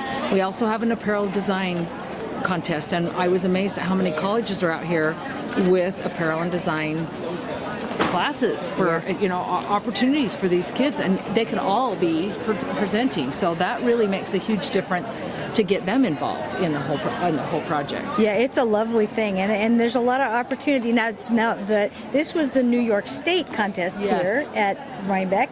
They had one in California at Lambtown, and they have one in Maryland. I mean, they have them all over the place, but they don't have one for every single state, and you have an at-large for people that don't have a specific state contest. Right. If you don't have a contest in your state, you can enter the at-large contest. And it doesn't matter whether you're a senior, junior, preteen, all of that can be included in that contest. We haven't had many preteens that way. So generally speaking, we've just done junior, senior, and adults. But you can enter that contest if you do not have a state in your contest.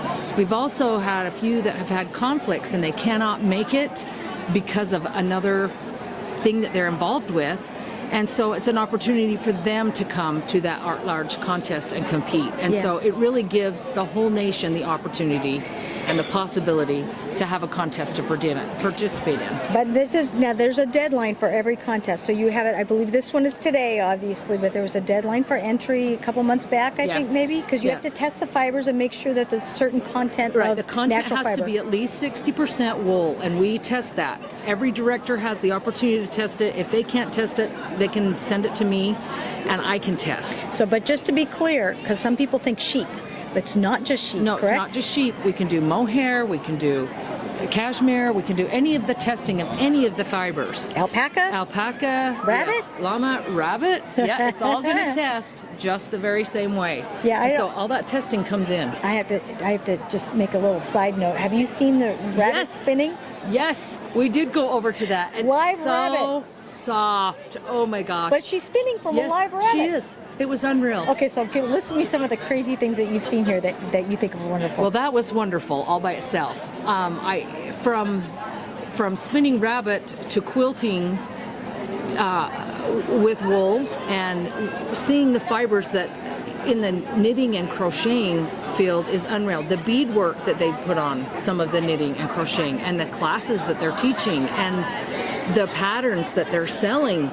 You can buy a pattern for just about anything under the sun, which I had not seen the vast majority of all of the patterns that are available. Wild, isn't it? To where a new beginner to extremely advanced, and you see all types of quality. It has just been an opportunity that you just don't normally have to experience. It's and amazing. I'm so grateful that there's people out there that find fiber to be such an important feature and something that is a product that is clean.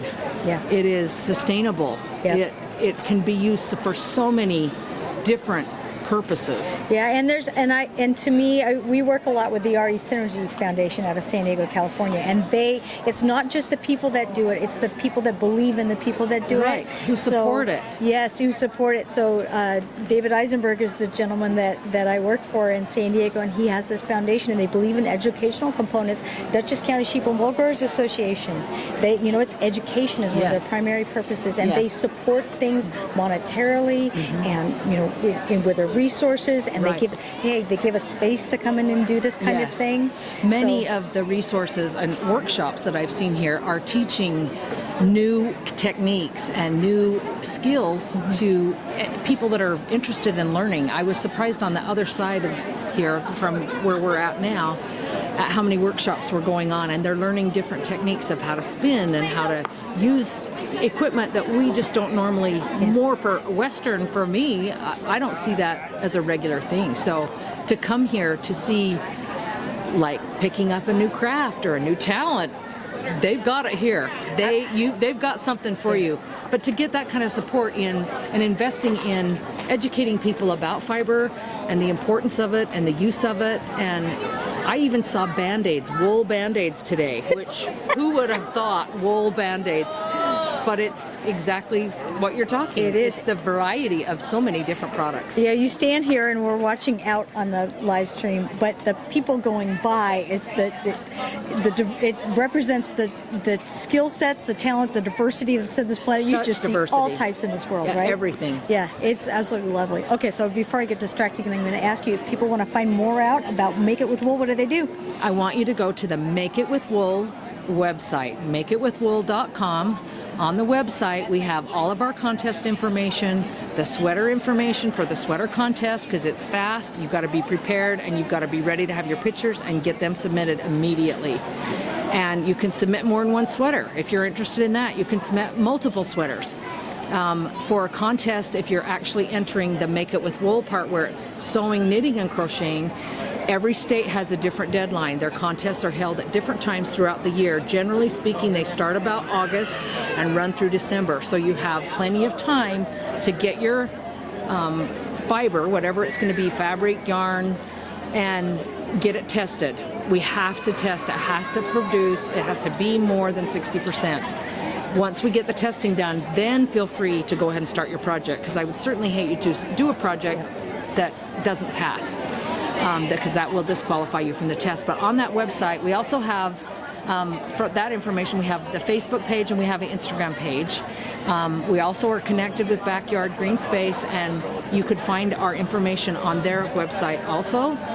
And we're gonna have a lot of what you do on our Backyard Yes. Green Films live feed, and our YouTube channel. Yes. And I will say that one of the biggest helps that we can have from people, the most helpful things, is for people to follow us on social media. Yes. Because whether or not you realize that, it doesn't cost you anything, but that increases your power to be able to help people. Yes, So to we get always the information ask, out across the country. 'Cause follow and it's- subscribe, yes, and please, so please. whoever you are, it Yes. really helps. So Make It With Wool, follow and subscribe. Yep. Backyard Green Films, Follow, the RE subscribe. Synergy Foundation. It always helps. Yes. Whether or not you have to look at it all the time or do anything else, it increases your visibility and therefore your power. Correct. And so all of a sudden you get ads from Tractor Supply on your page instead of just the local ad Right. that they don't think that. And we've applies. also, that has helped us to just coming here and seeing all of these vendors who have products that contestants can use. And so when we're liking their page, it brings more attention to them. It also brings more attention to Make It With Wool. Yep. So we definitely want you to like us and follow us on Facebook or Instagram or whatever your social media is. Get on the website, check out our contest information. There's past winners on there, there's past information, so you can see kind of what kind of quality we've had. It is a really unique contest. We've been around for 76 years. It's We're such a thrilled. delightful thing. Yes. Well, we're so glad you were here, and I know I'm taking away from your networking time, which is Thank a you. fantastic thing. But you know what? If you haven't yet seen it, the one thing you need to see is it Fleece to Shawl? I think it is, where they have competitions. Yes. You gotta go. We gotta go see it. Almost any minute. now Okay, we're gonna we're do that. on there. Off Thank go. you. Thank you. Ladies, Yeah, we want to be on the cam. I want you on the cam. Look at that. You're my kind of fiber artist. Look at that. And may I do this knitter's handshake? Sure. May I? Oh yeah, sure. Yeah. Yeah. So this is the Andrea Mowry weekend. This is. Okay, say that again. Andrea Mowry. This is Weekend? Andrea Mowry Weekender.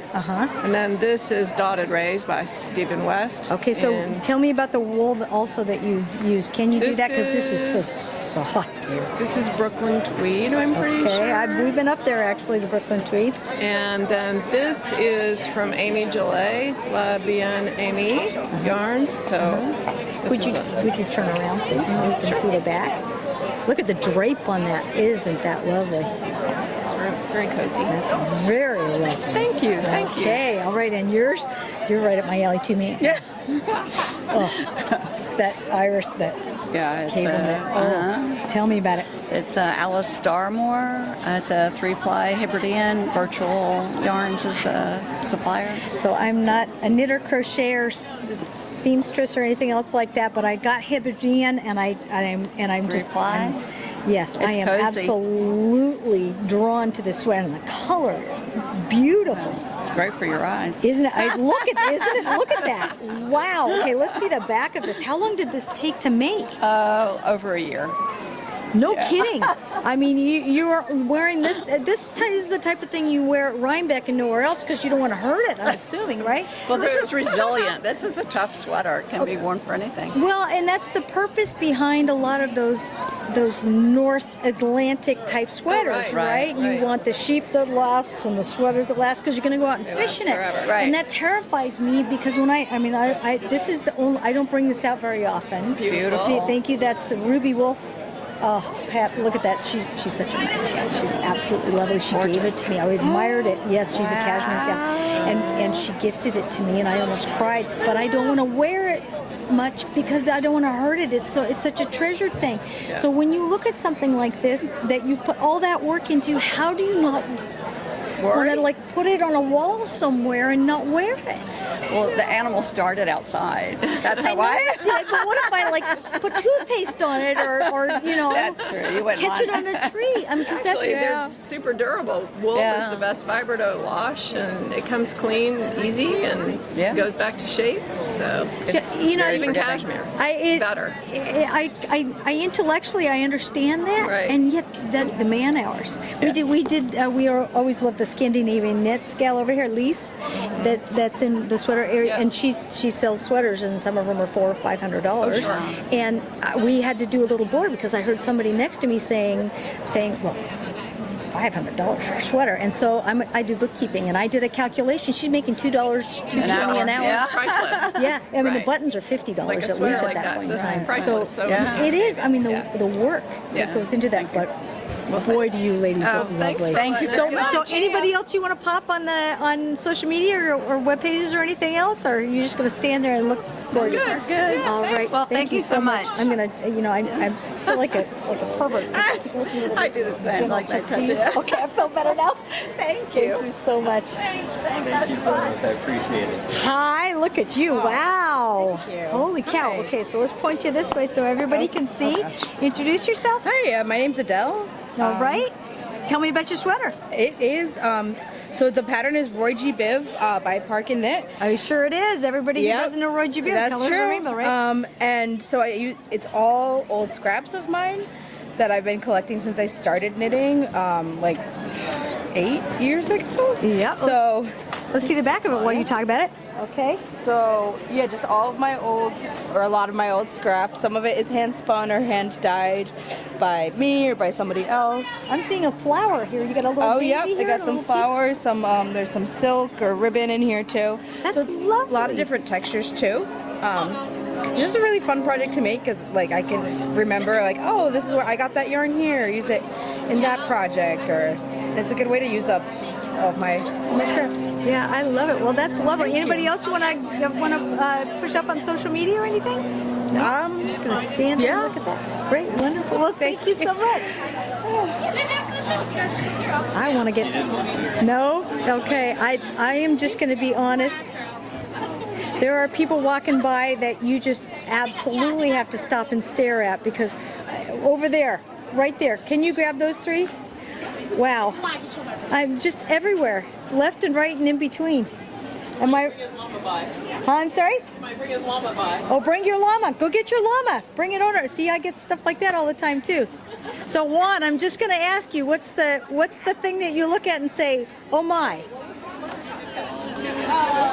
Sweaters? I got to go find felted soap for you because the crew likes this spot, don't they? Come on in. Okay. This is the live stream. So look at you. I've got fish and everything. So introduce yourself. My name is Eliana. Okay. I'm Lauren. And I'm Laurie. All right. So now the first thing I have to ask is you have to talk pattern and wool, right? Tell me about it. Okay, so this is the Instant Crush sweater by Joji Locatelli, and it is made with Utopia's silk mohair, which I bought here last year, I think. So you have a, may I? Yeah. You have a halo around I you. do. I look down and it's just fuzz. So you do realize that the national, the Mohair, the bunch was here, and they just had their national show for the colored Mohair. Oh, okay. Yeah, the color Angora goats is what they are. But they just had their national show, and it was like, so you represent. I mean, that's beautiful. How long did it take you to knit this? It took me a month. It's beautiful. Yeah, it's absolutely a few weeks. lovely. Yeah. Thank you. Okay, all right, and you resisted. Your eyes are gorgeous. It's hard to not match to get a sweater. Well, thank you. To get a sweater that wouldn't like make them all pop. You resisted that. You're a humble person. Thank you. Obviously, this is the halibut sweater by Caitlin Hunter, and I got the DK Weight Scout yarn from Kelborn Woolens at my local yarn store back in Ann Arbor. You know, how many people have fish on their sweaters? That is just fantastic.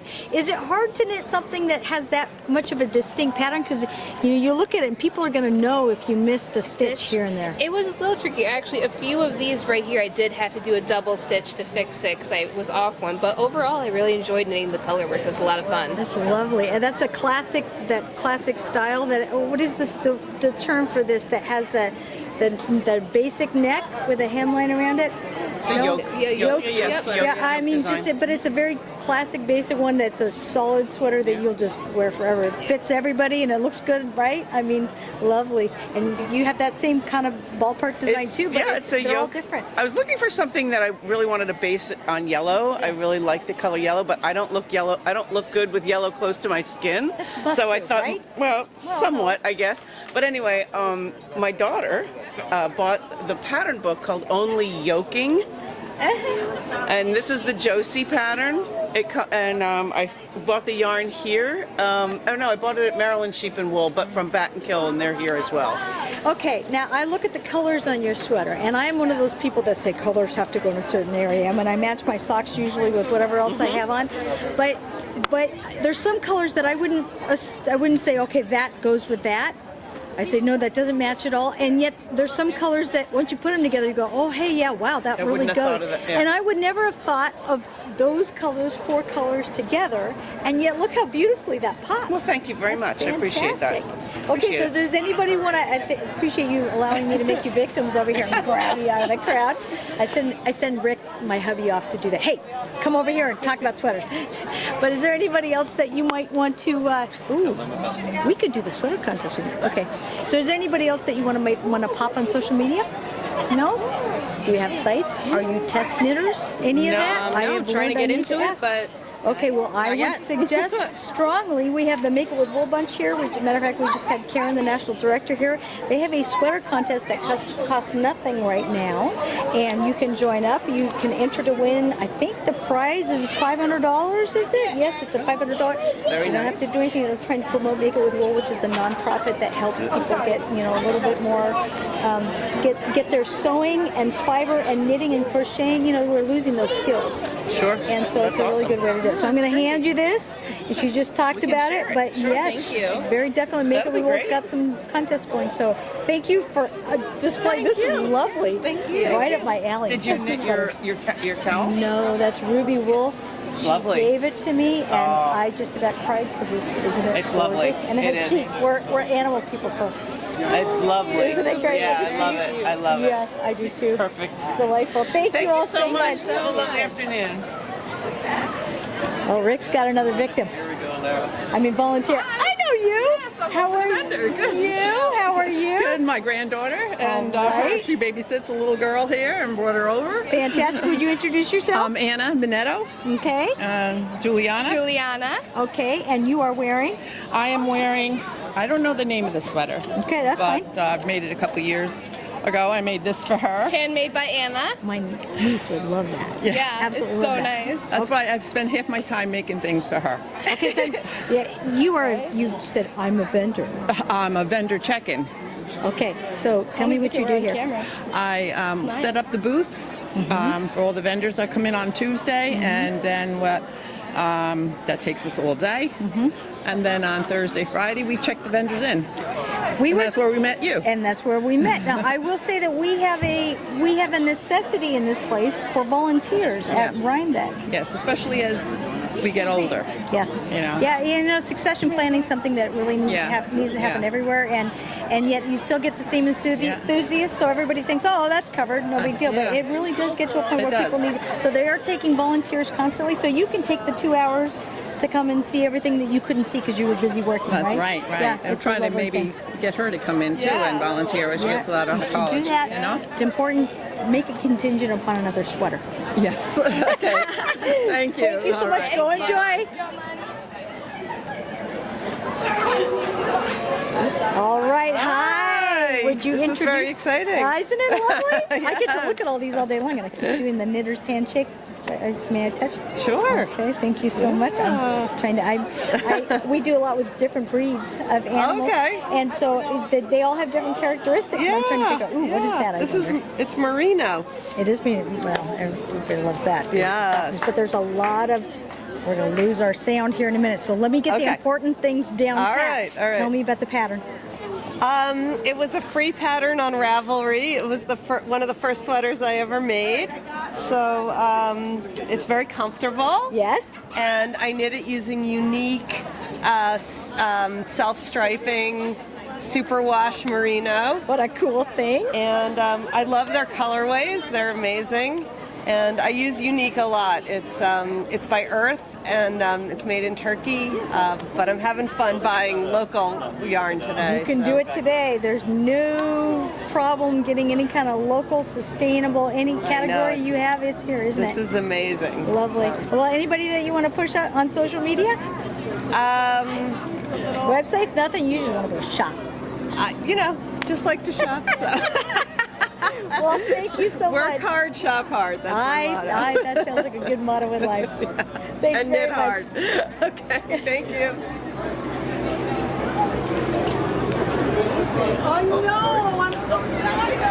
This is so intimidating. Oh, don't be intimidated. You can just pretend that they're not there. I watched this last night on YouTube right before I fell asleep. Oh, you did? Yeah, I you did. watched our live stream? Yeah, it was like a Thank 7-hour something. I think it lasted about an hour, and then I was like, all right, Well, I think I gotta go to sleep. It's one of those things. It's up there, so we're Backyard Green Films, and we have it on our YouTube channel, so people can watch it if they can't get here, because it's really hard I know, to it's so do. nice. Isn't it? Well, thank you. So, and you can watch it little blurbs. I mean, we have last year's, and I think there was. I never even knew you did this. Yeah. Well, we don't do this. This is Rhinebeck. Okay. But they let us come in and do this, Backyard Green Films, because we were involved in the breed barn. We loved it. We did a film called The Holstein Dilemma on heritage breeds and I biodiversity. saw the beginning of that. Did you really? Well, you were doing like little bits and pieces along the way. Yes. Yeah.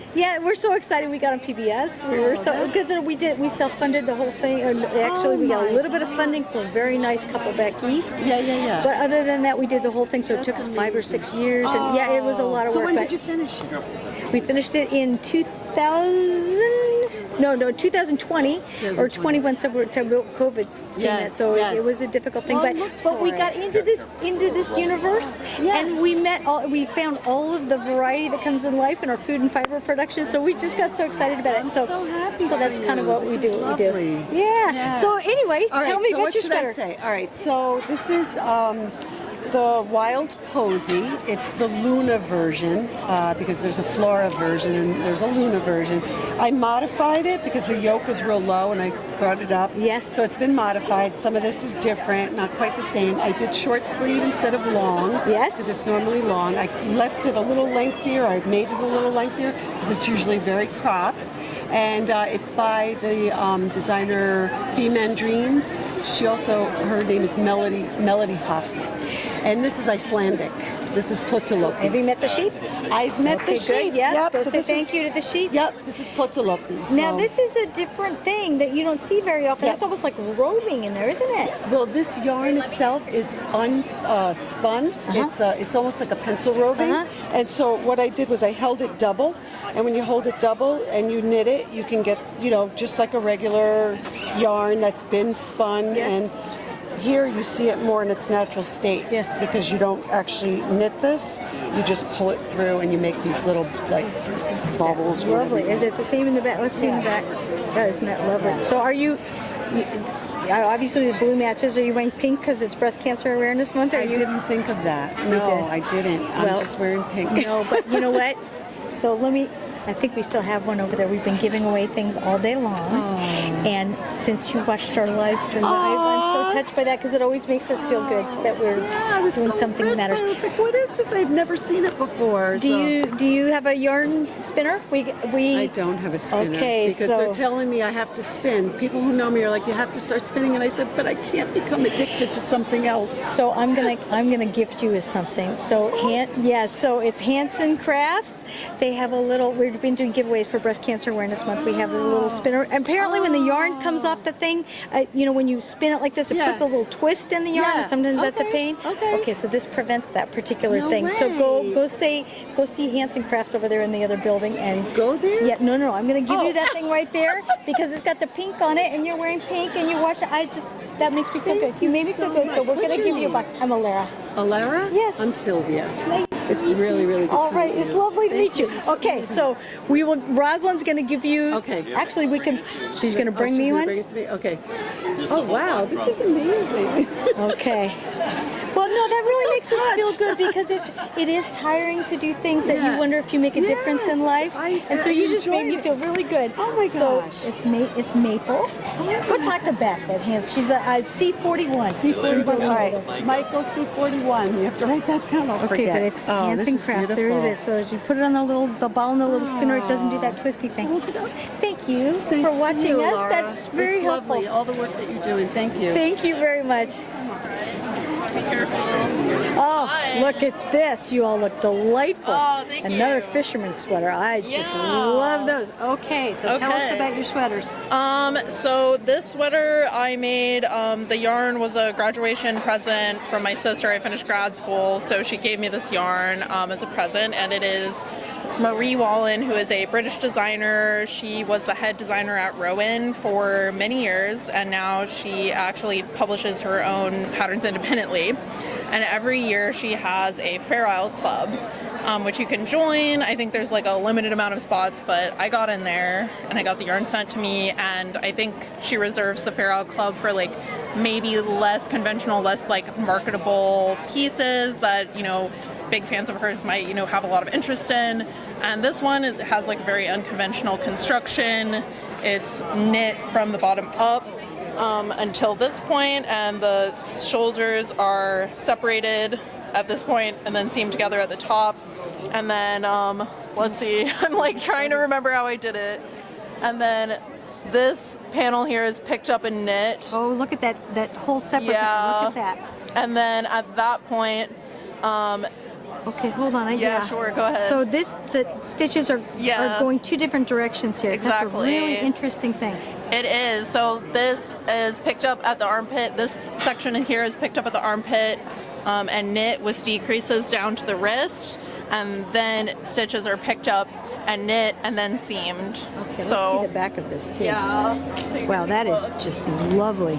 And it's really complex, but it's also kind of, it was really relaxing and a really cool, fun knit to do. So Marie Wallen's Fair Isle Club, I would definitely recommend checking it out. All right, can we see the inside of your sweater, Yeah, definitely. Please? Oh, look at that. So right here you have like a ribbing you're supposed to sew it down, but I just knit it down basically by just like picking up stitches and then sealing them away, or binding them off rather. And yeah, the floats aren't long for like most of the pattern, so it makes it pretty relaxed. Like you don't have to be trapping floats all the time. I know that meant something, I just don't know what it meant. Yeah, something like that, Fair Isle. And for my husband's sweater, this is another UK designer. She's Scottish, her name's Alice Starmore. And this is one of her most popular patterns of all time. It's called the St. Bridget. Would you turn, sir? Yeah, please? do you want to turn around? And yeah, this is like a really simple kind of like, wait, was it bottom up or top down? It's a seam construction, so I just knit it in panels and then seamed it together. I did a modified drop shoulder, so instead a drop shoulder would just be like 2 squares and you sew them together with the sleeves, but what I did was I just decreased a few stitches here so that there would be less bulk under the arm, so it's a little more comfortable to wear and a little more fashionable, a little bit less like 1980s. And then the collar is knit separately and then sewn down. So that's that really pretty braid, and the same deal for the bottom band. You're one of those people that can modify at will, I have the feeling. I like to modify patterns. It's really fun, and it also gives you a really great fit. Yes, the fit is everything, isn't it? I'll just say you married well. I know. I'm very comfortable every fall and winter. Yes. Yeah, he just receives sweaters, and then maybe one day he'll learn to knit too. You test knit? Oh, I actually don't. You should think about it. Maybe I should do it. Obviously very skilled with this. It's lovely. I like doing it. Maybe I could get a pattern for free. Who knows? Yeah. Anybody you want to pop on social media? Oh, yeah. My Instagram is at MARTDEPT. It's like Mart Department. And then my Ravelry is just my name, Martine1738. All right, so, yeah, wonderful. Well, thank you so much. You just beautiful. Thanks for letting me talk. Like a piece of work. That was fun. Art right there. It was awesome. Lovely. Great. Thanks nice very to meet much. you guys. You as well. All right.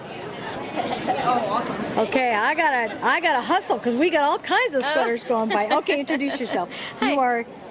Hi, my name is Lady McCready. Crochet and crochet charret. Charret. And okay. charret is an old American technique from the 1930s, and my grandmother learned from an Irish traveler woman coming through Indianapolis, and she learned this special technique to make things like this using fabric scraps and crochet stitches. Yeah. That's thick. Yeah, what do you think about it? Yeah, it's cool.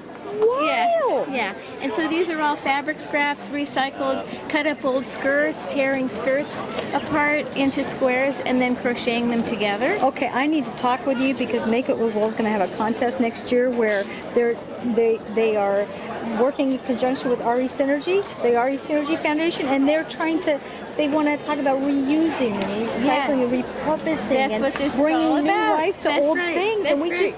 we're doing that a little bit these days, but really people need to know. Look at this. Yeah. This is lovely. Okay, Yes, thank you. I mean, all parts of this. Can you turn around here? This is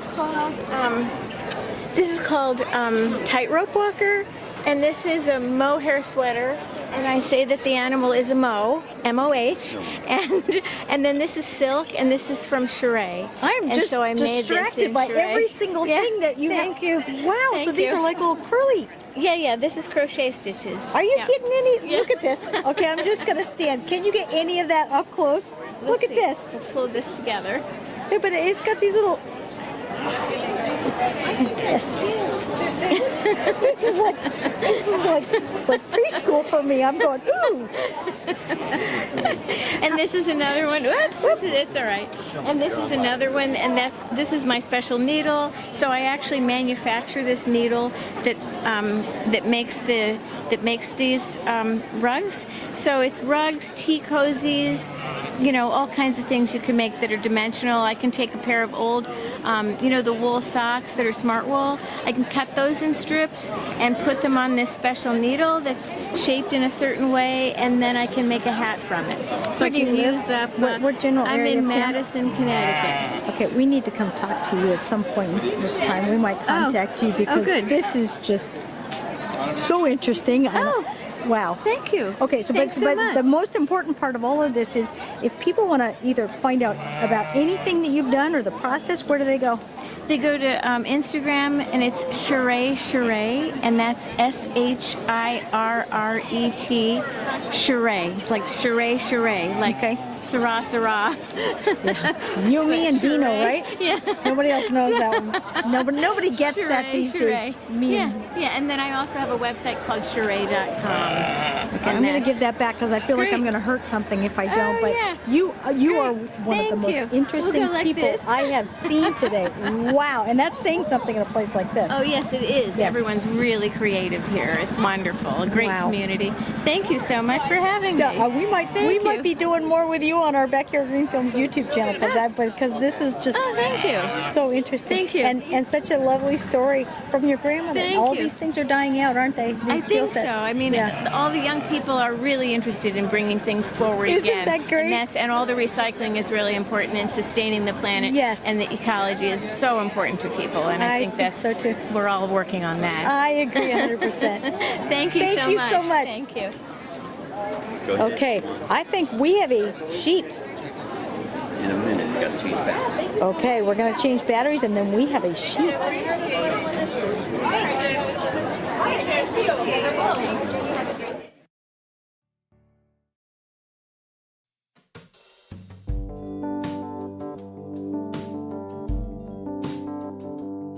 I'm Henry Clemis from Clemis & Clemis out here in California. Well, we have manufactured fiber arts products for over 50 years. I started when I was quite young, building spinning wheels and all the related items to go with that, the hand carders, the drum carders. And through the years, we've progressed and grown. And at this point, we're one of the longest surviving companies in this field. We also currently try to connect the ranchers with the spinners. And so we buy a lot of fleece. We take that fleece and clean it and pick it, repackage it, and ship it around the world so that someone from Florida gets a chance to try something coming out of Alaska, or somebody from California can have something from Maine, or even into Europe and down in New Zealand and Australia. We ship everywhere.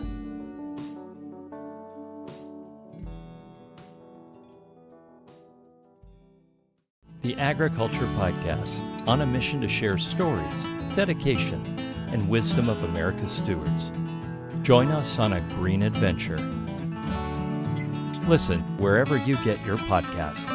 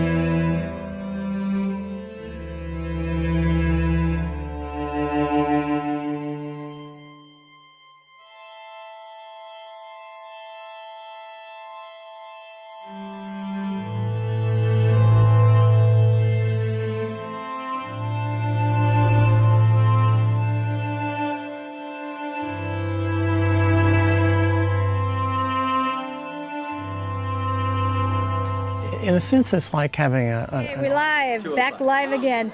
Here we go, Erin. Introduce yourself, please. I'm Erin Brott from Herdwick Farm, and this is my Herdwick bred sheep, Aster. This is your clump o' wool. Yes, very dense. Wow. Very dense, yes. Wow. Now, tell me, first of all, a little bit about the Herdwick sheep. The Herdwick originates from the Lake District in Cumbria, northwest England. They live pretty much year-round on the fells, which are the mountains, the highest mountains in England, and they are known for their meat as well as their wool. I think we're going to lose ourselves to the goat cam. Can you hear me? Okay, we're just going to take a quick stab. Go ahead. The lambs are born black, and they usually have singles to twins. Their first summer, their faces and legs turn white. This is unique to the Herdwick breed. And the first year, they are gray underneath when they're shorn, and each year they get a little lighter. Okay, and this is the Beatrix Potter sheep, is it not? Yes, it is. Beatrix Potter bought up farms in England, totaling 4,000 acres, and when she passed, she bequeathed the land to the National Trust with the stipulation that they always have Herdwick sheep on the fells. And they're always smiling, right? They are the smiling sheep. That is delightful. Well, and these guys are they're primitive. Are they primitive sheep? They're a primitive breed. They go back to the Vikings is the only info they can find on them. And their coat is actually a quadricoat. There are 4 different fibers. They have wool, guard hair, hemp, and a heterotypic fiber, which is known to react to the animal's environment. And they are shedding out a long white fiber, which would be the heterotypic fiber because of the warm temps. Okay, I just got to ask, am I felting this sheep while I'm doing this? No.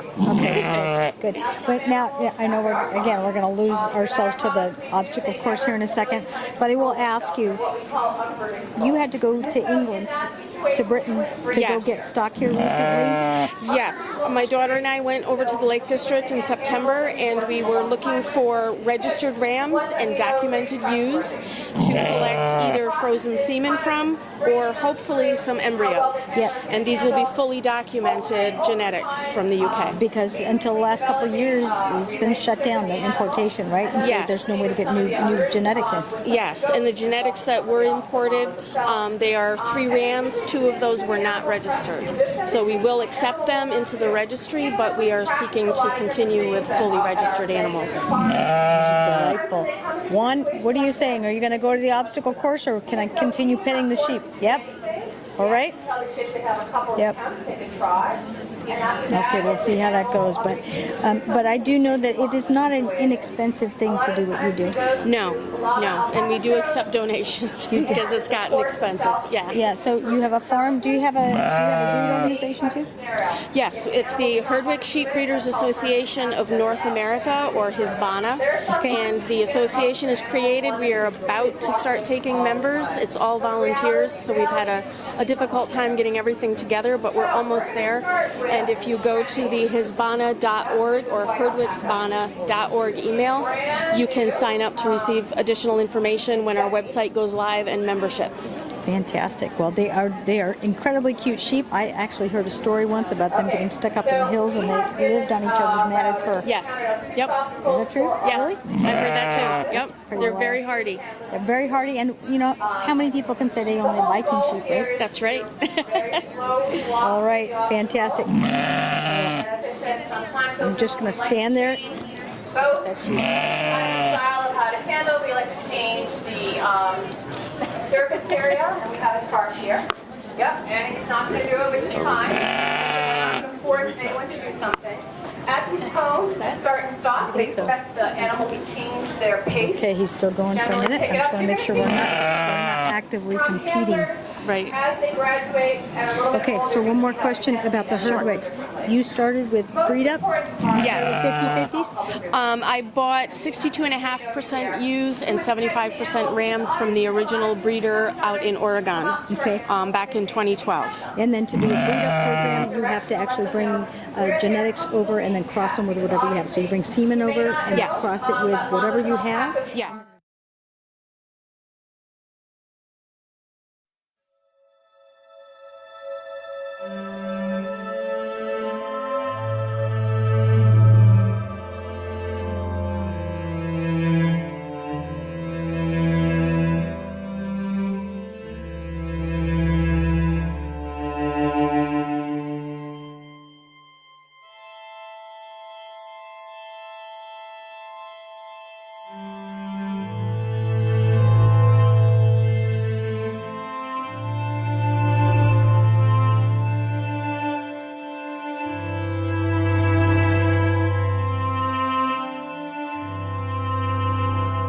In a sense, it's like having an artist with a palette of colors. You want all those colors available to you on your palette to paint a picture. An epizootic goes through, and the fact that all the Holsteins come from 12 original animals, that it'll wipe out the Holstein. It's calculated that we have 9 billion chickens a year in the earth that are killed every year to feed us. The characters are much more defined than the improved breeds. They've bred out of them all the character to put them into a box stall or into a cage or into a farrowing crate. But today, a chicken has white feathers it stands around. A turkey is white, feathered. It stands around and waits for the day that it's slaughtered. Regardless of the fact that you're either eating these animals or you're a vegetarian, biodiversity is important to everybody. Keeping that biodiversity amongst breeds that might be the salvation for some of these breeds is absolutely critical. Lose that, and you lose the one key tool to keeping everything going.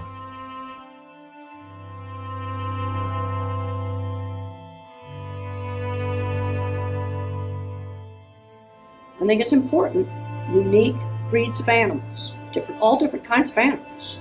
It's important to save them, because if you lose that genetics, you have lost it.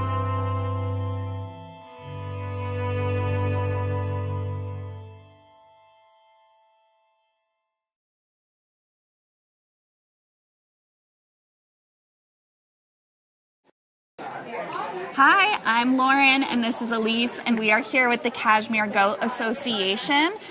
We're thrilled today to have a cooperative representing 7 different farms and all of their products. Now, Elise, I know you are a very accomplished knitter. Why do you love knitting with Kashmir? Because of its luxurious feel, not to mention today we have different weights of yarn, so depending on the weight you can enjoy playing around with a nice light lace, making a really beautiful, delicious, luscious, like lacy cowl, to some of our fingering weight, which you can go up to, like I go to a size 6, and I love making fingerless mitts and different hats because of the beauty of a fingerling weight. I know, you're showing off the great and then hats actually today I'm even wearing where I've just gone straight to blending a roving of sheep, Angora bunny, and cashmere, and I don't actually even spin it, I just knit up the roving. Oh my gosh, I love that. So people were complimenting it yesterday and wondering how you got such a thick yarn and you just went from the roving. I love that. So what I also love telling people is that cashmere is significantly warmer per weight than wool. So it's a great way to have a really light, breathable layer that's going to be so much warmer. I think the other thing we've seen, and my favorite part of staffing the booth, is that look people get on their face when they touch cashmere. You know, the face of like, ooh, and they start hollering people over. If you're used to kind of low quality cashmere in stores, you're used to things that are only 5% cashmere, this is 100% cashmere, and you kind of have to touch it to understand the quality and to understand where it comes from. If there's one thing you want people to know about cashmere, what is it? That we have an established breed happening here in North America, that there's a larger growth in the herd happening across the state, or in the country, should I say. We also have another farm, I'll give a little pitch. Clean Cashmere has started a North American USA yarn line, so a lot of the fibers are also going into there, so there's a lot of sources for the goats. Yeah, right? Because it's hard for starting cashmere farmers to find a place to send their fleece. So Clean Cashmere allows people that don't want to pay the mill cost to get their products into finished yarn or roving and make it a little bit easier. And as an association, we have folks in our association who just love raising goats.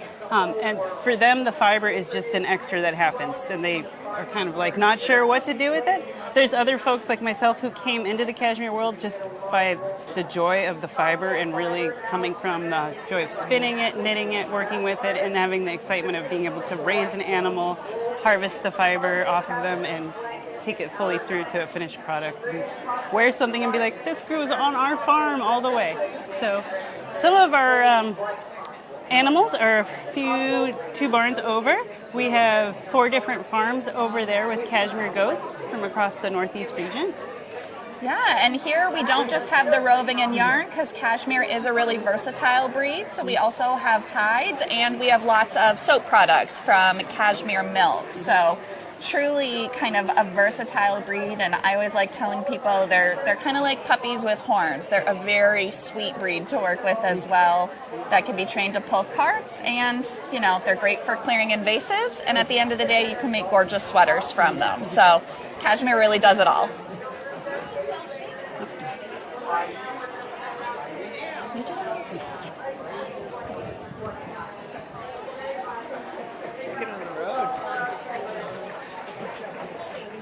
I have to talk a lot for my job. Okay. I wouldn't.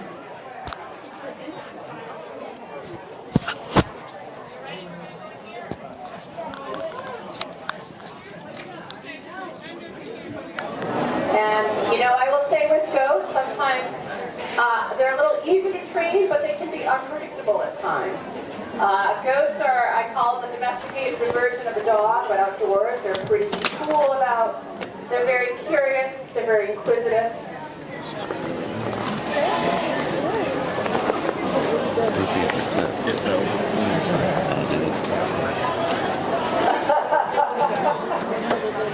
Excellent. Excellent. So you're going to notice a lot of the movements these kids are making. They're not like flying, they're not flinging their arms around. They're not making any fast movements. They know generally the animals can do pretty easily. And if they do something before one of the obstacles get a scoop, more than likely they won't continue to do the rest of them. So they move slowly. A lot of times they'll do something big talking to them. You'll notice when we move up to some of the big kids, you know, they may kind of pre-step them before every obstacle just to kind of get their head in the game, so to say.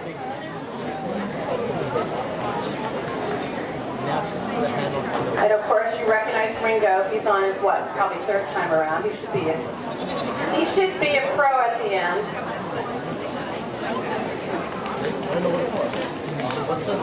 There we go. Change of pace. Excellent. All right, and we have Zena over here in the Warrior Princess goat, just about to hop up, or maybe she did hop up with the straw bale. So let's see what she'll do with the jump here. Oh, wow. I think she likes to jump. All right, Ella's finishing up with the weave. And we've got Ramona over here with Remy. Again, I think this may be his third time through. And you know, even though Remy, I'm not sure if he did the tarp before. Excellent. Sometimes they do it, then decide they don't want to. Hold on, Ramona. Back to that. Now, why do we put something over their back? You're probably wondering. A lot of the time, sometimes, first of all, more llamas will wear packs, which we didn't bring with any packs today. Or sometimes if we have some older animals, they may get chilled in the winter, and sometimes we have to put coats on them. So the whole purpose is getting them comfortable or desensitized with things that are on their back, sometimes straps that are under their belly, maybe even some version of coats that kind of cover their tops of their legs. So all of that is really important because, again, we're handling for purposes of, one, taking them and introducing them to people, but also for handling for us. We do share them. They do get shots once a month. They have to have their nails done. So there's a lot of actually a lot of handling that goes into them. And when you have a llama, so that you'll start seeing some of the bigger llamas come through, and on average they're 400 to 500 pounds, you obviously safety comes first. And so that's something we're always focused on. Not just because of kids, but also for the animal too. So Remy's finishing up his little jump here. There we go. He's going to finish up with the weave, and is that all of our intermediate? Did everyone? Okay, so. All right, so a round of applause for our intermediate class, please. They all did a great job. So at this point, we're going to move on to our seniors. And again, we're going to have a mix of species, both goats and llamas, and possibly an alpaca, we'll see.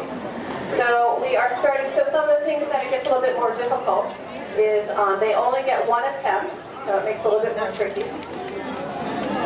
And so what we're doing is they're going to need to walk them in, and the plan is they need to back out. They cannot turn around in it. Some of the goals, some of the purposes of backing is not to touch the animal. We like to try to do as much kind of clicking or voice with them. Very comfortable. This is Prince Caspian, by the way, and we have Lily here. Some of our, the nice nice thing about some of the other livestock venues, you can take it to shows, you can show them with other handlers, with llamas, and again, it all comes down to how well your animal responds to you. So a little information about llamas and alpacas. They are cousins, if you're not familiar with, originally from South America. On average, lifespan for an alpaca is about 15 years, and a llama is about 20 years. Size-wise, generally the rule of thumb is llamas are double the size of an alpaca. The other difference is llamas have a different ear shape. We often refer to them as having banana-shaped ears.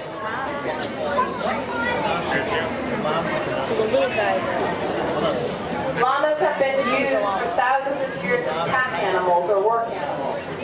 They were nicknamed the beast of burden because in South America they were their way of not only moving goods and things up and down the mountains, but people also used to ride them. On average, the llama can carry a third of their weight.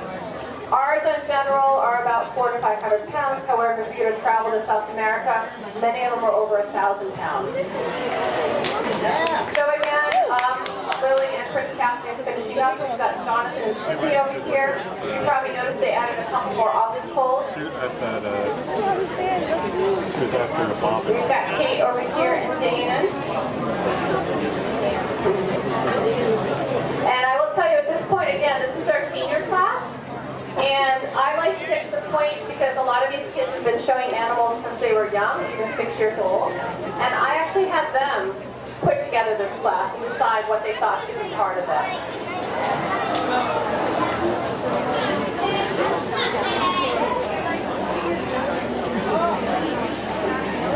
Here we go, Cindy.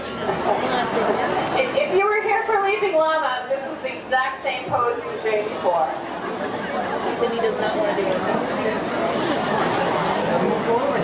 Yeah, no. Cindy's like, I'm not doing this. Alright, so these guys are finishing off, and we've got some goats coming in. We've got Liam here. Did you see that? Sometimes with the goats, when, and one of the things that they were also doing this era, Lee, I'm so glad I saw you do that, was not only were they supposed to walk them and back them up, but pick up a front foot. Yeah, so Liam is encouraging his goat, who's just a year old, I think, right? With a little bit of treat.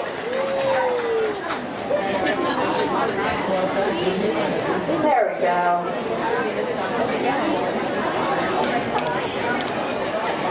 All right, this is Liam and Isla. Okay.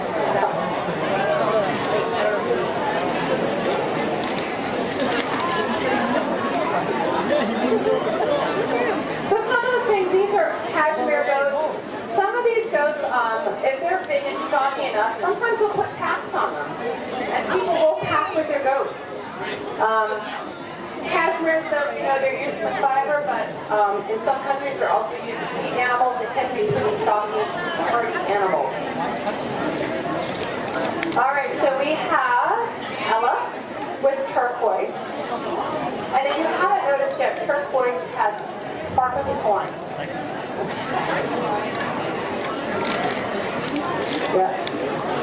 And turquoise is also the last goat making it over for Leaping Llama, alpaca, and goat. It was first place for the goat. So now, why would you want to pick up their front hooves? Why is it so important? You have to clip your hooves sometimes 6 to 8 weeks a year. And so obviously you want an animal that's comfortable, that's being touched by the hooves. We have to do all 4. That's for llamas, alpacas, goats, pretty much all species. And obviously the more that you can desensitize them, they can trust you when you touch their hooves, the easier will be to clip. Excellent. Clipping hooves is not difficult. It just could be cumbersome if you have an animal that doesn't want to stand.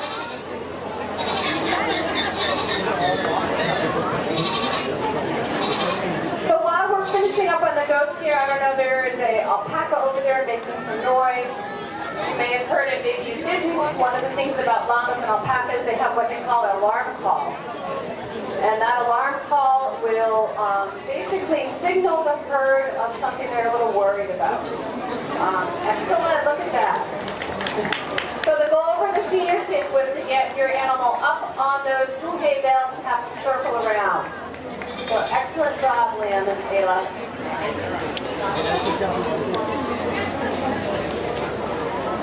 So also one of the last obstacles that I'm not sure if we saw here is we have raised them here in a chair. And the goal is also is the kids to stop there because they need to show the person in the chair, which in a lot of cases really shows the judge of the teeth. Teeth is a genetic trait that is really important to show because you're not going to breed an animal who does not have potentially good teeth that can't maintain their weight over the years. And so that's one of the things when you go to the shows they want to both see. Sometimes the animal's hooves, they're looking at the confirmation of how they are species specific, and then also to show the teeth. And so we've got Liam over here with Ayla, showing their teeth. Also, for goats, that unfortunately tends to be a big reference of their carrying an illness. A lot of times you see it along their lips. So a lot of times when you're getting your certificate of veterinary inspection to bring your animals to fairs, the vets are also asking to see both their teeth and their lips.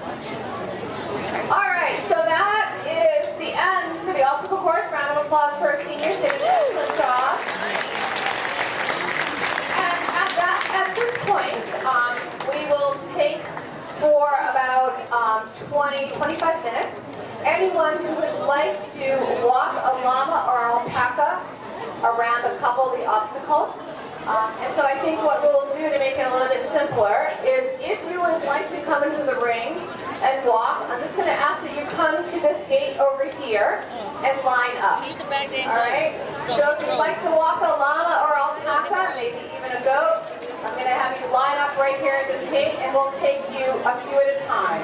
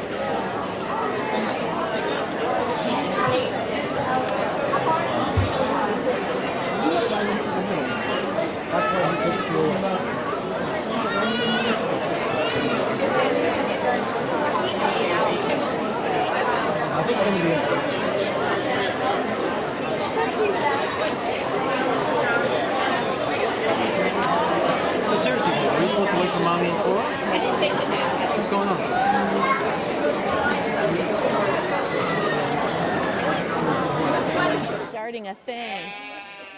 Okay, this is Jasper. Hi, you guys. All right, wow, here we go. Sorry to make you wait.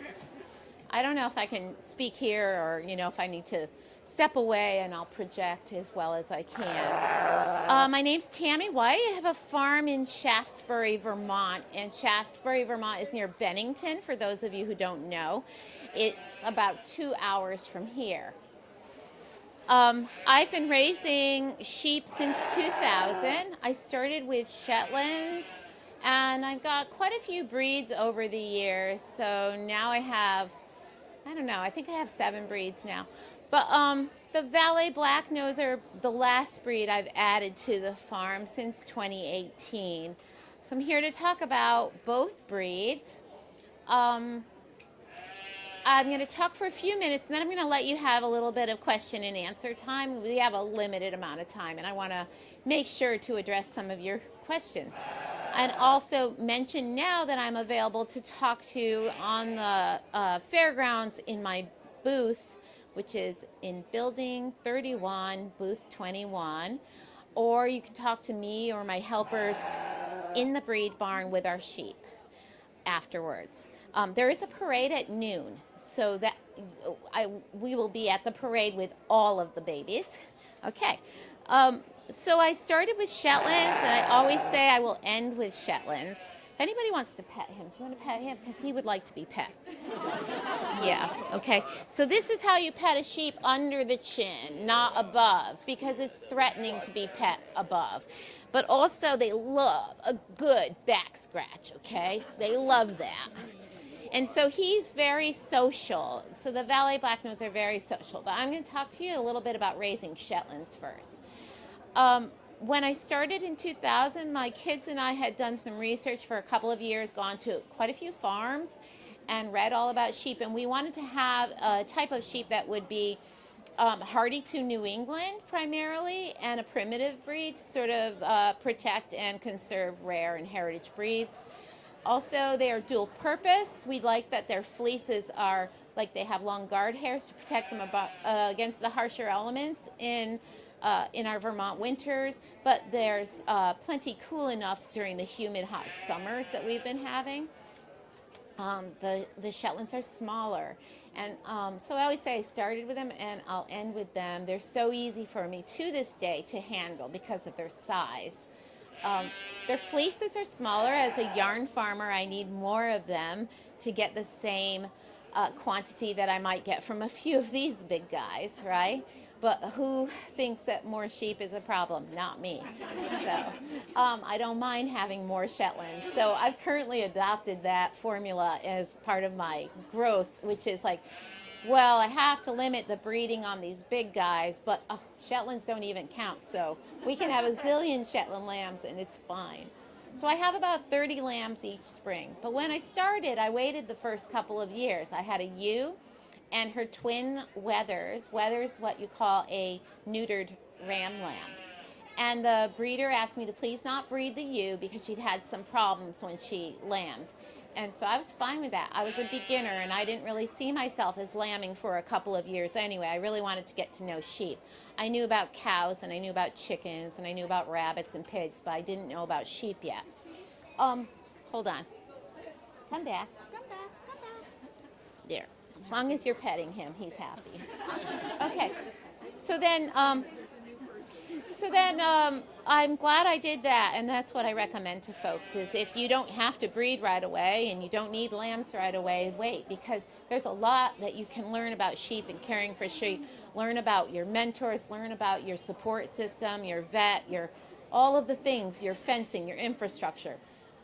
And then get into lambing because lambing can bring problems. Well, I kept Shetland sheep for about 7 years and never saw the vet once because they're so hardy.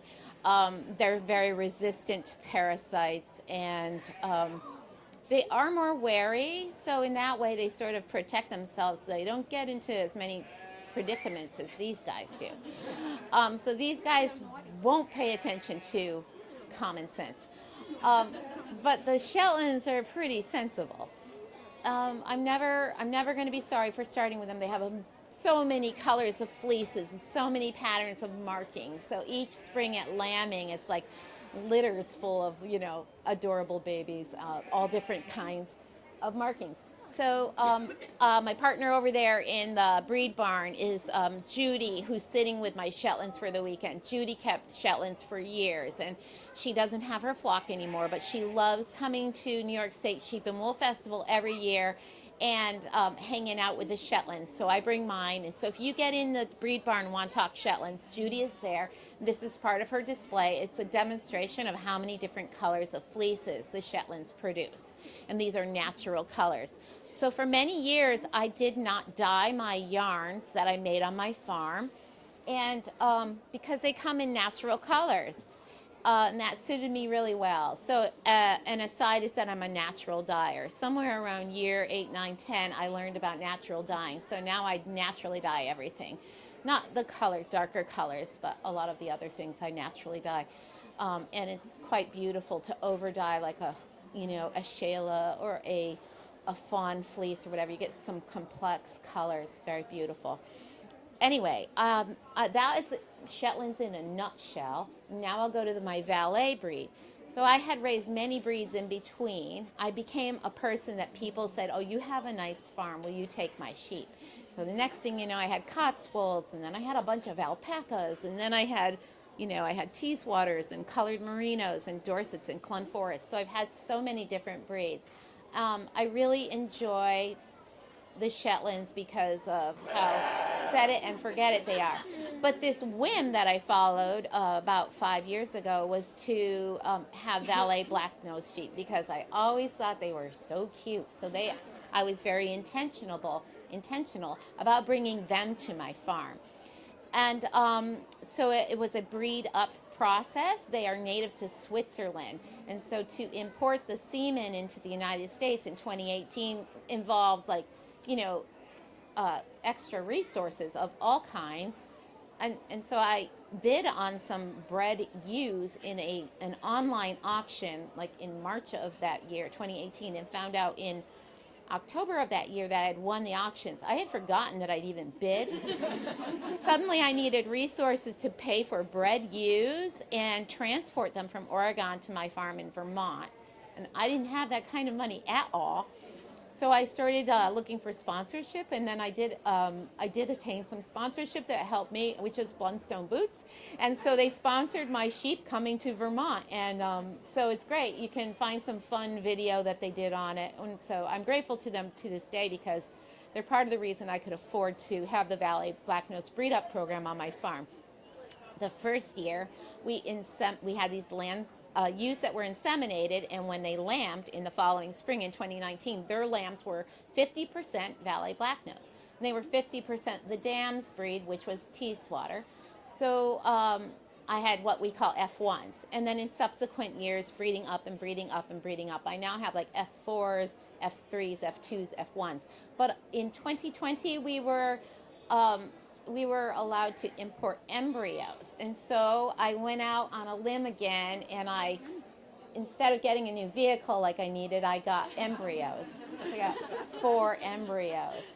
Well, there's a 50% efficacy rate, and so only 1 out of 4 survived. And that really sucked.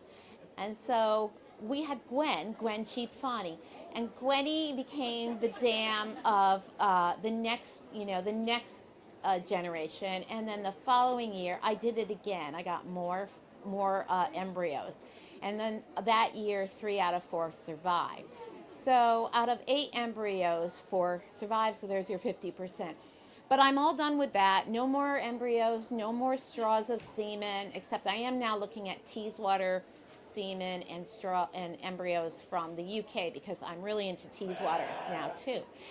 Anyway, so the valets that I have that are purebreds, like Jasper's purebred, his dam is Juno and his sire is Jeremiah, and then in the breed barn you'll see Gatsby and Jiffy. Jiffy is part Shetland, part Teeswater, part Valley Blacknose. So something I really love that I started doing was breeding up with my Shetlands too, because of course I love those Shetlands and they're so hardy. And I'm finding these Valley Blacknose require it. Question? Yeah. So you have 100% sire, the ram, and then you have a 0% ewe, like Teeswater ewe. And you put them together and the baby is 50-50. So then the next year, when you breed that 50%, or maybe later, because, you know, I think a 1-year-old is kind of young to breed. When they get a little older, you join up with a sire that's maybe 100%, or in the case of insemination, have a straw of semen inseminated. The next year, you have a 75% lamb, and up and up and up. You'll never get 100%, as we call it, like an American Valley Blacknose will never be like 100%. But when you bring in embryos, you're getting 100%. So anyway, in the Alps, the region is arid and it's cooler, and so they're very well adapted to that. They don't like our humid summers. I've been shearing them. I shear them twice a year or thrice because they get a lot of wool. He's only 5 months old. And so you can see how much wool he produces. So June and July would be really hot if you're a Valley Blacknose, even if you've been shorn in March. So we need to do a little more fussing about to make them comfortable. Is the thing okay? He's giving me a look. Is the thing okay? Okay. So we need to make sure they're comfortable. They seem to be less resistant to parasites, so I fuss over them and make sure that as lambs and yearlings, I grain them every day, give them minerals, baking soda, water, fresh water, all the things to make them grow as healthily as possible. I love my Shetland blends, my Shetland crosses, because they contribute some hardiness to them. The lambs can sometimes be a little weak, and I find that I need to lamb when it's warmer out. The ewes are producing a lot of milk, so that's great. The ewes are great mothers. As far as foragers, they're a little bit lazy, but maybe that's because I have these thrifty little Shetlands to compare them to. They're like, please just bring us hay, where the Shetlands are like, I'm out, and the Shetlands are off foraging. So, but they're easy keepers. From a year on, they're completely on forage, on hay. I don't grain them unless they're like a bred ewe or a nursing ewe. Now I'm going to stop talking and let you ask me questions. Yes? Can Jasper come over to this side? Okay. Jasper has been asked to visit another side of the space, so hold on. We don't want to take this down. Okay. Who's going to hold him really strongly? You want to hold him? Okay. Yeah, so you can hold him. He would love to be pet, but just make sure. Here, buddy, you go in there and pet him under the chin, okay? Don't let him go. Okay, another question? Oh, I have lots. Okay. So what temperature range can they tolerate? Well, I'm from Central Texas. Okay. I don't think they can tolerate that because we have 100+ degree weather and 80% humidity. Well, that's not good. But my friends in North Carolina, whom I actually, we swap rams and things like that, and they have some of my lambs, are you feeling secure? I didn't mean to put that on you. Okay. All right. Our building actually, like a climate-controlled barn for their valets. We love our valets, okay? I sold some lambs to farms in Nashville and Alabama and North Carolina. I want to say they're all very resourced, so that implies that they're able to accommodate the needs. So the gal in Nashville, she's put in some big fans. She has a lot of overhangs for them for shade. So we could do sheds in there, but not babies. Well, I mean, keep them shorn, give them shade, give them fans. I think that arid qualities will be good for their feet, so that I have a lot of clay soil, so yeah, and I don't love that because it gets damp and it's not good for their feet. So I trim their feet every 4 to 6 weeks. They don't necessarily grow that much, but I take a look at them to keep them up. Any other? How Yeah. large of a flock is comfortable for their temperament? They would love to be the only child. But most, yeah, no, 2 is good. I usually sell sheep in 3s because if something happens to one, they still have each other. Doesn't mean you need 3 valets. You could have 2 valets and 1, valet cross. Actually, the 3 that I brought are 2 valets and 1 valet cross here. They also have friends that are not valets. They don't discriminate at all. Okay. They love everyone, everything. But they also thrive in a large flock. So I call Gen Pop the name of my large flock, and they're all the different breeds that I was referencing earlier. And the valets, though, definitely, like I said, when I turn them out, the valets are like still hanging around me. Everyone else has gone out to forage, and the valets are like, well, where's our takeout? So. The embryos I've been getting are from the UK or New Zealand, so it's not approved to import embryos from Switzerland. You can do this kind of thing with Shetlands too, but we have a lot of purebred Shetlands and the North American Shetland Sheep Registry here where you can look up pedigrees.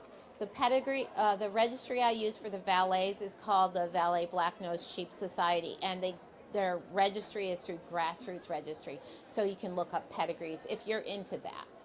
Yes? The fleece, what do you mostly use it for? The Valet Black-Nosed fiber grows in long, lustrous locks. It's excellent for felting. In that first year, it's finer and can be used for next to the skin garments, but normally what I do is have it spun, put on cones, and woven into really beautiful blankets. And then also, like I said, felting, it makes really beautiful felted products. And the locks are so pretty. If you're skilled with it or know somebody who is, they make beautiful, what we call living pelts, where you would felt the locks onto like a roving background so that you could have a pelt that's, a living pelt. The animal was not slaughtered or died. Yeah, they're beautiful for fiber artists. Do you, before you shear, do you wash them or do you only wash them, the fleece, afterwards? Well, I shear in March and September generally, and I wash the fleeces afterwards. But I have enough animals that I organize all my fleeces by breed, and I send them to the mills, and the mills do the washing, the scouring. I do my very best to keep them clean and skirt the fleeces thoroughly to take out any of the muddy tags or any of the chaff or any of the second cuts, as we call them, so that the mill is getting the best of the fleece. But I do know farms that they have like their own scouring on the hoof facility. They have like warm water and hoses and all that. My poor sheep would get blasted with a cold hose, and I just feel like that's rough. So in the heat of summer, I might do that, but there's really no need. It would be aesthetics, and I think it's stressful for them to get shampooed and whatnot. It's stressful for me. It's cute and funny, but it's a lot of work. So how do I keep them clean? I try to feed them hay in a rack, and so sort of lower but not on the ground. But this weekend they don't have a rack, and they're basically rolling in it.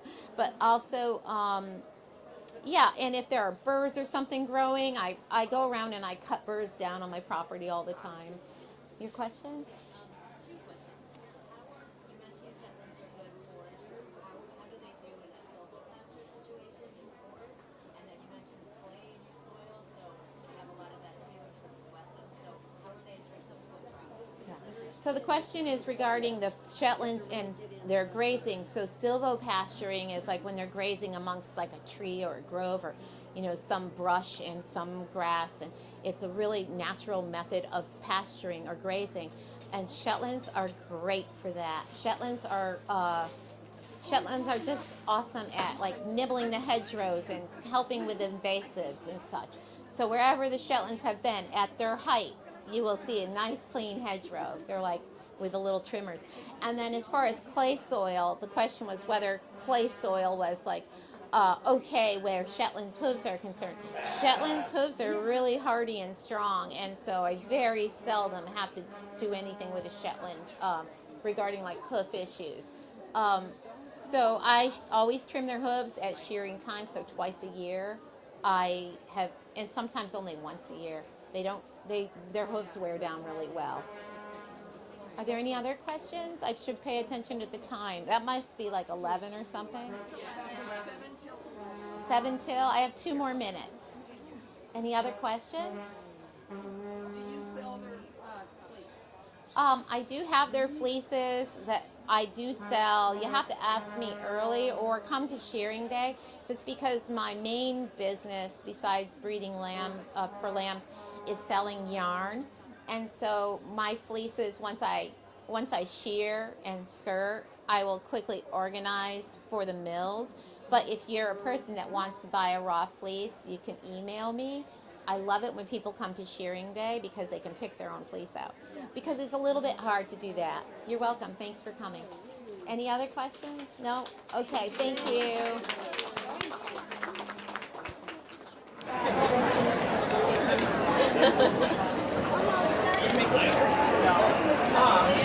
I tried to been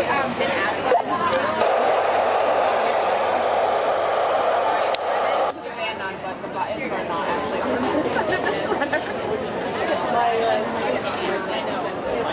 second to it's so hot and it's hair down.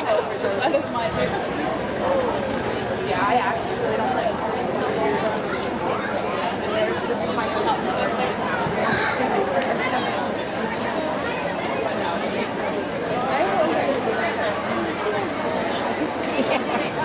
I hope I tell your face.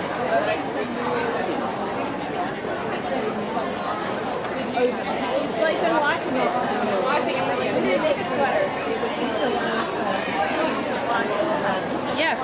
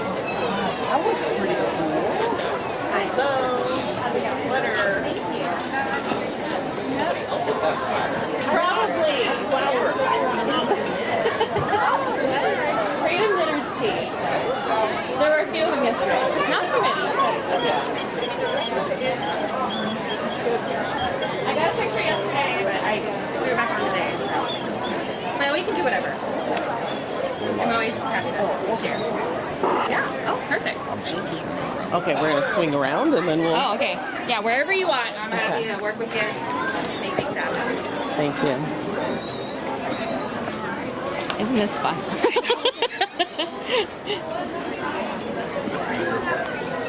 Let's see if we get on this. This one? Okay. Yeah, I love that, don't you? Yes. We had a few goat and sheep friends over here. Of course you did. So, no llamas yet though. Oh, well, we better get on that before it's time to close, right? I think Ringo was the winner. All right, she gave you the thumbs up there. Did he give? Awesome, thank you. Hi. So welcome. Hi. I'm so glad you're here. Yes. Please tell us who you are and about your pattern. My name is Katie Turbeville. I own the Yarn Adventure Truck, and I'm here with the Fold Out Cat. And hanging out over here, and this is my lovely Rhinebeck sweater for the year. Do you want to tell us a little bit about the pattern? So this is Freedom Knitters Tee by Neutrino, and it's made out of Queen City yarn, the Latta.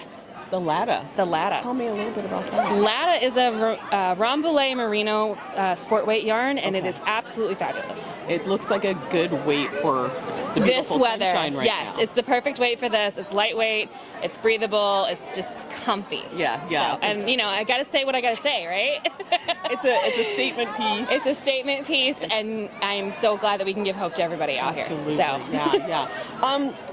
So how long have you been a knitter? I have been a knitter for 14 years. Oh my gosh. How did you get started? How did I get started? My friend got me into it. She actually lives down in the New York City area now, and I'm from Arkansas, so yeah. Oh, cool. Yeah, so she's been in for a long time, owned a yarn shop, have a yarn business now, a mobile yarn shop, and so get all over the place. That's lovely. Yeah. Were there any challenges with this particular one? Yes, so this one, the pattern is written for either a duplicate stitch, so you knit the whole sweater, and then you add the second layer on, so you add the color work on, or you can do it as an intarsia piece. And so yesterday we were flashing. So this is, I did jacquard ladder backs. It's my first time to do them. Wow. And so lots of ends here. Yeah, it turned out really good. Yeah, so I'm really excited. Yeah. Well, thank you. Any advice for folks that are... You can do it. Just try.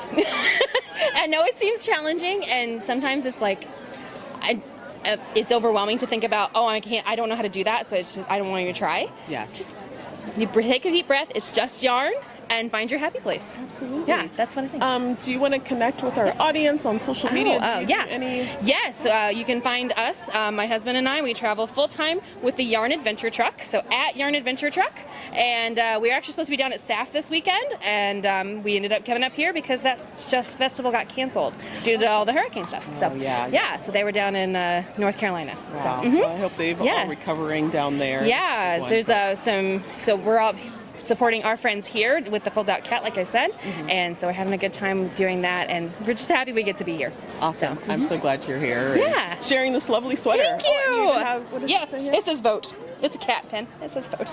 It's a stitch marker from Kit Wrinkles. Yes. Perfect. So yes, thank you. It was so nice to meet you. Nice meeting you too. All right. Thank you. Absolutely. Spin. There you go. Perfect. Thank you. Thank you. You guys have a good one. Thanks. You too. Have a good one.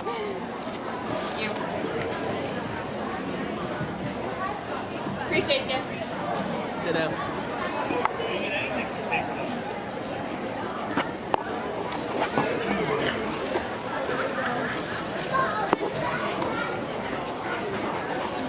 Did you have time to bring an animal by? Still live?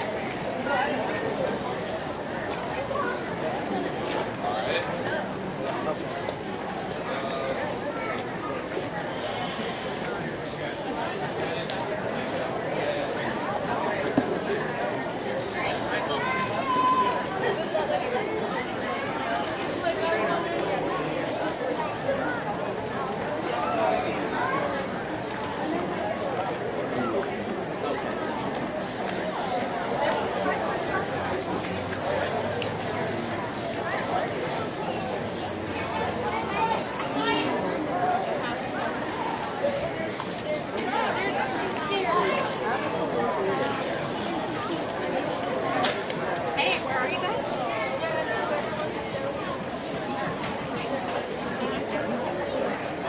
Okay, so there's nothing actually happening in the arena. Do you want to meet in, just want to pretend 28, and 10, 27 is the next.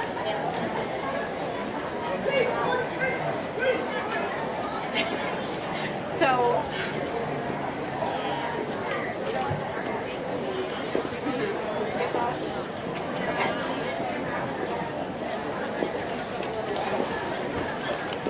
okay. So we're walking back. We were just there, and then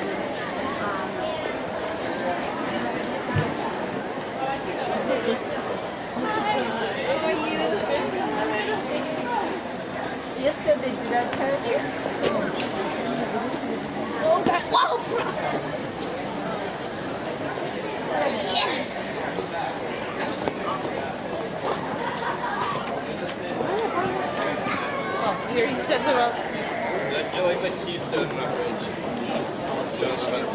No. Oh, okay, sure. And the most crucial. I was just thinking.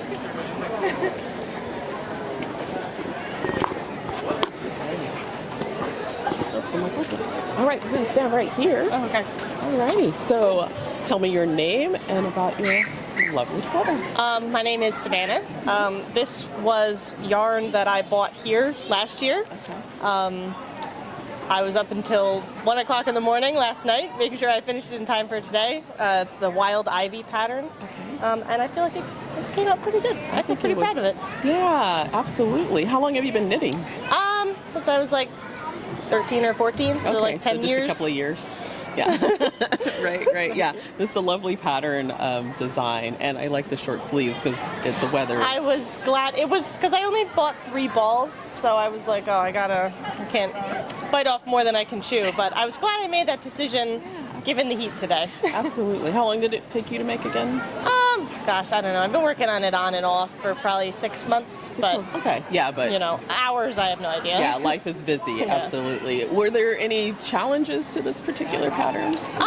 This is the first pattern that I've ever worked a lace chart with. Okay. I've done little bits, but I wanted to do something that just had a little bit of lace, and then the rest of it was something that I knew how to do, just to get a little bit of an introduction to it. So in the beginning, I made it, and then I made it, and unmade it again. But eventually, I got it there. I think you did a fabulous job. Oh, thank you. I'm kind of new to like the knitting world, so when you guys are talking about these patterns and lace and things, now I understand what's going on. So thank you. Also, do you want to share your social media? Do you connect with people, or are you just making these No, I'm yourself? just making them for me. Awesome. Well, thanks for stopping by. Oh yeah, thank you. Yeah, absolutely. You can get a picture if you want. Okay. And yeah, cool. We're still on this live. So thank you. Yeah, and you might want to turn around and show the audience if you want. I can hold your bag. Oh, sure. Here we go.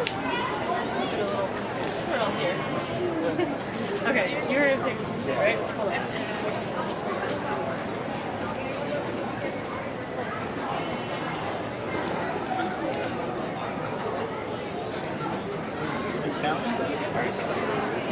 Thank you so much. Yeah, I love your necklace too. Thank you. This is mine. Thank Have a good one. you. Thank you. Where is this going to? This is on our YouTube, Okay. Garden Films live stream. Okay, cool. Thank you so much.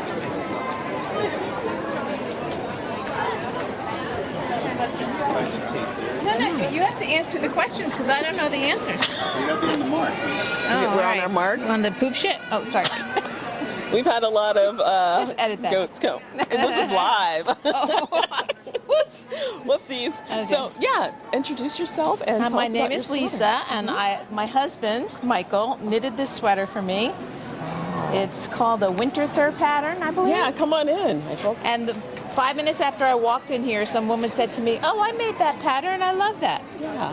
Where did you find the pattern at? Is there a specific? I think we were at a yarn store, and Okay. she liked it, and then she liked those colors. Yeah. How long have you been knitting? About 10 years. How did you get into it? Long story. My mom, growing up, used to make us a sweater similar to this when we'd graduate from high school or college.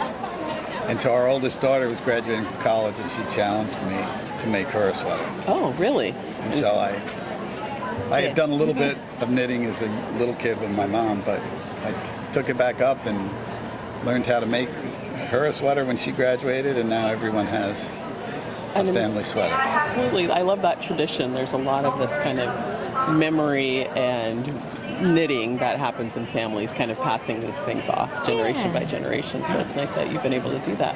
Was there any specific challenge with this pattern that you had to overcome, or was it? For me, with any of the color work, it's always remembering which one goes over or under.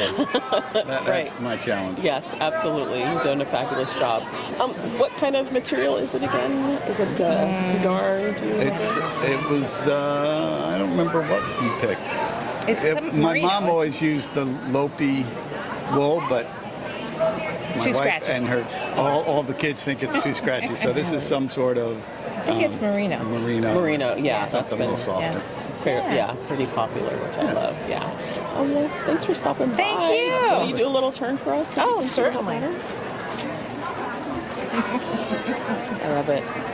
Thank you so much. Do you sell any of your work? Not yet, but it's a retirement job in the making. Okay. I will soon. And he also does custom dogs, custom knitted dogs. You doing the dog sweaters? Not sweaters, actual dogs, sculptures. Oh my goodness. Do you have a social media that people that you want to share with folks? Not yet. We're not retired yet. Because there's a book, Knit for Dogs, that's come out, actual sweaters for dogs. But I'm sure he's done dog sweaters as well. Yeah. There's a dog. So he'll take a picture of someone's dog and custom do a sculpture. I love that, yes. They're nice for memorials. Absolutely, yeah. And just to Or snuggle kids with. at college or whatever. Yeah. Oh yeah, so here's one. Not that's gonna be. So there's everybody with their sweaters. Oh my gosh. I wish you guys Some- could see this. It's pretty so amazing. That was the one my mom made, and then I made the other 4. So very similar. I love this pattern name. What was the pattern name again? That was Winter Thor. Winter Thor, and I believe it was on Brooklyn Tweed. Okay, alrighty. I love that. It seems very traditional, but real nice. Thank you. You guys enjoy Where it. can we see this, perhaps? It's live streaming now on YouTube, Backyard Green Film. Got it. Thank you. You're welcome.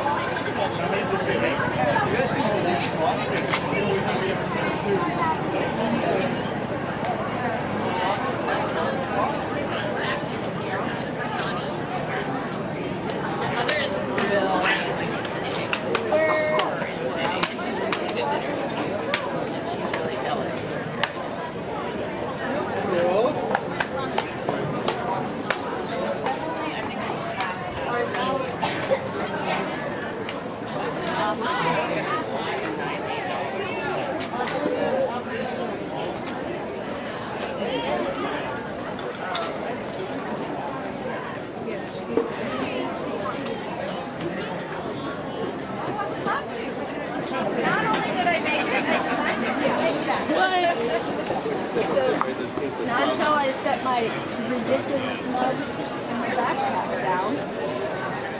She get the shoes too. Yeah. Yeah. You know how many times I could have sold these shoes in the last 2 days? About 100.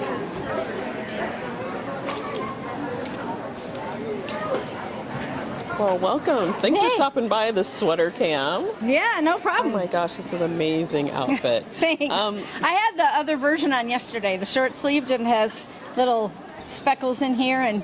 But yeah, I had. Well, I'll just tell you. Yeah. So go ahead and introduce yourself and tell us about this pattern. Yeah, my name is Corey Eichelberger, and I'm a knitwear designer and teacher from Minneapolis, Minnesota.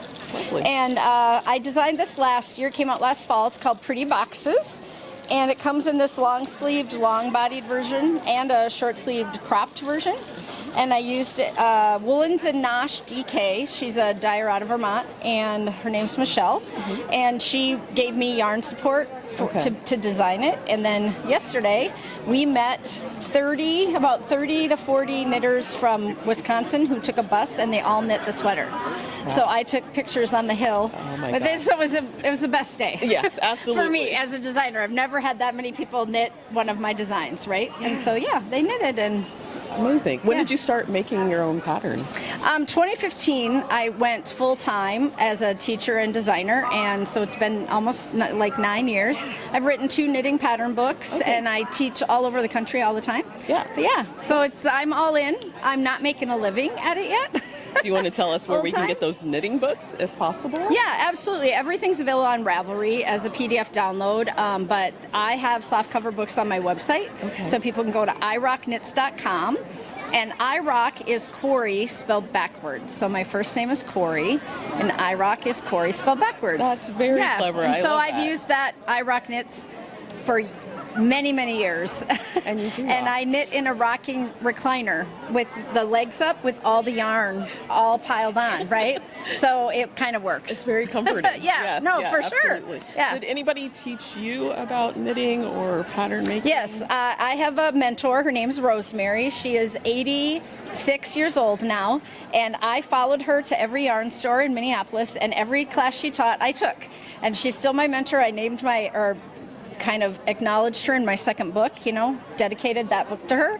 And yeah, she taught me everything I know. And now I teach beginner knitters. I want to do what Rosemary did for me, for other knitters. Yeah, so I have a knitting podcast on YouTube. Comes out every other week.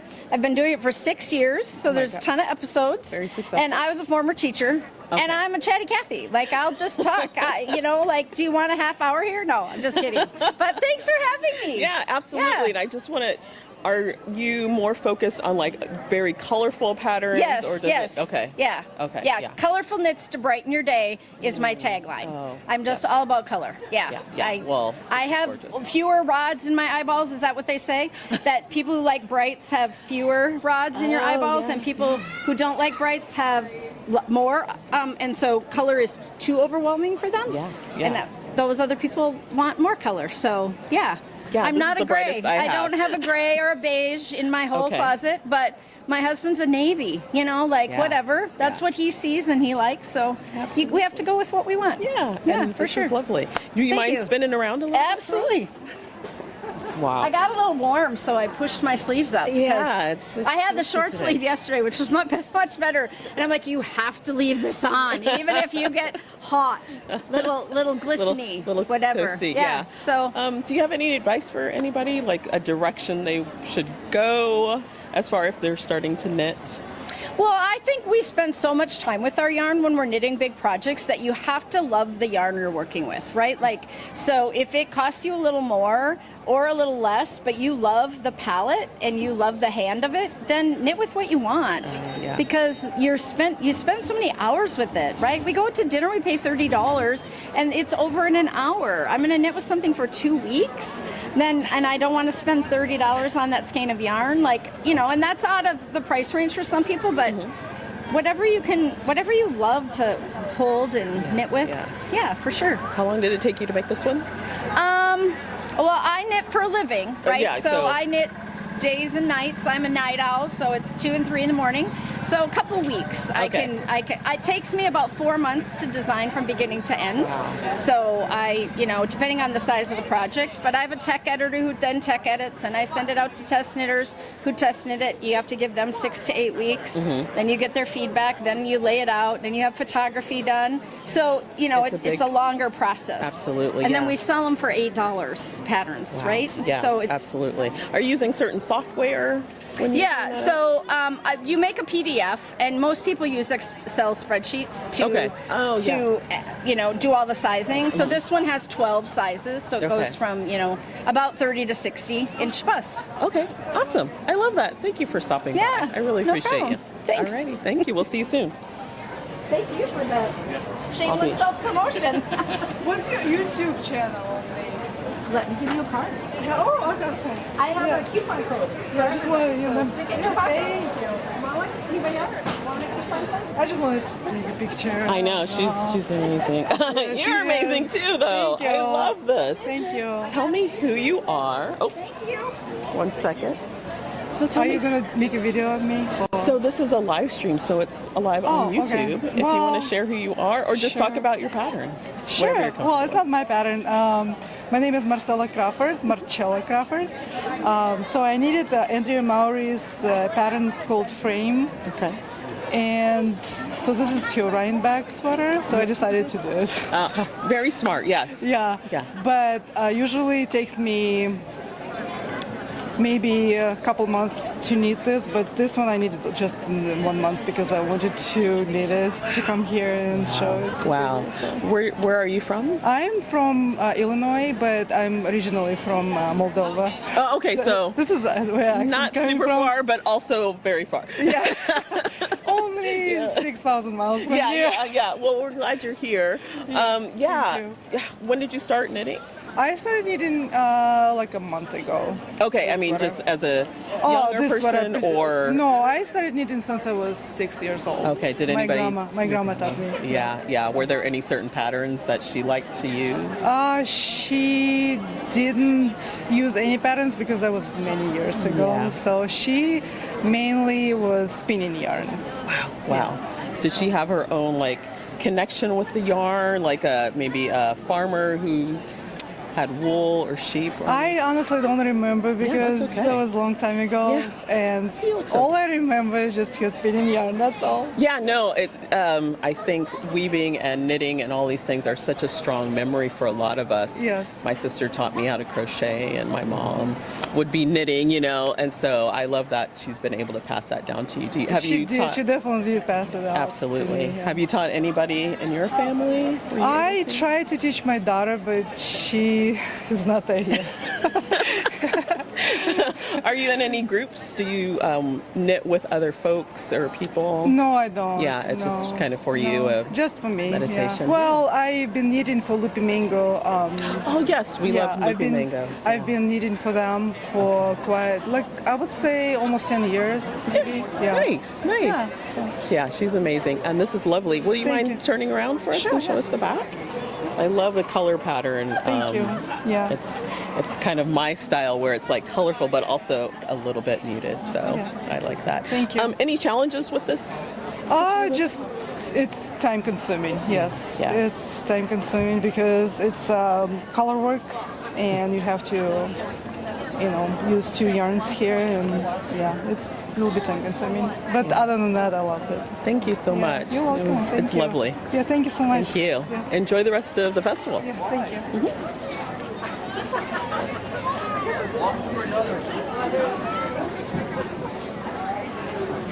I have to retrieve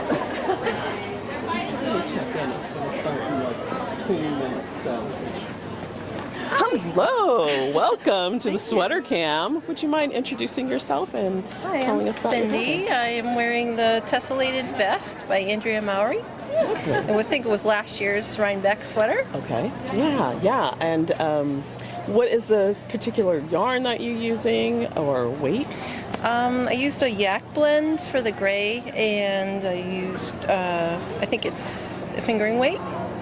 And I can't remember, Zauberball for the color changing yarn. And yeah, everything was fingering weight. Wow. How long did it take you to make?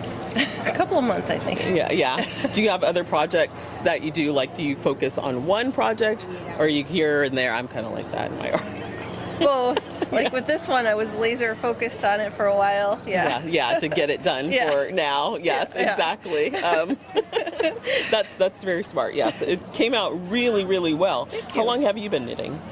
30 years. 30 years. So not so long. No. That's a long time. Did somebody teach you how to knit, or did you just pick it up? Yep, my aunt taught me in Maine when I was about 10 years old. We went to visit, and after that I had to go back, and I couldn't remember everything she taught me, so I went to the library back in those days. The library.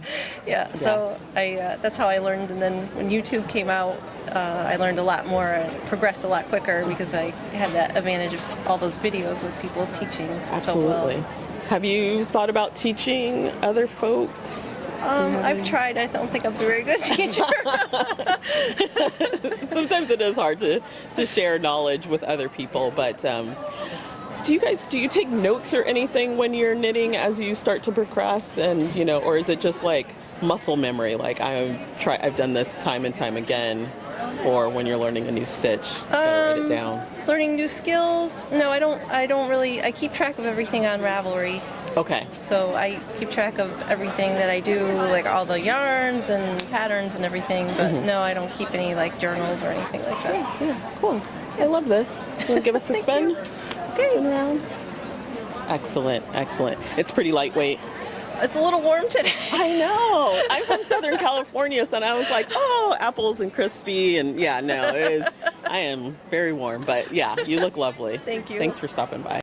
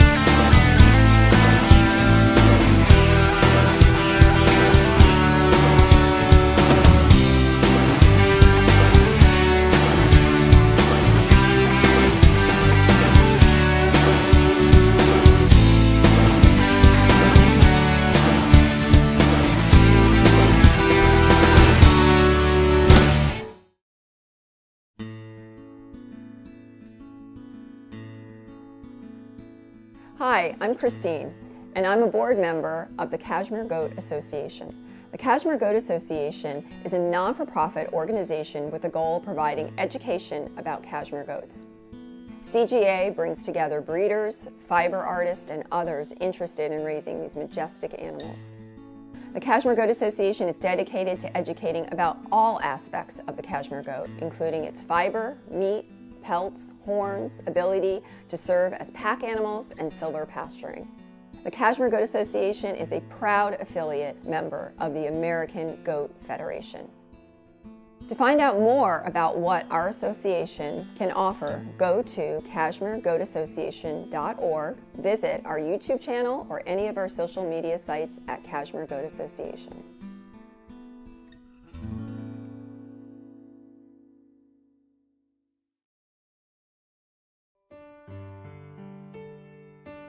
Clean Cashmere is growing the American cashmere industry by sourcing cashmere directly from our American farmers to create a natural, high-quality luxury fiber.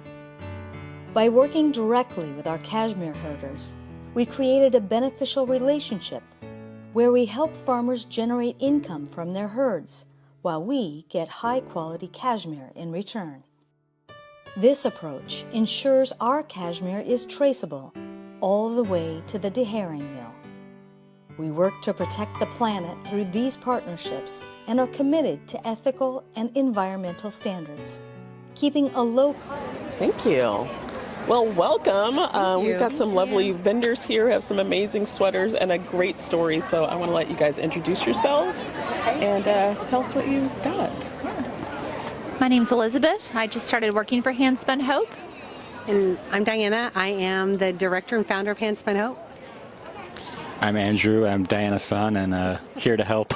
Yes, recruited volunteers. I love it. Yeah. So tell us a little bit more about your company. So we're a nonprofit organization working in northern Rwanda.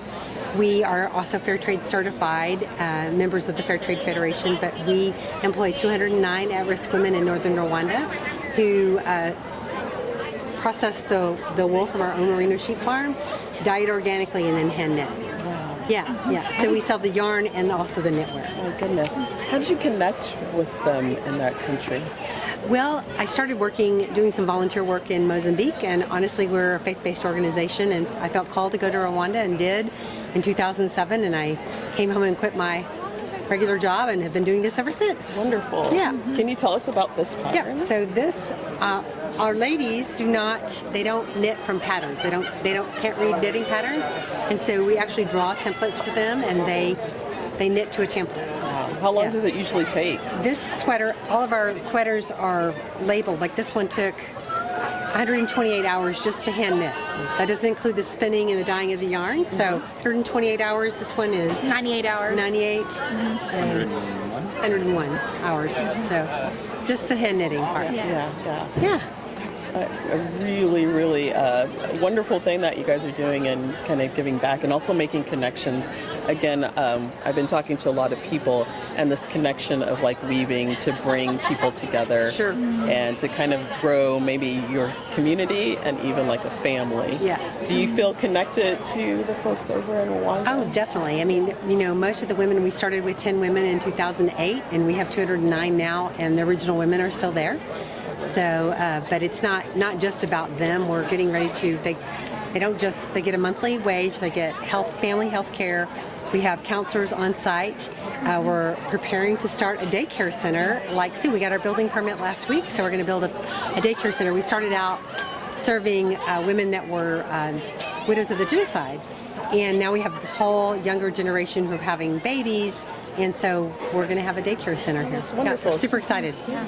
Super excited. Absolutely. So, Do you guys go out there often? Yes. Okay, Yeah. that's nice. Yeah. And how long have you been coming to This is Rhinebeck? only our second year, so really happy to be here. Love it. Pretty successful. Yeah. Absolutely. All right. Well, thank you. If you want to spin around and show the audience. Absolutely. I love it. And your bag too? Yes, the women made this. Bag too. Got a little sheep on it. These are horn buttons, also made in Rwanda. And what are they made out of? Bone. Bone. Cow horn. Okay. Cow The cow horn. horn. The cow horn. Yeah, yeah, exactly. Awesome. Yeah, thank you so much. Thanks for having us. Oh, and how can people find you? It's handspunhope.org. They can find us on Instagram at handspunhope or on our website, handspunhope or Facebook. Yeah. Thank you. Yeah. Thank you all. Thank you. Thank you. Thanks, guys. So where does this go?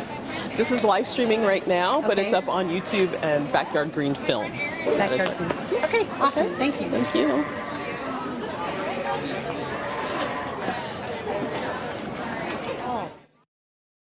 While enhancing American regenerative agricultural practices. 2 of our cashmere yarn lines are blended with other American-sourced farm fiber, creating a bespoke yarn. Visit us at cleancashmere.farm to learn more about our American fiber journey and the extraordinary luxury fibers we created. We are Clean Cashmere, growing the American cashmere industry one farm at a time.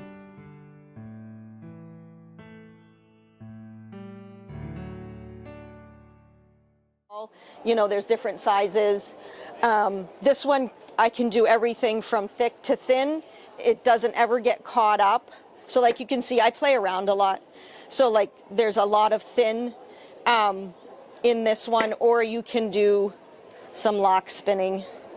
So this is a shorter lock where it's just, you kind of leave just the tips of the locks hanging out. Where this one that we're gonna do today is a tail. So you have a longer, you have the whole tail sticking out rather than just the little bumps of it. I do knit with this. I put it around brims of hats or headbands. I have wet felted with it, so you can put it onto garments. I have friends that buy it and weave with it also. Just putting it through, and it makes really just chunky, cool pieces.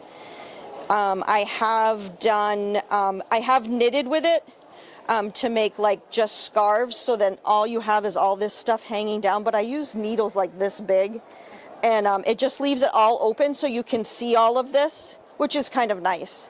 So basically, I don't know if everybody can see, but I'll try to do it.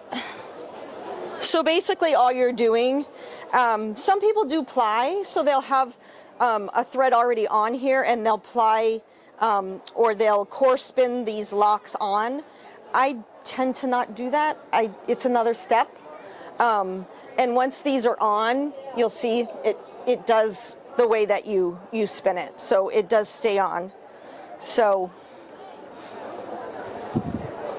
all I do is kind of like teasing your hair so that the fibers are more open on the end of the tail. Your cut end, I just take a lock from one side of it. And if you go in at a 90-degree angle, you'll start to see it go through and catch, which I think I got it caught here. After I just said it doesn't get caught. It does occasionally. And it will start to catch. Sometimes you'll see your art yarns on Etsy and stuff. They tend to be a little more expensive because it is time consuming. It's a much slower process. So you will see, you will find them a little more expensive. That one wants to get in my way. So I just go in at a 90-degree angle until it starts to catch, and I just keep holding it. And this one, I don't know why, it just wants to. So then I just kind of bring it along, and I do kind of do a separate, and then you still have frizzed here. So then I just grab another one.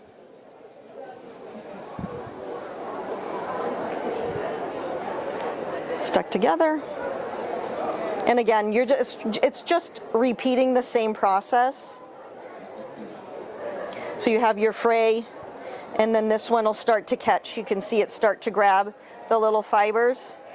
And that's basically what's going to lock it in. Now you could afterwards take this and ply it. This piece is a little frizzy, so I'm going to take and put it up here. You can take another thread and ply it if you're worried that it's not going to stay together. But this is basically what I do. I just keep going. It's just, like I said, it's a slow process, but I do a lot of my spinning in the winter time while my husband's ice fishing, and I watch my football and I spin. Go on, be off with you. It's cold out there, I don't want to be there. But then basically that's what you can do with it. So if you have a shorter lock, you can still do the same type of thing. And it sometimes when it's long, it does kind of hook up, but it still goes through this whole thing. So it's a little bit easier. This is a country spinner too. It's an Ashford. I actually just realized when we got here Friday, it was 10 years ago on Friday, I purchased it here. So I grew up on a farm, had everything but sheep. We raised everything, all our own food and everything. And my husband grew up in Newport, Rhode Island. So he had friends here before we met that they raised their own beef and pork. So he had been, helping slaughtering. So we had started raising our own pork and beef after we got married. And we ended up, a friend of mine was moving from Vermont to Las Vegas, Nevada. And we came home with 7 goats and 37 chickens. When I told him we were just going for a couple of chickens. So these rescued animals started outweighing the hay burners were outweighing the working animals. So I said, okay, fine, I'll get Angora goats. So I borrowed a wheel from a friend of his, and I learned to spin on Mohair. The slipperiest thing you can try to learn to spin on, I learned to spin on. But it was good, because then I figured out what I wanted to do. So then I purchased a T-swatter fleece. That was it. It was all over. I fell in love, told my husband that if I just buy the sheep, I don't have to buy the fleece. He fell for it 35 sheep later. He's now in trouble. But, so I did the borrowed wheel thing, and I looked around, and the reason I bought this was because of this big orifice. But like I said, you can still spin tiny and ply it, but I'm an arts person. I don't conform to perfectly spun yarn. I send it to the mill for that, but I don't want to do it. It's just not me. You'll come to my house and my bobbins will be full of all different kinds of things. It just depends on the mood that I'm in, and then I'll take and finish it off and start all over again. But I'm just not worried about, I'll send it to the mill for all of that. So that's how I ended up with this 10 years ago. And we were having the conversation about wheels, and some people have 2, 3, 4, 5. I have no desire to have except for this one. Just this one. But again, like I said, I still send to the mill to have it done. So I just pre-draft my roving, and I still would start it the same way. Coming in at a 90-degree angle. For people that really want a traditional T-swatter yarn, that they want to spin themselves, we are members of the Save 'em to Shave 'em program there, so we still do that. So we do have roving, we do have yarns, but see, you can still, it still will spin a regular. And then all I would do is do up a whole bobbin and then ply it. So it doesn't, this part of it doesn't interfere, which is why I really like it. So it depends on my mood for the day as to what I want to do. You still can do traditional, and then you'll see what it'll come out to be when it's plied. So it's I think it's a beautiful sheep to have. If you're thinking about raising them, they are dual breed. That's another benefit, I guess, for some people. I don't like lamb, so I don't eat it. I don't have any idea what they taste like. Supposedly, it's a wonderful lamb to eat. I strictly raise mine for their wool. Like I said, hand spinners, doll makers, wet felters, needle felters. We do a lot of, we make a lot of gnomes. So we do the Santa beards and all of that. My grandchildren love it too. And so they're allowed to take all the skirting, so they get to sort through the poop and the crappy stuff that I don't sell, and then they get to dye it with food dyes. And then they make their nesting balls. So they sell those when we do some of the shows and stuff. So they like it too. So to me, they're very versatile. I was having a conversation with someone because I had a lady come up to me and she looks at all the curl and she goes, but what do you do with that? And I'm like, well, what can't you do with that? So that's how I try to explain it to people, is that you can have your traditional yarns done, but you don't have to. You can play around and do different things. So I think I have some shorter stuff. That's not really short. That might be too short. Let's try this. So when I'm gonna lock spin, I like to, again, just kind of fray it, because you want those fibers to kind of catch. And then basically what I do, and again, it's another slow process. I don't know, are you guys hand spinners? Yeah. So I just generally, I just kind of go over my thumb and let it twist around just to get it started onto anything. And it takes a minute for this one to go. So then I just kind of lay it on top of each other. These are kind of short. It might not stay completely. But again, I like to knit with this, again, in the bands of hats. My niece does crocheting for me because I'm not much of a crocheter. She hates it. She goes, Auntie, I can't use your yarn. It's too bulky. Well, I get it. With the curls, you can't figure out where the yarn starts and where the curl ends. So I try to send her my more traditional yarns to use in her crocheting because she doesn't really care for it. But I just keep doing lock on top of lock and let it twist on itself so that it catches. But again, it's another very slow process, but then it gives you that texture without the long pieces hanging out. So are these locks washed already? Both, you can do both. I have spun in the grease and then washed after. I tend to, if it's in the grease, I tend to spin it a little bit more probably than I would once they're washed, but I have done both. The sheep in the girls that we brought with us this weekend, they've been down on pasture all summer long. So those fleeces were it was just green grass, and occasionally I'd throw some corn out if I wanted to get up close to them so I could make sure everybody was doing fine as far as weight goes. We have a neighbor down the road that has old horse pasture, and all he wants is for somebody to graze it so he doesn't have to mow it. So they go down there usually the end of May, because usually that's when up in New Hampshire, that's when we're finally getting some better weather. And so they've been on grass all summer, so they're actually clean. So they were never washed. That's just rainwater. If they are dirty, so generally what happens is they'll go home and they'll be sheared in the next week or two before they come back to the barn to get dirty. In the springtime, if it's muddy from winter, which the winter fleeces are the worst ones, sometimes I will coat them for the winter, but what I generally do is wait until it's warm enough in May where I can take a cold hose. I start at the top, spray them completely down, and all that mud, muck, and lanolin come off.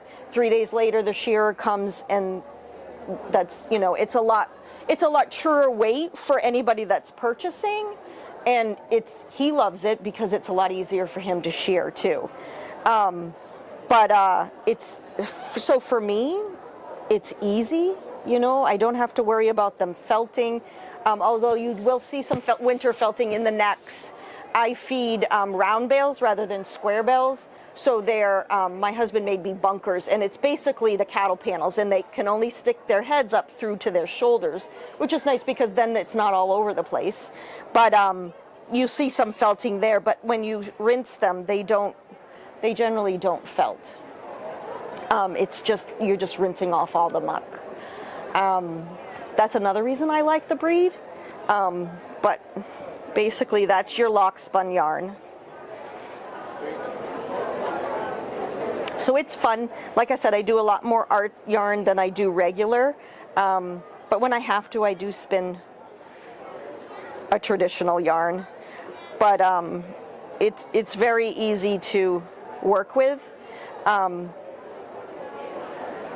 If I felt anything, it's usually like a lamb's fleece that I wasn't paying attention to. And I kind of let my hot water change the temperature. And that's the other thing with this group is this long wool is you don't have to have hot water. I tend to keep more of a warm water, keep it the same temperature, and I might rinse it 2 or 3 times, but I just use the Dawn dish soap. If I do dye, I'm out of it right now. I purchased from a woman in California that has a wash and dye shampoo, and her family was also in the Redken products, so she developed this shampoo for wool. And it does help bind the wool better, but the color better to the wool. But I find with the tea sweater, I don't really have to use it. I have used it on other breeds, and it just makes the colors pop. But with this breed, it really does. It really takes up the dye really easily. Where more of your meat breeds, it'll be kind of muted colors, which is. Again, another benefit as to why, if you want to buy sheep, buy tea sweater sheep, because they're wonderful. They're crazy. Some of them are crazy. We have some that are like dogs, and they'll lay down in the pasture and let you pet them. Other ones, one of the ones in there, her mother was named Sybil for a reason. Yep. She was batshit. Yep. But it just depends. It's like any other breed, you know. Iris has come, she's 4 now, and she comes and she's fine, but that's what I generally do. Phoebe, this is only her 2nd time off the farm, so eventually she'll be the lead and I'll bring another one along, you know, in the spring. We do Maryland in the springtime, and then we come here in the fall. But other than that, they're basically, my grandkids can work around them. They go play in the pasture and I don't ever have to worry. They don't go in with the ram, but in the main pasture, the kids can go in. They don't mind. So they're docile, yes. If you want to handle them, halter training is fun. It becomes an Olympic sport after a while. But yeah, that's my spiel. Does anybody have any questions? Another question about your wheels. Shoot. Is this the only tensioning? Yes. Okay, so and just so you know, a month ago, I just finally changed the band. So 10 years. It almost went 10 years before it got too loose. Same band? I mean, same type of band? Yep. And my husband just took it apart and put it back together and put it back on. So that it lasted almost 10 years. I was surprised because I didn't think it had been that long. And then it dawned on me that I realized, I was like, oh, we just barely changed that band. So, I also like the 2-treadle because the one, what is this foot going to be doing? It's because some people say, well, I can only do one. And I'm like, yeah, but this foot would be going like this while this one's pedaling. So I like the 2. Right. I like the balance of having both feet going at the same time. It's the long, if you're doing long dry. Yeah, I guess that might be, I don't know. I don't know if that might. Yeah, probably. I've done the 3-ply like we talked about, but I've not done a long draw because you'd be up here like this. But so maybe that might be a consideration too. Yeah. Yep. Talking through it. Thinking through it. There you go. We're right here in the breed barn. So this whole barn here are all here for volunteers. So we don't sell anything. Most of us have websites or Etsy shops because we strictly come to educate, try to get you to fall in love with our sheep, but also make connections if you want to buy or, you know, you want to see, like I had a woman one time say to me, I don't purchase anything online, any fleeces. She wanted to buy here. And I said, well, I can't do that because we don't compete with the vendors. But this one is going home to be sheared. If you send me an email and say, I want Phoebe's fleece, this is what you're going to get. And she was like, oh, okay. So it's like, it's still education that I understand. I get it. I've purchased online and been very unhappy with it. My husband tells me I'm a wool snob, so you're not going to get anything that I won't spin myself. And usually I get the crappy stuff that's left over that I haven't sold because I only sell prime, because I like happy customers, because that's how you get them back. So in here, everyone makes connections with people, which is great. We meet so many people every year, every spring, every fall, and it's nice because they don't understand, you know, a lot of people say, you know, I've never seen a sheep before, or I didn't realize that this is what you could do with this. And so that's the purpose of this whole barn, is just to educate. So anybody in here does not sell anything, but you can make connections and get their websites or their Etsy sites so that you can purchase something. So most of them do sell fleece, like you can buy a whole fleece. Yep, some of them even put their fleeces in the fleece show. Yep. So last year it was funny because I was doing a spinning demonstration here, and there was a woman who had bought a T-swatter fleece, and I didn't put any in, but my cousin's grandson wanted to show sheep, but he didn't want the market sheeps because he didn't want to know that it had to go to meat. So I convinced him to show T-swatter. This is his 4th year showing T-swatter. Well, we waited 2 years before we told him it was a dual breed. But it was her fleece. So she happened to come along while I was spinning, and the woman said, "Oh, did you put this in?" And I said, "No, but I'm pretty sure she did." So it's nice to make that connection, you know, so that people can say, you know, she gave the lady her card and said, "Please email me pictures to tell me what you did with it." So it's nice to have that, you know, that connection and stuff. So you can find stuff in here. When people ask me, "Oh, can I buy locks?" There's a woman that I know that I meet at all the festivals, Deli Delights, that sells T-swatters over in that, I think it's number 36 barn. Go over there. So I said to her this morning, "Hey, I'm sending people your way." She goes, I appreciate it, because I can't sell it here. But take my email, take my card, and I am a full-time nurse, so I don't always update my Etsy shop, I'm going to be honest with you, but if you email and tell me what you're looking for, I know I have it down in the fiber room, I just haven't got it on the Etsy, so. What other festivals? I do Maryland. I live right in New Hampshire, and I have not done New Hampshire yet because I'm usually just getting home Monday from Maryland to do New Hampshire.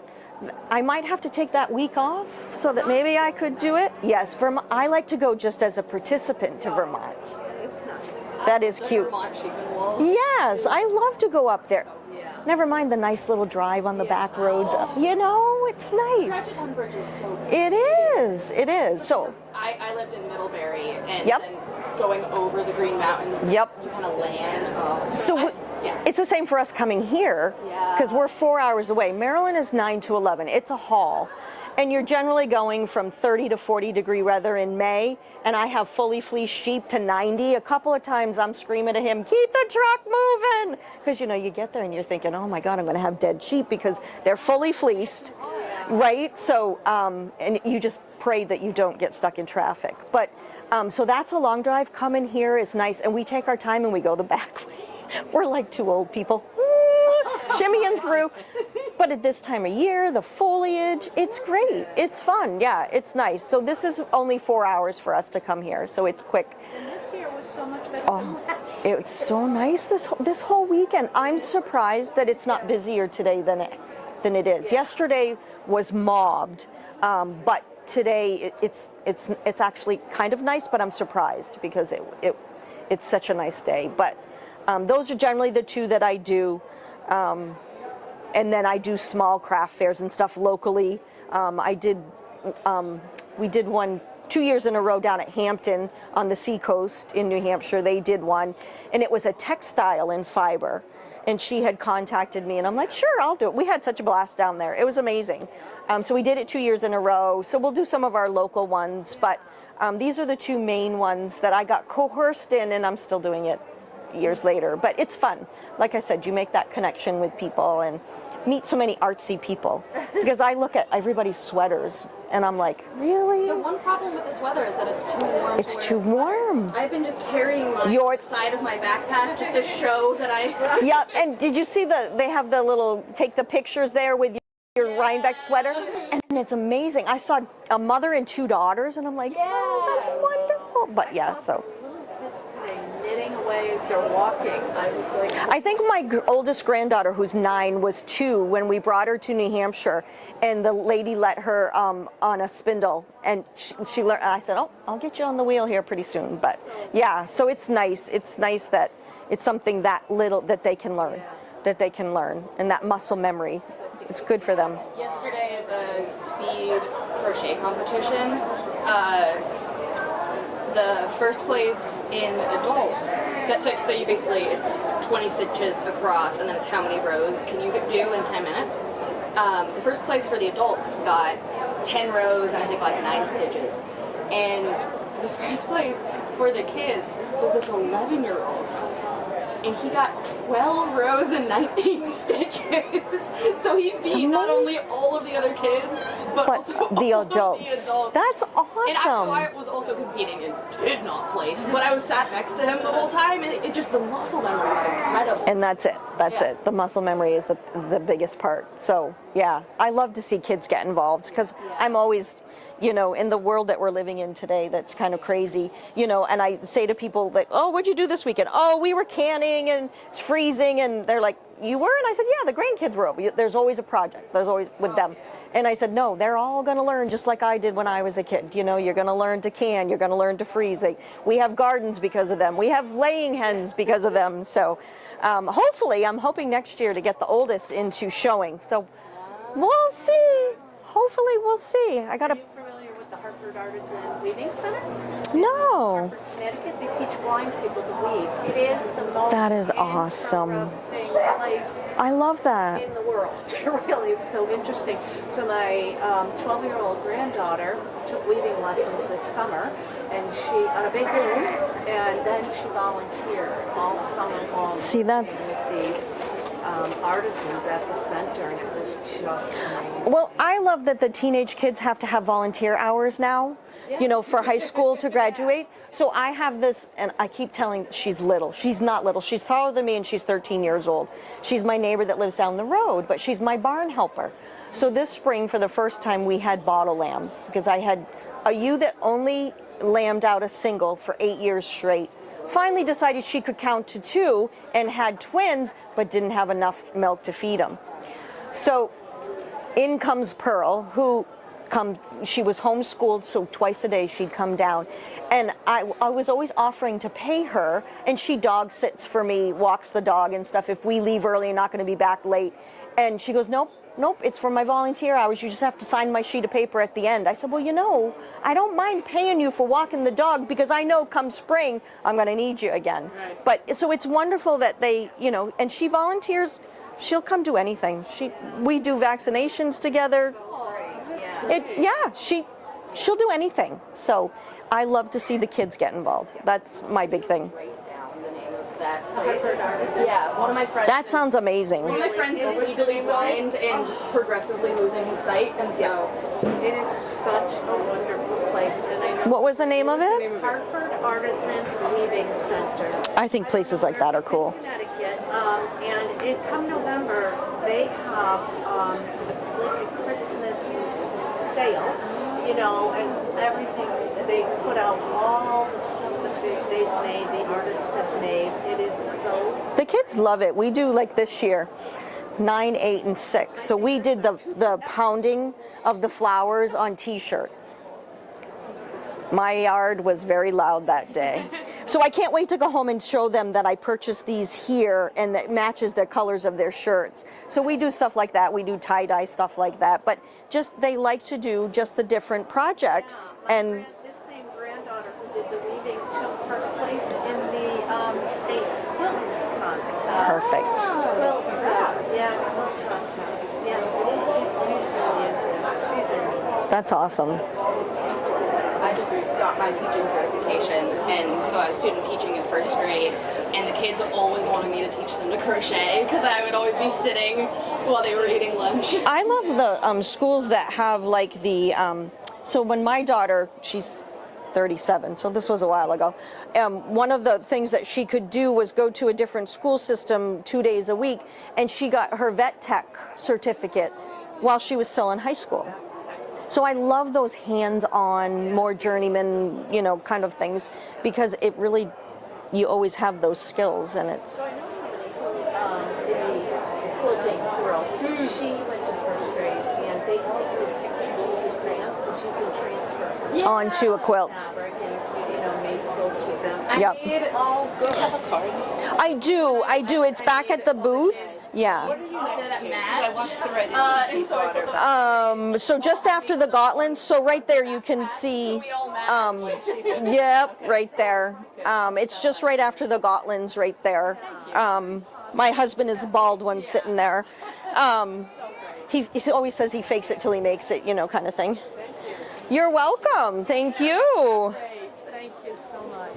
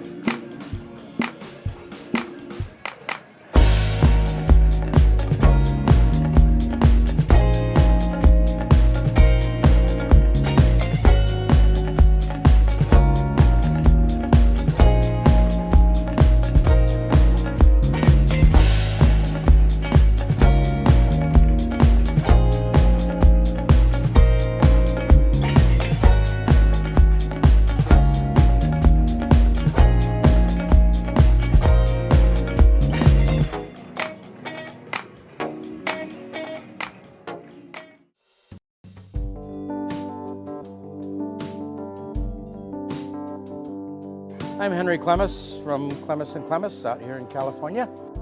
Well, we have manufactured fiber arts products for over 50 years. I started when I was quite young, building spinning wheels and all the related items to go with that, the hand carders, the drum carders. And through the years, we've progressed and grown. And at this point, we're one of the longest surviving companies in this field.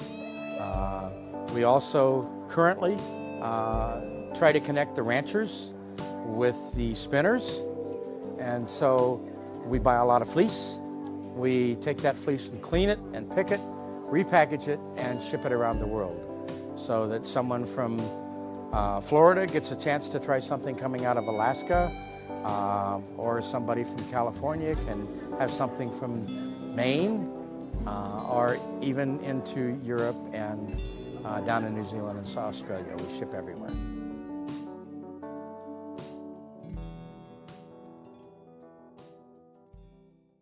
The Agriculture Podcast, on a mission to share stories, dedication, and wisdom of America's stewards. Join us on a green adventure. Listen wherever you get your podcasts.